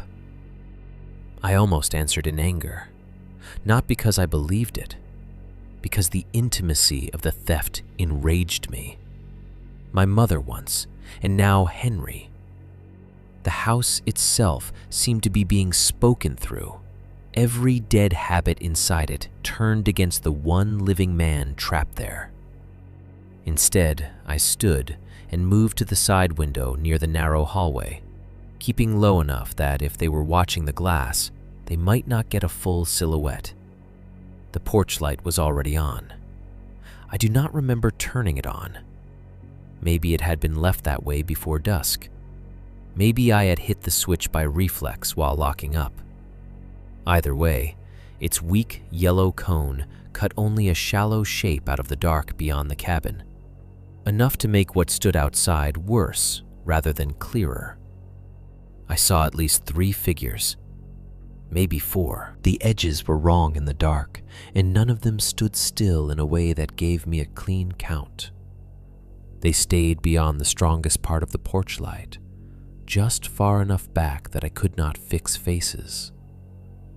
One moved slightly and showed me a pale shape where the head should have been. Not a face, not details, just something light-colored and loose, like a hide turned inside out or a sack pulled down over the skull. Another held something long and narrow upright in one hand. For a second I thought it was a walking stick. Then the shape swung slightly, and I recognized the proportions of one of the boundary markers, bone and stone dangling from the upper end. The third stood with arms low at the sides and did not move at all. What made the scene unbearable was not menace in the theatrical sense. It was how little hurry they seemed to feel. No one rushed the steps. No one hammered at the walls. They did not need to prove force because force was already understood. The patience itself was the threat. The knowledge that they could stand there, half seen, and let the mind inside the house do most of the work. I backed away from the window before they could catch the full shape of my face in the glass. A second later, something heavy struck the outer wall of the cabin, hard enough to rattle the dishes in the kitchen. The impact came from the back corner, sudden and violent after all that measured waiting. I flinched so hard the shotgun butt hit the chair leg with a loud crack. Then, silence again. Deeper now, as if even the generator had receded under the shock of it. My breathing had gone shallow and fast. I could hear it and hated that they might hear it too through the thin old walls. There was a scrape overhead, then a thump on the porch roof.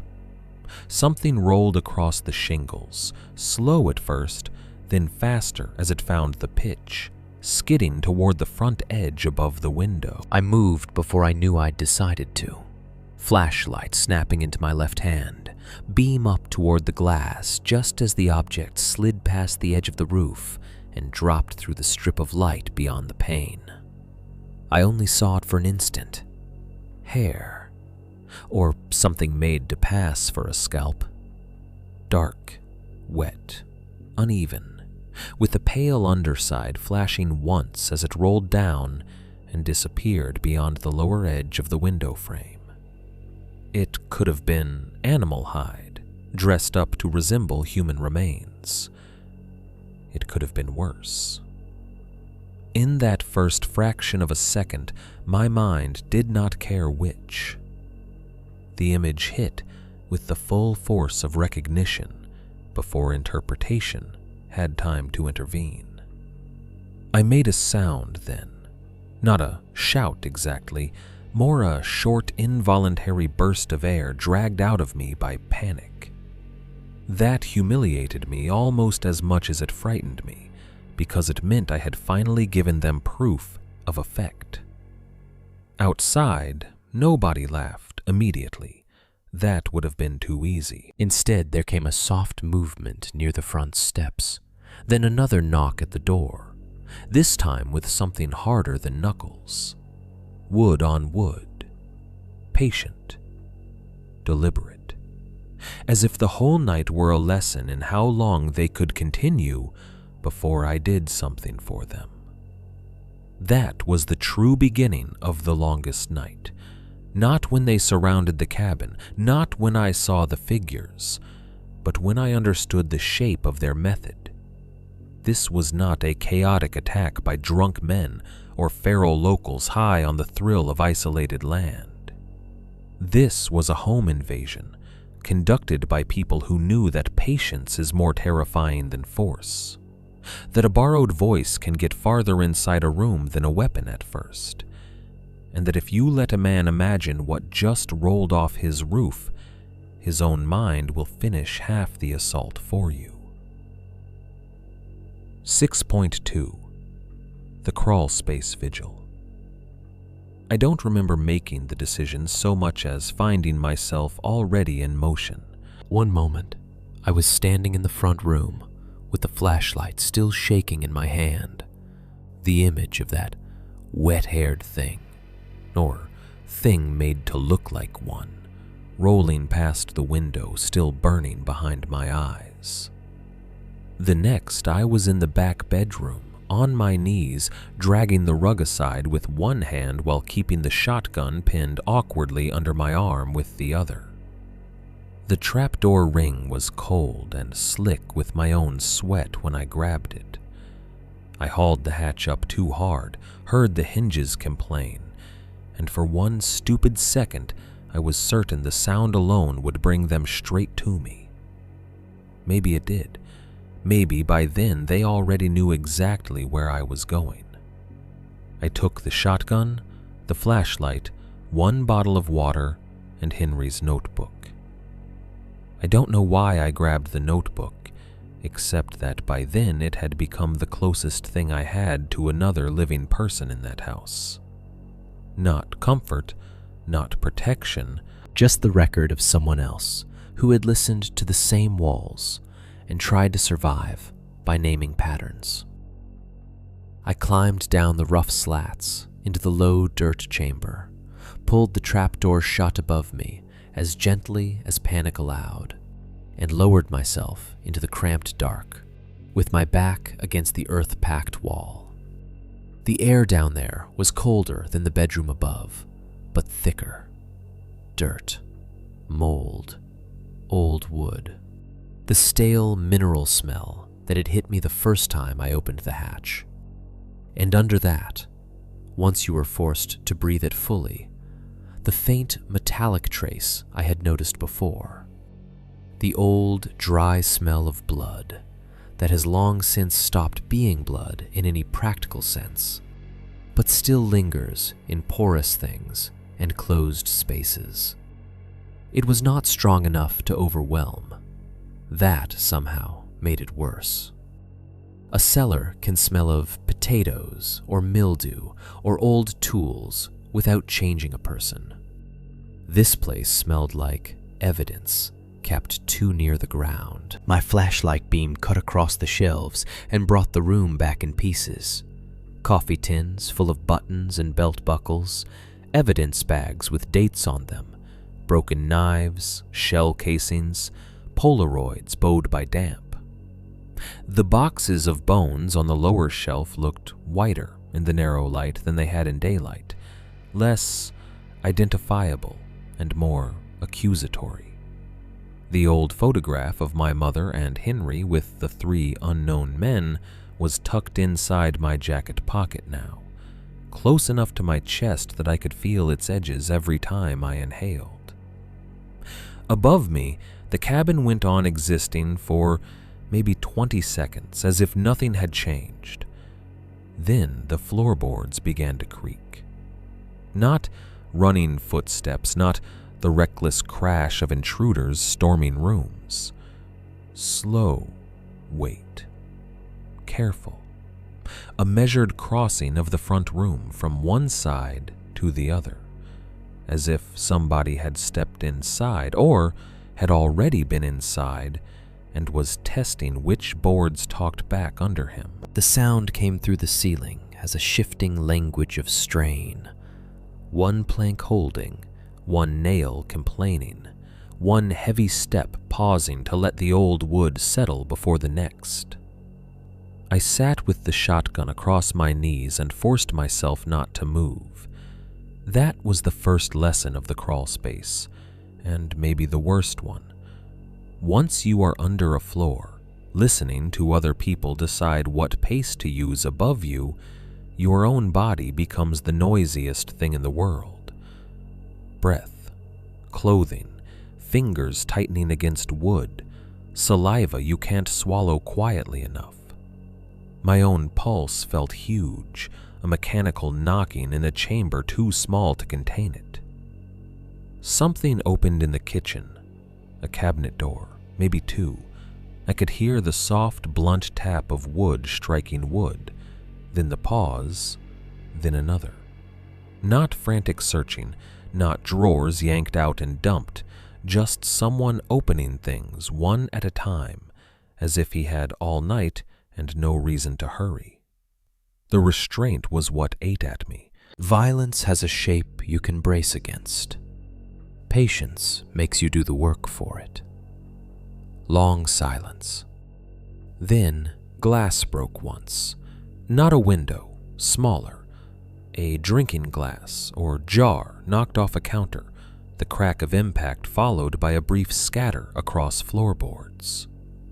No laughter after, no voices raised in excitement, just the knowledge that something breakable had been broken deliberately enough to let the house answer. I looked down at Henry's notebook in the flashlight beam and saw my own left hand trembling against the cover, hard enough to make the edge chatter against my knee. Above me, furniture dragged, a chair leg, maybe a table edge, wood grinding over old boards in a slow, resistive pull. Then another, smaller scrape. Then silence again. Whoever was up there kept changing the texture of the noise, just before my nerves could settle into any one expectation. That was the method of the night, not attack, but variation. A series of precise disturbances, separated by enough stillness to force me into imagining what posture the men above me were standing in while I listened. Twice, I heard footsteps cross the bedroom overhead and stop. The first time, they paused roughly in the middle of the room, not directly above the trapdoor, but near enough that dirt sifted in 2 fine lines from the joist seam at my shoulder. Then they resumed and moved on. The second time, they stopped longer. I held my breath until my lungs hurt, waiting for some sign they had seen the rug displaced, or heard the hinges, or simply remembered what Henry had hidden under the floor of that room. Nothing came immediately. The steps moved away again, slow as before, and I nearly let relief in before remembering relief was as dangerous as panic in a space like that. Both make noise. At intervals, I heard voices, low male tones, not loud enough to separate into words. once two at the same time, overlapping briefly and then cutting off. Once, a single sentence from farther away, under the drag of furniture or boots, the content blurred so badly by floor and distance that it registered only as intention, not language. That was somehow worse than hearing something clear. Clear speech gives you edges. Who said what, from which room, with what urgency. Murmur gives you number without content. It tells you that coordination exists and lets the mind invent the rest. I tried to orient myself by the sounds. Front room, kitchen, hallway, back bedroom, porch maybe. Once I thought someone had gone out and then come back in because the quality of the footsteps shifted slightly, bringing with it a colder scrape as if mud or grit had come under a boot sole. Another time I heard what might have been the refrigerator door opened and shut, and the sheer ugliness of that small domestic intrusion almost broke me harder than anything else. A stranger can threaten you with a weapon and still remain a stranger. Someone opening your dead uncle's refrigerator while you hide under the floor turns the whole house into his body language. The water bottle rolled once against my leg when I adjusted my grip, and the tiny plastic sound seemed so impossibly loud that I froze afterward, with every muscle locked. Silence. Then, very near overhead, the floor creaked once under a concentrated weight. Someone was standing directly over the trap door. I knew it before the next sound came. The dirt above my head seemed to pull tight all at once, every board seam in that section of floor entering my awareness at the same time. I stared upward into the dark wood underside of the hatch, flashlight off now, afraid even the smallest leak of light at the edges would betray me. Something metal tapped above me. 3 times, not hard, just enough. Tap, tap, tap. The sound was intimate in a way footsteps were not. Deliberate, targeted. Whoever made it knew exactly what he was standing over. It was not exploratory. It was a message passed through wood to the body beneath it. My mouth filled with that hot, metallic taste that comes right before panic turns physical. Then a man's voice, calm and close above the trapdoor, said, "Don't run this time." The sentence entered me like a blade, not because it was shouted, not because it was supernatural, because of the word this. Not again, not "don't run" again, which might have implied any number of things, including a generic threat aimed at me in the present. This time meant repetition without naming it, history without explanation. It meant the speaker stood over that trap door, knowing he occupied a scene with precedent, and with sick, instant clarity, I understood that the line had likely been spoken there before. Maybe not in that exact room, maybe not above that exact hatch, but on that property, to someone with my blood. I saw my mother at 19 without meaning to. The photograph from the crawl space, her face younger and harder than I had ever known it, standing beside Henry and those 3 men in front of the cabin. I saw her later, older, in the hospital bed, turning my wrist in her fingers while she warned me not to stay past dark and not to touch what was nailed to the trees.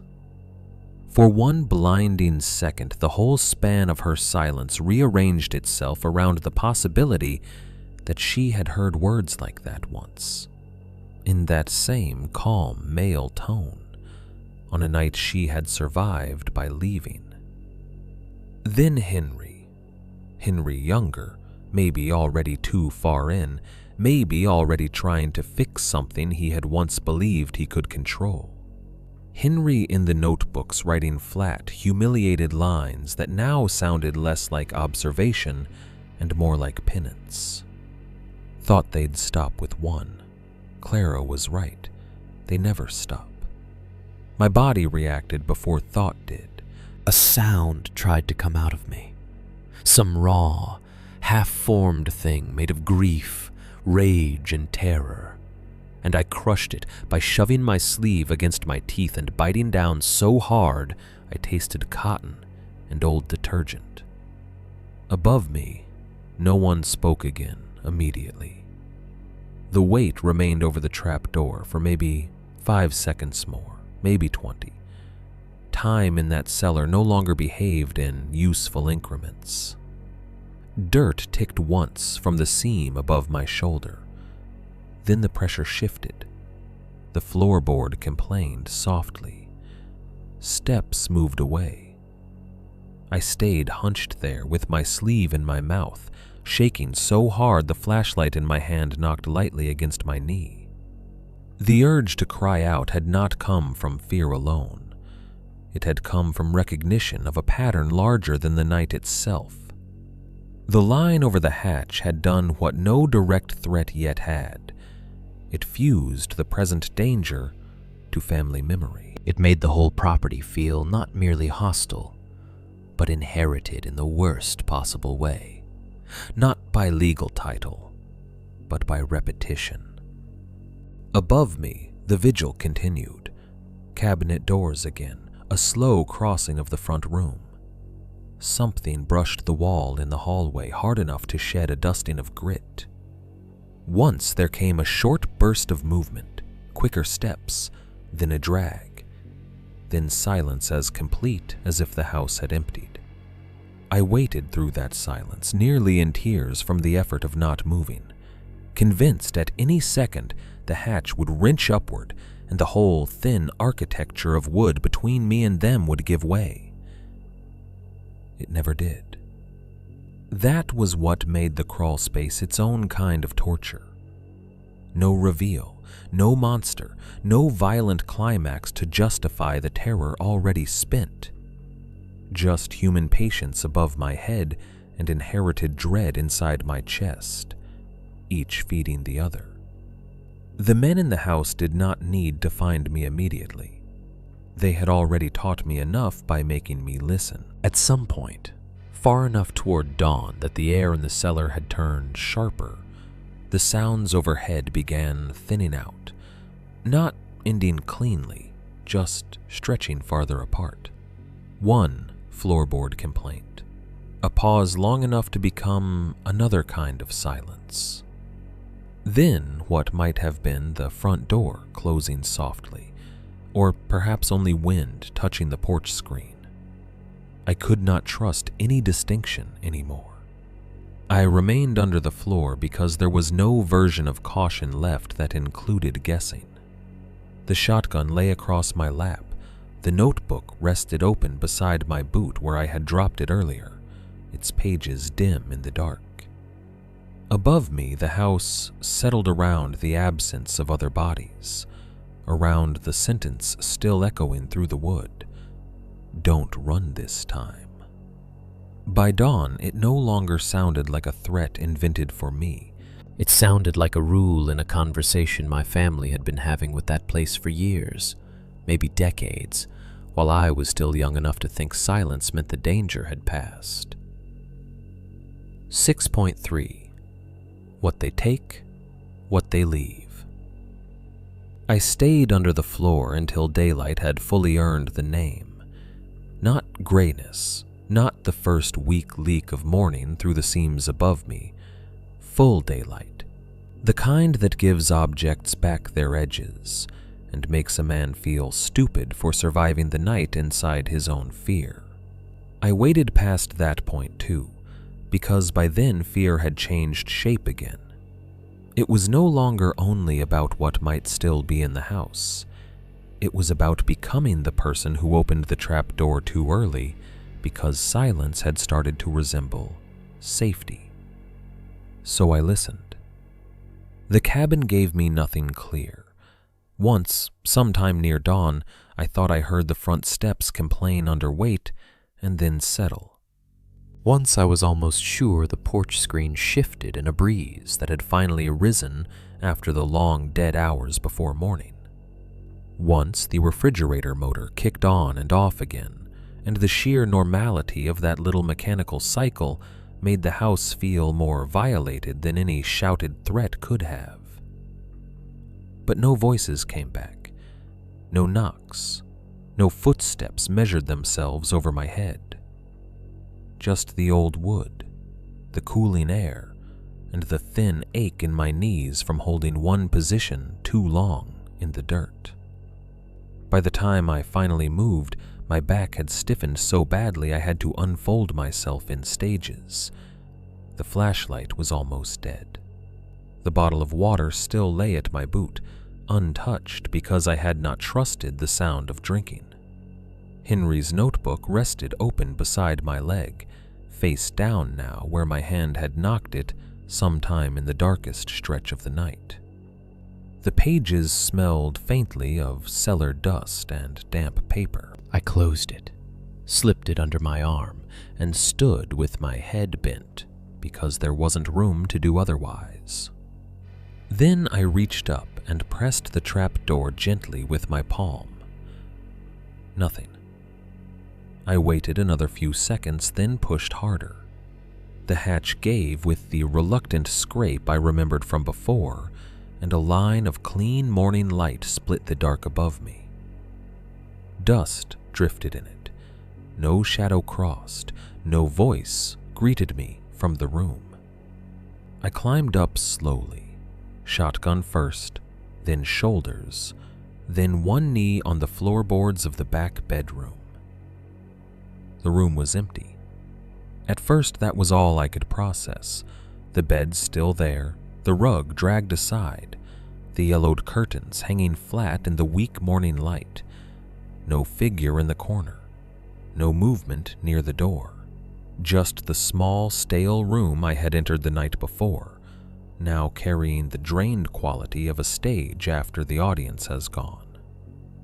Then I saw the details. The dresser drawers were open by exactly the same amount, as if someone had pulled each one and then stopped at the same point on purpose. The closet door stood half ajar. A paperback from the shelf lay open on the floor with its spine cracked backward. None of it looked frantic. Not a search, a statement. Somebody had moved through the room, touching the obvious things lightly enough to show me they could. I stood and listened again. Still nothing. The hallway looked normal, until I noticed that the runner rug had been shifted 6 inches to the left, and the framed hunting print Henry kept crooked on the wall had been leveled perfectly. In the kitchen, the first thing I saw was the front door standing open. Not wide, just enough to admit a body without brushing the frame. The extra locks still hung in place, some thrown back, some left dangling, all of them intact. There had been no smashed entry, no splintered jamb, no crude force. Whoever came in had done it with the patience of someone who had time, tools, or practice enough not to need drama. Morning air moved faintly through the opening, carrying cold pine and wet dirt into the house. I crossed the room, stopped, and turned slowly in place. The notebooks were gone. All the stacks I had laid out on the kitchen table and counter the day before had vanished. The twine remained. One coffee ring still marked the table where I had set a mug over them while reading, but the actual books, the years of dates, weather, markers, false camps, voices, and Henry's careful shame had been taken cleanly out of the house. So had the photograph of my mother. I knew because I had checked my jacket pocket automatically the second I saw the missing notebooks. Empty. The old curled photo, the one showing Clara and Henry with the 3 unfamiliar men outside the cabin, had disappeared, along with everything else that might have turned private fear into coherent history. For a second, I just stood there, trying to understand how much time had passed over my head while I hid below, and how calmly men could strip a room of its record while leaving the walls standing. Then I looked at the table and saw what they had left. The bones from the crawl space had been dumped out across the kitchen table in a broad white scatter. Boxes overturned, coffee tins emptied, loose fragments and longer pieces mixed together with buttons, shell casings, broken buckles, and 2 old Polaroids bent double under the weight of what had landed on them. It looked less like a search than a display, like somebody had reached under the cabin, taken Henry's private archive apart at the joints, and brought the pieces up into daylight for me to see how little the distinction between hidden evidence and household surface had ever meant to them. The kitchen itself had been subtly rearranged in ways that made my skin crawl more than outright destruction would have. One chair turned to face the open front door. The sugar bowl moved from beside the coffee tin to the center of the counter. A salt container placed precisely on the windowsill in the back room. The cast iron pan from the stove now resting upside down in the sink. The motions were small enough that a stranger to the house might not have noticed them, but I had lived there long enough by then to know they were wrong. Not random mess, deliberate intrusion. The kind that says, we know the original positions and we can alter them without needing force to prove we were here. At the very center of the kitchen table, above the spilled bones and old evidence, sat the new marker. 3 finger bones had been wired together in a short fan, the joints held tight with thin, dark wire. I did not know whether they were human at first glance and did not move close enough to settle the question immediately. A strip of red and black flannel threaded through the upper end, knotted once and left hanging. My shirt again. A fresh tear from it this time, not the same strip they had used on the porch hook before. The pattern was unmistakable. Beneath the bones sat a flattened stone, and on it, scratched, quick and shallow, was another spiral. The object did not need explanation. It was message, claim, and warning all at once. It said they had access to the house, to my things, to Henry's archive, to the crawlspace itself, to the language of the markers, to the family history I had barely begun to understand. It said they knew what I would recognize and what I would fear. It said, most of all, that they were not interested only in frightening me away. If that had been the goal, they could have done it more efficiently the day before. This was about placement, about teaching me where I stood inside a pattern already in progress. I do not know how long I stared at that marker before I made myself move. I began checking the room the way people do after trauma when they are trying to find some task that still belongs to cause and effect. Countertops, floor, corners, the space near the front door, under the table. It was stupid, but it gave my body a sequence. When I crouched beside the turned chair, I saw a loose page half shoved under one leg, creased and dirty at the edge, as if it had been kicked there or dropped in haste. I recognized Henry's handwriting before I picked it up. One notebook page, torn from a binding somewhere in the middle, not the front or back. The upper corner had been ripped off, taking the date with it. What remained was a block of short lines, written more tightly than usual, as though Henry had been trying to finish the thought before losing his nerve. I flattened it on the table beside the marker and read. Some of the wording was hard to make out. Dirt had smeared one edge, but enough was legible to stop my breathing. Clara left once and should have kept going. I stayed because I thought lines could hold if someone watched them. They move where folks stop looking. Markers slow them, don't stop them. Back 40 was the mistake, letting it become a question instead of a loss. Don't argue over ground men already use wrong. They don't need the whole property. They only need the place people stop asking about. That last line sat there with a force bigger than the page itself. I read it again, then again. The room around me receded. In a few clipped sentences, Henry had given me the shape my mind had been circling without being able to hold. Clara ran once. Henry stayed. The markers were never magical protection, never full barriers.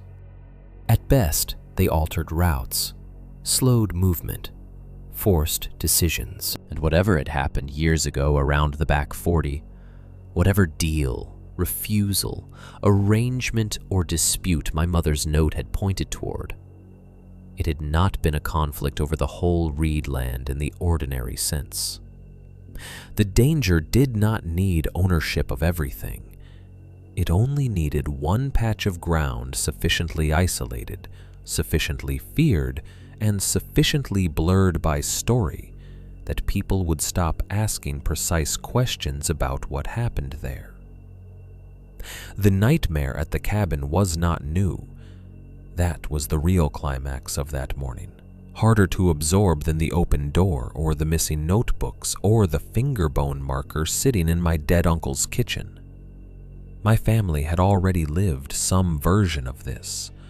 My mother had heard enough, seen enough, survived enough to know what to warn me about with her last coherent strength. Henry had stayed behind, maybe out of guilt, maybe out of duty, maybe because by the time he understood the scale of the mistake, he no longer believed leaving would contain it. And the people outside, whoever they were exactly, however many, whatever blend of predation and legend they had built around themselves, knew exactly where I fit in that history. Not as an outsider who stumbled onto the wrong land, as the next Reed at the cabin, as the son of the woman who ran and the kin of the man who stayed. I folded the page carefully and put it in my wallet because by then I trusted paper more than phones and less than memory, which is a bad place to stand. Then I looked once more at the open front door, the marker in the center of the table, and the bones spread around it like a lesson laid out for me in plain sight. They had taken what mattered. They had left what they wanted me to understand. And by morning, the worst part was not that they had come into the house. It was that they had arranged the evidence in a way that proved they already knew the story I was still trying to catch up to. 7.1. Leaving the property. I did not leave the Reed place in any dramatic sense. There was no final sprint through the trees, no truck engine roaring to life while shapes broke from the timber behind me, no cinematic last glance at the cabin as some impossible figure stepped onto the porch. I wish it had happened that way, honestly. A clean burst of violence would have given the departure a shape, something your body could point to later and say, that was the moment I escaped. What happened instead was slower, flatter, and worse. I packed in daylight, with the kind of focus people use during emergencies when they know panic will only make them stupid. Not emotional focus, not meaningful closure. Survival focus. The narrowing of the mind around sequence. Water, keys, wallet, the torn notebook page from Henry, the shotgun, the flashlight. The legal folder with the county paperwork I no longer cared about, except that it still contained my name and the parcel number. I moved through the cabin not as a nephew or heir or grieving son, but as somebody trying to reduce the amount of himself still exposed in a hostile place. I left most of Henry's things behind. That part still sits badly with me. The practical explanation is obvious enough. I no longer had the time or the stomach to sort through old clothing, canned food, tools, drawers, screens, lanterns, and the 1,000 minor objects that make up a life in the woods. But the emotional truth is uglier. By then the cabin had stopped feeling like a dead relative's home and started feeling like an infected structure. Every object inside it seemed to belong partly to Henry and partly to the long watch he had kept there. The sugar bowl moved on the counter, the upside-down pan in the sink. The chair turned toward the front door, the open space where the notebooks had been. The marker with the finger bones, and my shirt cloth in the center of the table.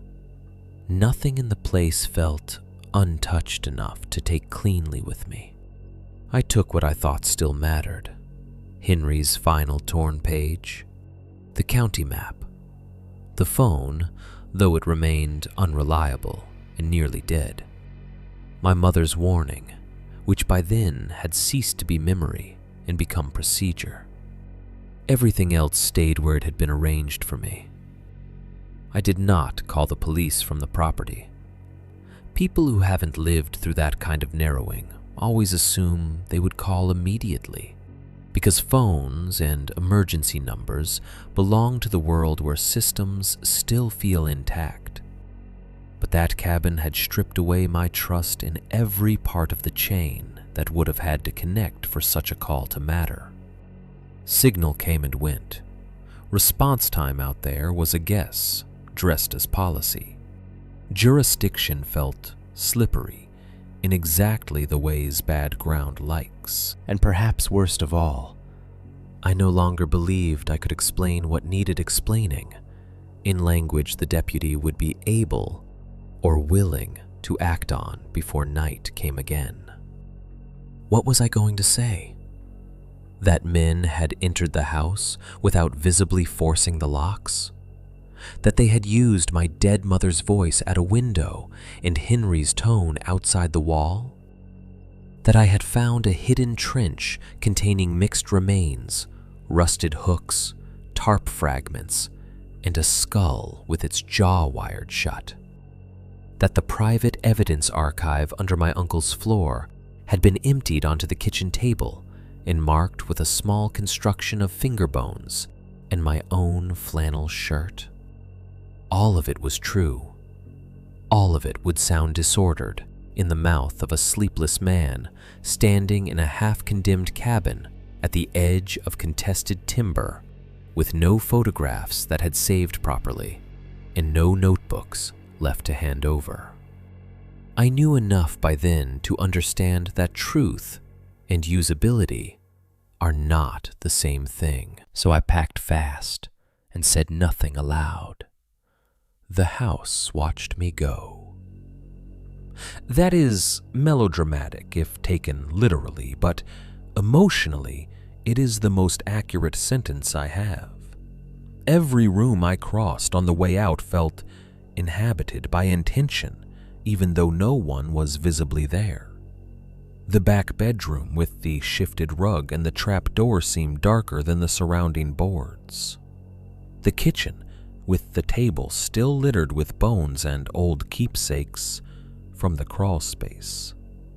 The open front door letting morning air pass through a room no longer protected by anything as simple as walls. I had the repeated, irrational feeling that if I turned too quickly, I would catch someone already standing at the edge of a doorway, just out of full recognition, waiting to see whether I had learned the right lesson. I did not take the marker from the table.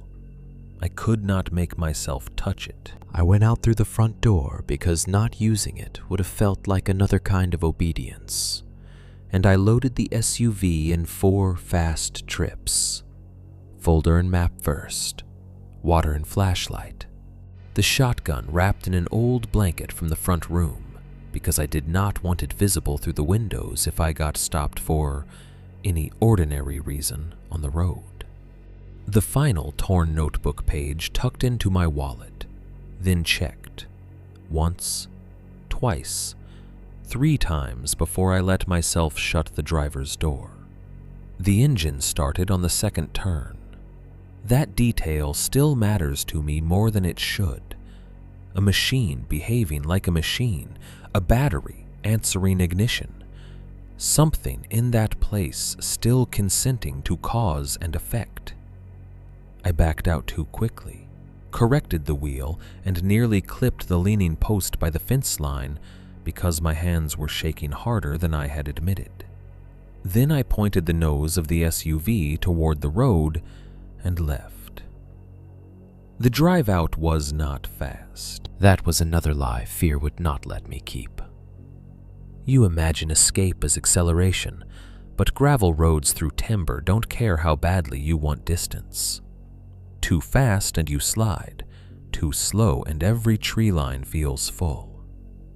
I settled into an ugly, compromised speed, eyes working the mirrors and the road ahead with a frequency that bordered on compulsion. Every bend looked staged. Every parked shape between trunks threatened to become a vehicle angled nose out behind brush. Once, half a mile from the property, I saw a pale flash between the trees on my right and braked hard enough to send the folder sliding off the passenger seat, only to realize it was sun hitting a broken branch where bark had peeled away. Another time, I caught a darker shape in the rear view and spent 30 full seconds certain a truck had fallen in behind me before the road straightened enough for me to see it was only my own dust hanging low and uneven in the cut. That was the worst of the drive out. Not pursuit, but anticipation of it. The sense that the road itself had become part of their method. No need to chase if they had already taught me how to supply the next hour of fear on my own. I did not stop until I hit the county road, not the highway, just the broader, graded stretch where the gravel eased and the woods pulled back enough that sky returned above both shoulders. Even then, I only stopped because the SUV had started making a soft flapping sound somewhere behind me, and terror had sharpened me into the kind of person who finally checks the source of a small noise because he can no longer afford not to. I got out with my pulse already climbing. The rear bumper held dried dirt packed in around the right corner and lower hitch in a way I did not remember seeing before. Not mud fresh enough to drip, dry, clotted soil ground into seams and metal edges, as if someone had braced a boot there or reached under the vehicle with dirty hands. Near the tailgate seam, caught in the lip where the metal met, fluttered a narrow strip of cloth, faded nearly pink in the sun. I froze before I touched it. Another cloth strip, tied or tucked there while I had been in the cabin, or in town, or asleep under the floor. I did not know which was worse. The fabric looked old, but not rotten, familiar in that same hateful way the cloth on the markers had become familiar. I pulled it free and found a knot in one end, tight and simple. Nothing written on it, no blood, no theatrical addition. Just one more sign that my truck, like the cabin, had been entered into a vocabulary I had not agreed to learn. I left the cloth on the shoulder and drove on. Town received me the way it always had, in full daylight with no visible sign that anything deserved urgent language. I went straight to the sheriff's substation this time. The same deputy sat behind the same counter, though his expression changed the second he saw my face. I told him enough, more than before, not everything, because even then I could hear where the edges of believability would start to fray in my own telling, but enough to force the issue into a report. Illegal entry, signs of human remains on the property, evidence destroyed or removed, threatening objects left inside the residence, repeated trespass, possible organized activity on the back acreage. He listened, wrote, asked a few questions in the careful, clipped way people do when they are already editing for what can be processed. Did you see faces? No. Any license plates? No. You are certain the remains you found were human? I'm certain enough not to be out there another night. That line should have done something. Maybe it did, internally. Outwardly, he remained bureaucratic and cautious, in a way that no longer read as disbelief so much as defeat. He had the look of a man who knew exactly how little one statement from one exhausted relative, without preserved photos, recovered notebooks, or physical evidence in hand, would move a machine already built to explain remote harm as weather, trespass, or bad choices made too far from witness. He said they would look into it. He said access to the property would depend on staffing and road conditions. He said if the structure was already flagged unsafe by the county, entry might require coordination with another office. He said if human remains were present, that changed things, but he said it the way a person recites procedure to make sure the conversation lands in the right folder rather than the right conscience. The report went nowhere that I could prove. Or maybe it went exactly where such reports always go in places like that. Into a system already full of too many partial truths to disturb the balance by treating one more of them as urgent. Weeks later, the county notice shifted language. The Reed property was deemed structurally unsafe. Later still, I heard the cabin had taken winter damage severe enough to justify writing it off as inaccessible and then effectively unusable. Roof collapse. Hazardous conditions. Too remote to prioritize. Every phrase technically possible. None of them false enough to challenge cleanly. None of them true in the way that mattered. That was the shape of my escape. No victory, no rescue, no decisive confrontation. Just the administrative movement of one more frightened man out of a place the system already preferred to categorize as unfortunate, unstable, and not quite worth the effort of plain inquiry. I left the property in daylight. I reached town alive. I filed what could be filed, and even then, it did not feel like getting out. It felt like being processed out of one role and quietly assigned another. 7.2. The story I tell versus the truth I keep. Months passed, which is what people always assume will help. Time, distance, routine. Those are the three things everybody offers after something bad happens, either out loud or by the way they begin treating you once the first week of concern has burned off. Get back to work, sleep in your own bed, eat real food, put enough ordinary days in a row, and the mind will sort itself out. That is the theory, anyway. It works well enough on grief in the administrative sense.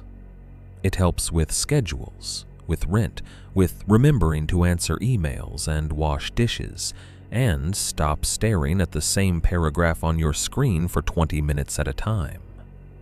It does much less for fear, once fear has changed your habits. When people asked about Montana, I learned to give them the reduced version. That became my first real act of self-protection after leaving the property. Not hiding the trip entirely, but shrinking it into a story ordinary people could hold without either disbelieving me or leaning in too hard for the wrong reasons. I told coworkers there had been a creepy old family cabin involved in probate trouble. I told one friend there were signs of trespassers on the land and that my uncle had apparently gotten weird about security after living alone too long. I told my aunt in Idaho there had been some kind of old land dispute and enough ugly evidence on the property that I wanted no part of it. None of those statements were lies, exactly. They were the pieces of truth still capable of surviving conversation. What I did not tell people was how precision works against you after a place like that. You hear yourself speaking and realize that the real story becomes less believable the more accurately you tell it. Not because accuracy makes it sound supernatural, but because it reveals too much method. A woman's borrowed voice outside a bedroom window, speaking in a domestic tone. A second camp with no tent, only 2 lawn chairs, a stained tarp, and skulls pressed into the dirt. A hidden evidence archive beneath the floorboards of a rural cabin. Marker systems made of cloth, bone, and spiral stones. Men patient enough to enter a house, remove its record, and rearrange its interior as if they were correcting the position of pieces on a board. Most people can process one disturbing fact at a time. What they cannot process easily is a system. So I learned to reduce. Creepy old cabin, trespassers, family land trouble. The county wrote it off. I got out. End of story. Except it wasn't. The true fear that stayed with me was not a monster fear, not even really a memory fear. It was behavioral. I track tree lines automatically now. Not in some dramatic, tactical way. I'm not crouching at windows with a weapon, or taking long scans of every wooded shoulder I pass on the road. It's subtler and, in some ways, more embarrassing than that. I enter parking lots and notice where the landscaped pines begin. I sit in roadside diners and register which windows face open lots versus brush. I park so I can leave forward. I notice service roads without meaning to. The mind becomes greedy for edges once it learns how much can wait just beyond them without being fully visible. I notice cloth tied to fences. That one took me a while to admit even to myself, because it sounds so absurdly specific. But after the Reed place, faded strips of fabric stopped looking innocent to me. Survey tape, torn rags caught on wire, marker ribbons on private drives. Some part of my attention goes to them before I can stop it, measuring height, color, whether the knot looks old or recent, whether the placement belongs to work or to warning. Most of the time, it is nothing. Always I look. Sporting goods stores became harder than forests. That surprised me. You would think the woods themselves would be the trigger. Trails, campsites, timber roads, the smell of pine in cold weather. Some of that is true. I don't camp anymore. I don't walk game land alone. I don't stop at remote pull-offs just because the view looks clean and the silence feels expensive. but what catches me more often are the staged civilian versions of outdoor life. Display tents pitched on asphalt, hunting aisles under fluorescent light, stacks of coolers and folding chairs by seasonal end caps in October. There was something about those fake, harmless arrangements that touches the exact nerve I did not have before Montana. The understanding that outdoor normalcy can be assembled on purpose around uglier uses and still look ordinary to everyone else. Dusk makes it worse. Any sporting goods store parking lot at dusk, with a cheap tent display out front or a rack of blaze orange clearance gear by the door, can turn my stomach for reasons I would never be able to explain without sounding deranged. It isn't because I think something is actually happening there. It's because I now know how little theater it takes to stage a false version of safety. I react to whistles in parking lots. Not all the time and not visibly enough that most people would clock it, but I hear them. A guy calling to his kid outside a grocery store. Somebody trying to get a friend's attention from the far side of a gas station. A laborer on a lunch break outside a hardware place, sending one lazy note through his teeth toward a coworker. I don't hear meaning in those sounds. I hear my own body answering before my judgment does. A tightening under the ribs. Eyes up, route check, distance to the car. That is what remained after the cabin. Not constant terror, conditioning. Sometime in early winter, the county sent one final notice regarding the property. The wording had changed from access issues and structural concerns to hazard assessment and collapse risk. A few weeks after that, through a chain of calls and one terse email, I was told the cabin had suffered significant damage and that removal was being treated as the most practical outcome. Later still, I heard the place had been bulldozed after winter weather and instability made preservation unreasonable. People assume that should have comforted me. It didn't. I understood by then what Henry's real job had been, and it had never been about preserving a building. The cabin mattered because it sat on a line, because it watched a section of land people preferred to keep badly named, because it held records and habits and a set of improvised tools meant to slow movement, not end it. Systems like that do not live in one structure. They use structures. A bulldozer can flatten a porch, tear down patched walls, bury the room where I heard my mother's voice outside the window, and hid under the floor, listening to strangers above me.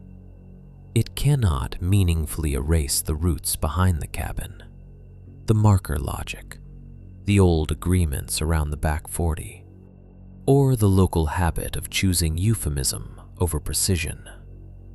The county may have removed the house. That never meant the work around it had ended. For a while after that, I began living in a quieter version of paranoia. I use the word paranoia carefully because I am not proud of it, and I am not interested in dramatizing ordinary nerves into mythology. Most of what happened in those months could be explained cleanly in isolation, which is exactly why it got under my skin. A blocked call came through to my phone one night just after midnight and rang long enough to wake me before stopping. No voicemail. Plenty of reasons that can happen. Wrong number, telemarketer software, drunk stranger. Still, I lay there awake much longer than the interruption itself deserved, staring at the dark ceiling and hating the way my body had recognized the timing of it before my mind supplied any rational cause. Another time, while unloading groceries from the truck in my apartment lot, I found a single red fiber caught in the seam near the tailgate. Not a strip of cloth, not anything dramatic, just one thread. Probably from a blanket, probably from my own jacket. I stood there, with the grocery bag cutting into my fingers, and felt my heart begin to run ahead of the evidence again. Black dirt showed up twice where I could not account for it easily. Once on the rubber edge of the driver's floor mat, weeks after I had taken the truck through a wash and vacuumed the interior. Once, packed in a little crescent under the tailgate hinge after a stretch of city driving and rain. Again, there are explanations. I know that. Dirt travels. Vehicles keep old material in seams longer than you think. But the mind I brought back from Montana had learned a new habit. Not jumping to supernatural conclusions, but refusing to dismiss pattern as quickly as it once had. That is the distinction that matters. I am not telling you I believed something followed me home in the ghost story sense. I am telling you I stopped trusting coincidence as the only respectable word for recurring unease. And maybe that is the real long-term injury those men, that land, that whole bad arrangement left in me. Not nightmares, not even the strongest visual memories, though I still have those too. The skull with the wired jaw, the damp lawn chair in the second camp, the marker made from my own torn shirt. All of that remains, but what changed me more permanently was smaller and harder to discuss. I began living by behavior I had once mocked in Henry. Vehicle pointed out. Check the edges. Don't answer certain sounds too fast. Watch what has been moved. Notice what someone else would call nothing. That is the difference between the story I tell and the truth I keep. The story I tell ends with me leaving a creepy family property and filing a report no one did much with. The truth I keep is that I did leave, but I did not come back the same distance from ordinary life. After a while, the world stops looking empty just because it is visible, and some habits, once learned, no longer feel like fear. They feel like literacy. 7.3 Cold Ending.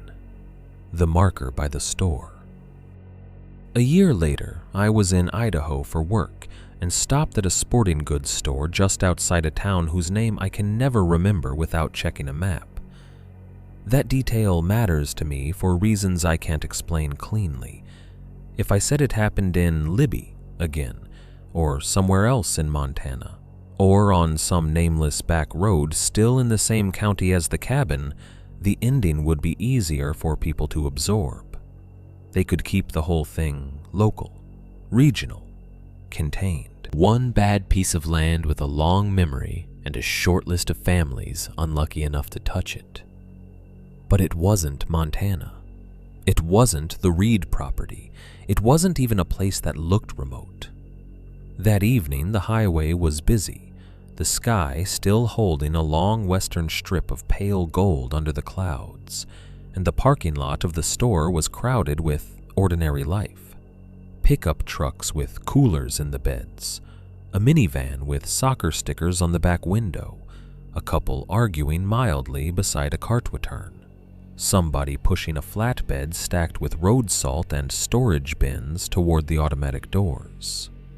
It was the kind of place where fluorescent retail and outdoor culture meet in the blandest possible truce. Camo jackets on one wall, fishing line on another, discount trail mix by the register, and plastic deer heads mounted over seasonal end caps, as if all of America had quietly agreed this counted as neutral scenery. I only stopped because I needed windshield fluid and a new flashlight for my glove compartment. That was the story at the time, anyway. The truth is that by then, I had developed the habit Henry would have recognized. Never pass a place selling outdoor gear at dusk without checking the lot first. The store had one of those seasonal promotional displays pitched near the front entrance, a cheap dome tent assembled on a square of green artificial turf laid over the asphalt. Beside it sat folding camp chairs, a cooler with fake condensation printed on the cardboard sign behind it, and a mannequin in a blaze orange vest smiling down at nobody. It was harmless, stupid even, the sort of fake outdoor scene designed by corporate people who probably thought adventure meant a product grouping and an end cap. I parked 3 rows over and stared at the display a second longer than it deserved. That was the first thing, not fear, recognition. The arrangement was too neat, in the exact way false camps had become neat in my head. 2 chairs, tent front open, space staged to imply safety, waiting, rest. My pulse ticked once in my throat and then went back down. I told myself to stop. I had not been on the Reedland in over a year. I was in a commercial parking lot, under security lights with traffic passing on the highway. A display tent was just a display tent. Then I saw the cloth. It was tied to a landscaped young pine in the mulch island behind the seasonal setup, just beyond the edge of the fake turf. A narrow strip of faded red cloth, weathered almost pink at the ends, tied low enough that most people would never have noticed it unless they were loading gear into a truck or kneeling beside a child. Too low for decoration, too deliberate for litter. The knot faced inward, toward the trunk. One end hung shorter than the other, as if whoever tied it had cared exactly how much should show. I sat very still in the driver's seat. A person can have a full-body flashback without moving an inch. The body simply makes a private emergency out of the present before the mind can vote on whether the comparison is fair. My hands went cold on the steering wheel. My mouth dried out instantly. Somewhere under my ribs, the old cabin logic snapped back into place so fast it was almost mechanical. Check the line. Watch the edges. Do not assume a harmless arrangement is only what it claims to be. I looked beyond the pine. The landscaped strip behind the store ran to a shallow line of scrub and half-grown trees, where the lot ended and the ground dropped toward what might have been a drainage ditch or undeveloped frontage. Nothing dramatic, no real forest. Just western commercial sprawl giving way to rougher ground, where nobody had bothered to manicure the edge. Still, the distance was enough. Enough to conceal a parked vehicle after dark. Enough to let someone stand still and be read as shadow from inside the bright lot. Something pale sat in the mulch near the base of the tree. At first, I thought it was a scrap of packaging, some bone-colored plastic cap from irrigation equipment. Then I leaned forward slightly and saw the shape was wrong. Small, curved, light against the damp bark chips. A fragment of antler, maybe, or a cleaned bit of animal bone, no longer than 2 fingers. Not enough to prove anything. Not enough even now to swear to later, but enough to make the knot in the cloth feel chosen rather than random. I didn't get out immediately. That's another habit I learned after Montana. Once a thing in a place feels wrong in a familiar way, do not rush toward it just to prove you still control your own nerves. So I watched. People kept moving in and out of the store. A man wheeled out a propane tank. A couple in fleece vests argued over whether they needed another tarp. Somebody laughed loudly near the automatic doors, and for a split second, the sound went through me wrong because it arrived from too far back in the lot, behind the bright storefront, where laughter should not have had that casual, private shape. I looked toward the rear edge of the parking area and thought I saw a second tint shape. Not a real tint pitched openly, more the suggestion of one. A low, cheap, triangular form at the edge of visibility near the darker ground beyond the landscaping strip. There and then not there, depending on how long I tried to hold it in focus. It might have been stacked pallets under shrink wrap. It might have been a collapsed promotional canopy waiting for pickup. It might have been nothing more than the way dusk flattens color and depth in places designed to feel safe after business hours. I did not go check. That is one of the changes I no longer apologize for. A year earlier, I would have gone toward it, not because I was brave, but because I still believed enough investigation could force uncertainty to become answer. By then I knew better, or maybe worse. I stayed in the truck until my breathing settled. Then I went inside, bought the windshield fluid and the flashlight, and stood in line behind a father and son arguing over fishing lures, while my hands felt so detached from me that signing the receipt took effort. The fluorescent light inside the store was too bright, the air too dry, the shelves too crowded with ordinary things that no longer felt entirely ordinary. Tint stakes, folding chairs, game carts, camo fabric, red utility cord. Everywhere I looked, the harmless versions of objects from the Reedland stared back in their retail packaging, stripped clean of context and therefore somehow more sinister to me than the originals. I left without checking the display again. That night, I stopped at a motel off the highway 2 towns later. 1-story motor lodge, exterior corridor, ice machine rattling under yellow light. The kind of place where the carpet always smells faintly of detergent layered over old smoke. I parked under the sign and did what I always do now before taking the room key inside. I checked the truck. Not because anything had happened on the drive, not because I had heard whistles or seen headlights following too long in the mirror, or noticed any vehicle from the store lot behind me on the highway. Nothing that clean. I checked because that's what I do after dusk, after outdoor stores, after parking lots with tent displays and cloth where cloth should not be. There was black dirt packed into the seam by the tailgate, not caked thickly, not in dramatic handprints, just a hard, dark line of grit and soil pressed into the narrow gap where the metal met, more than road dust should have gathered there from highway miles and motel parking lots. I touched it with one fingertip and felt the fine, dry drag of dirt that had once been damp. I had not been on a dirt road in months.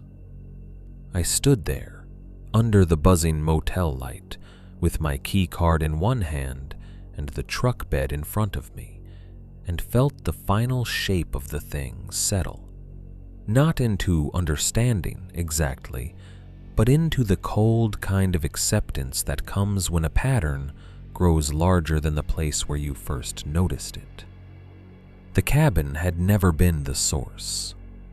That was what I had kept getting wrong, even after everything. I used to think Uncle Henry's property was the danger, because that was the easiest story. One bad patch of timber, one inherited curse of land and silence and family damage. One place where the wrong men had found the right cover and built a vocabulary out of bone, cloth, stories, and distance. But the back 40 was not unique. It was just legible.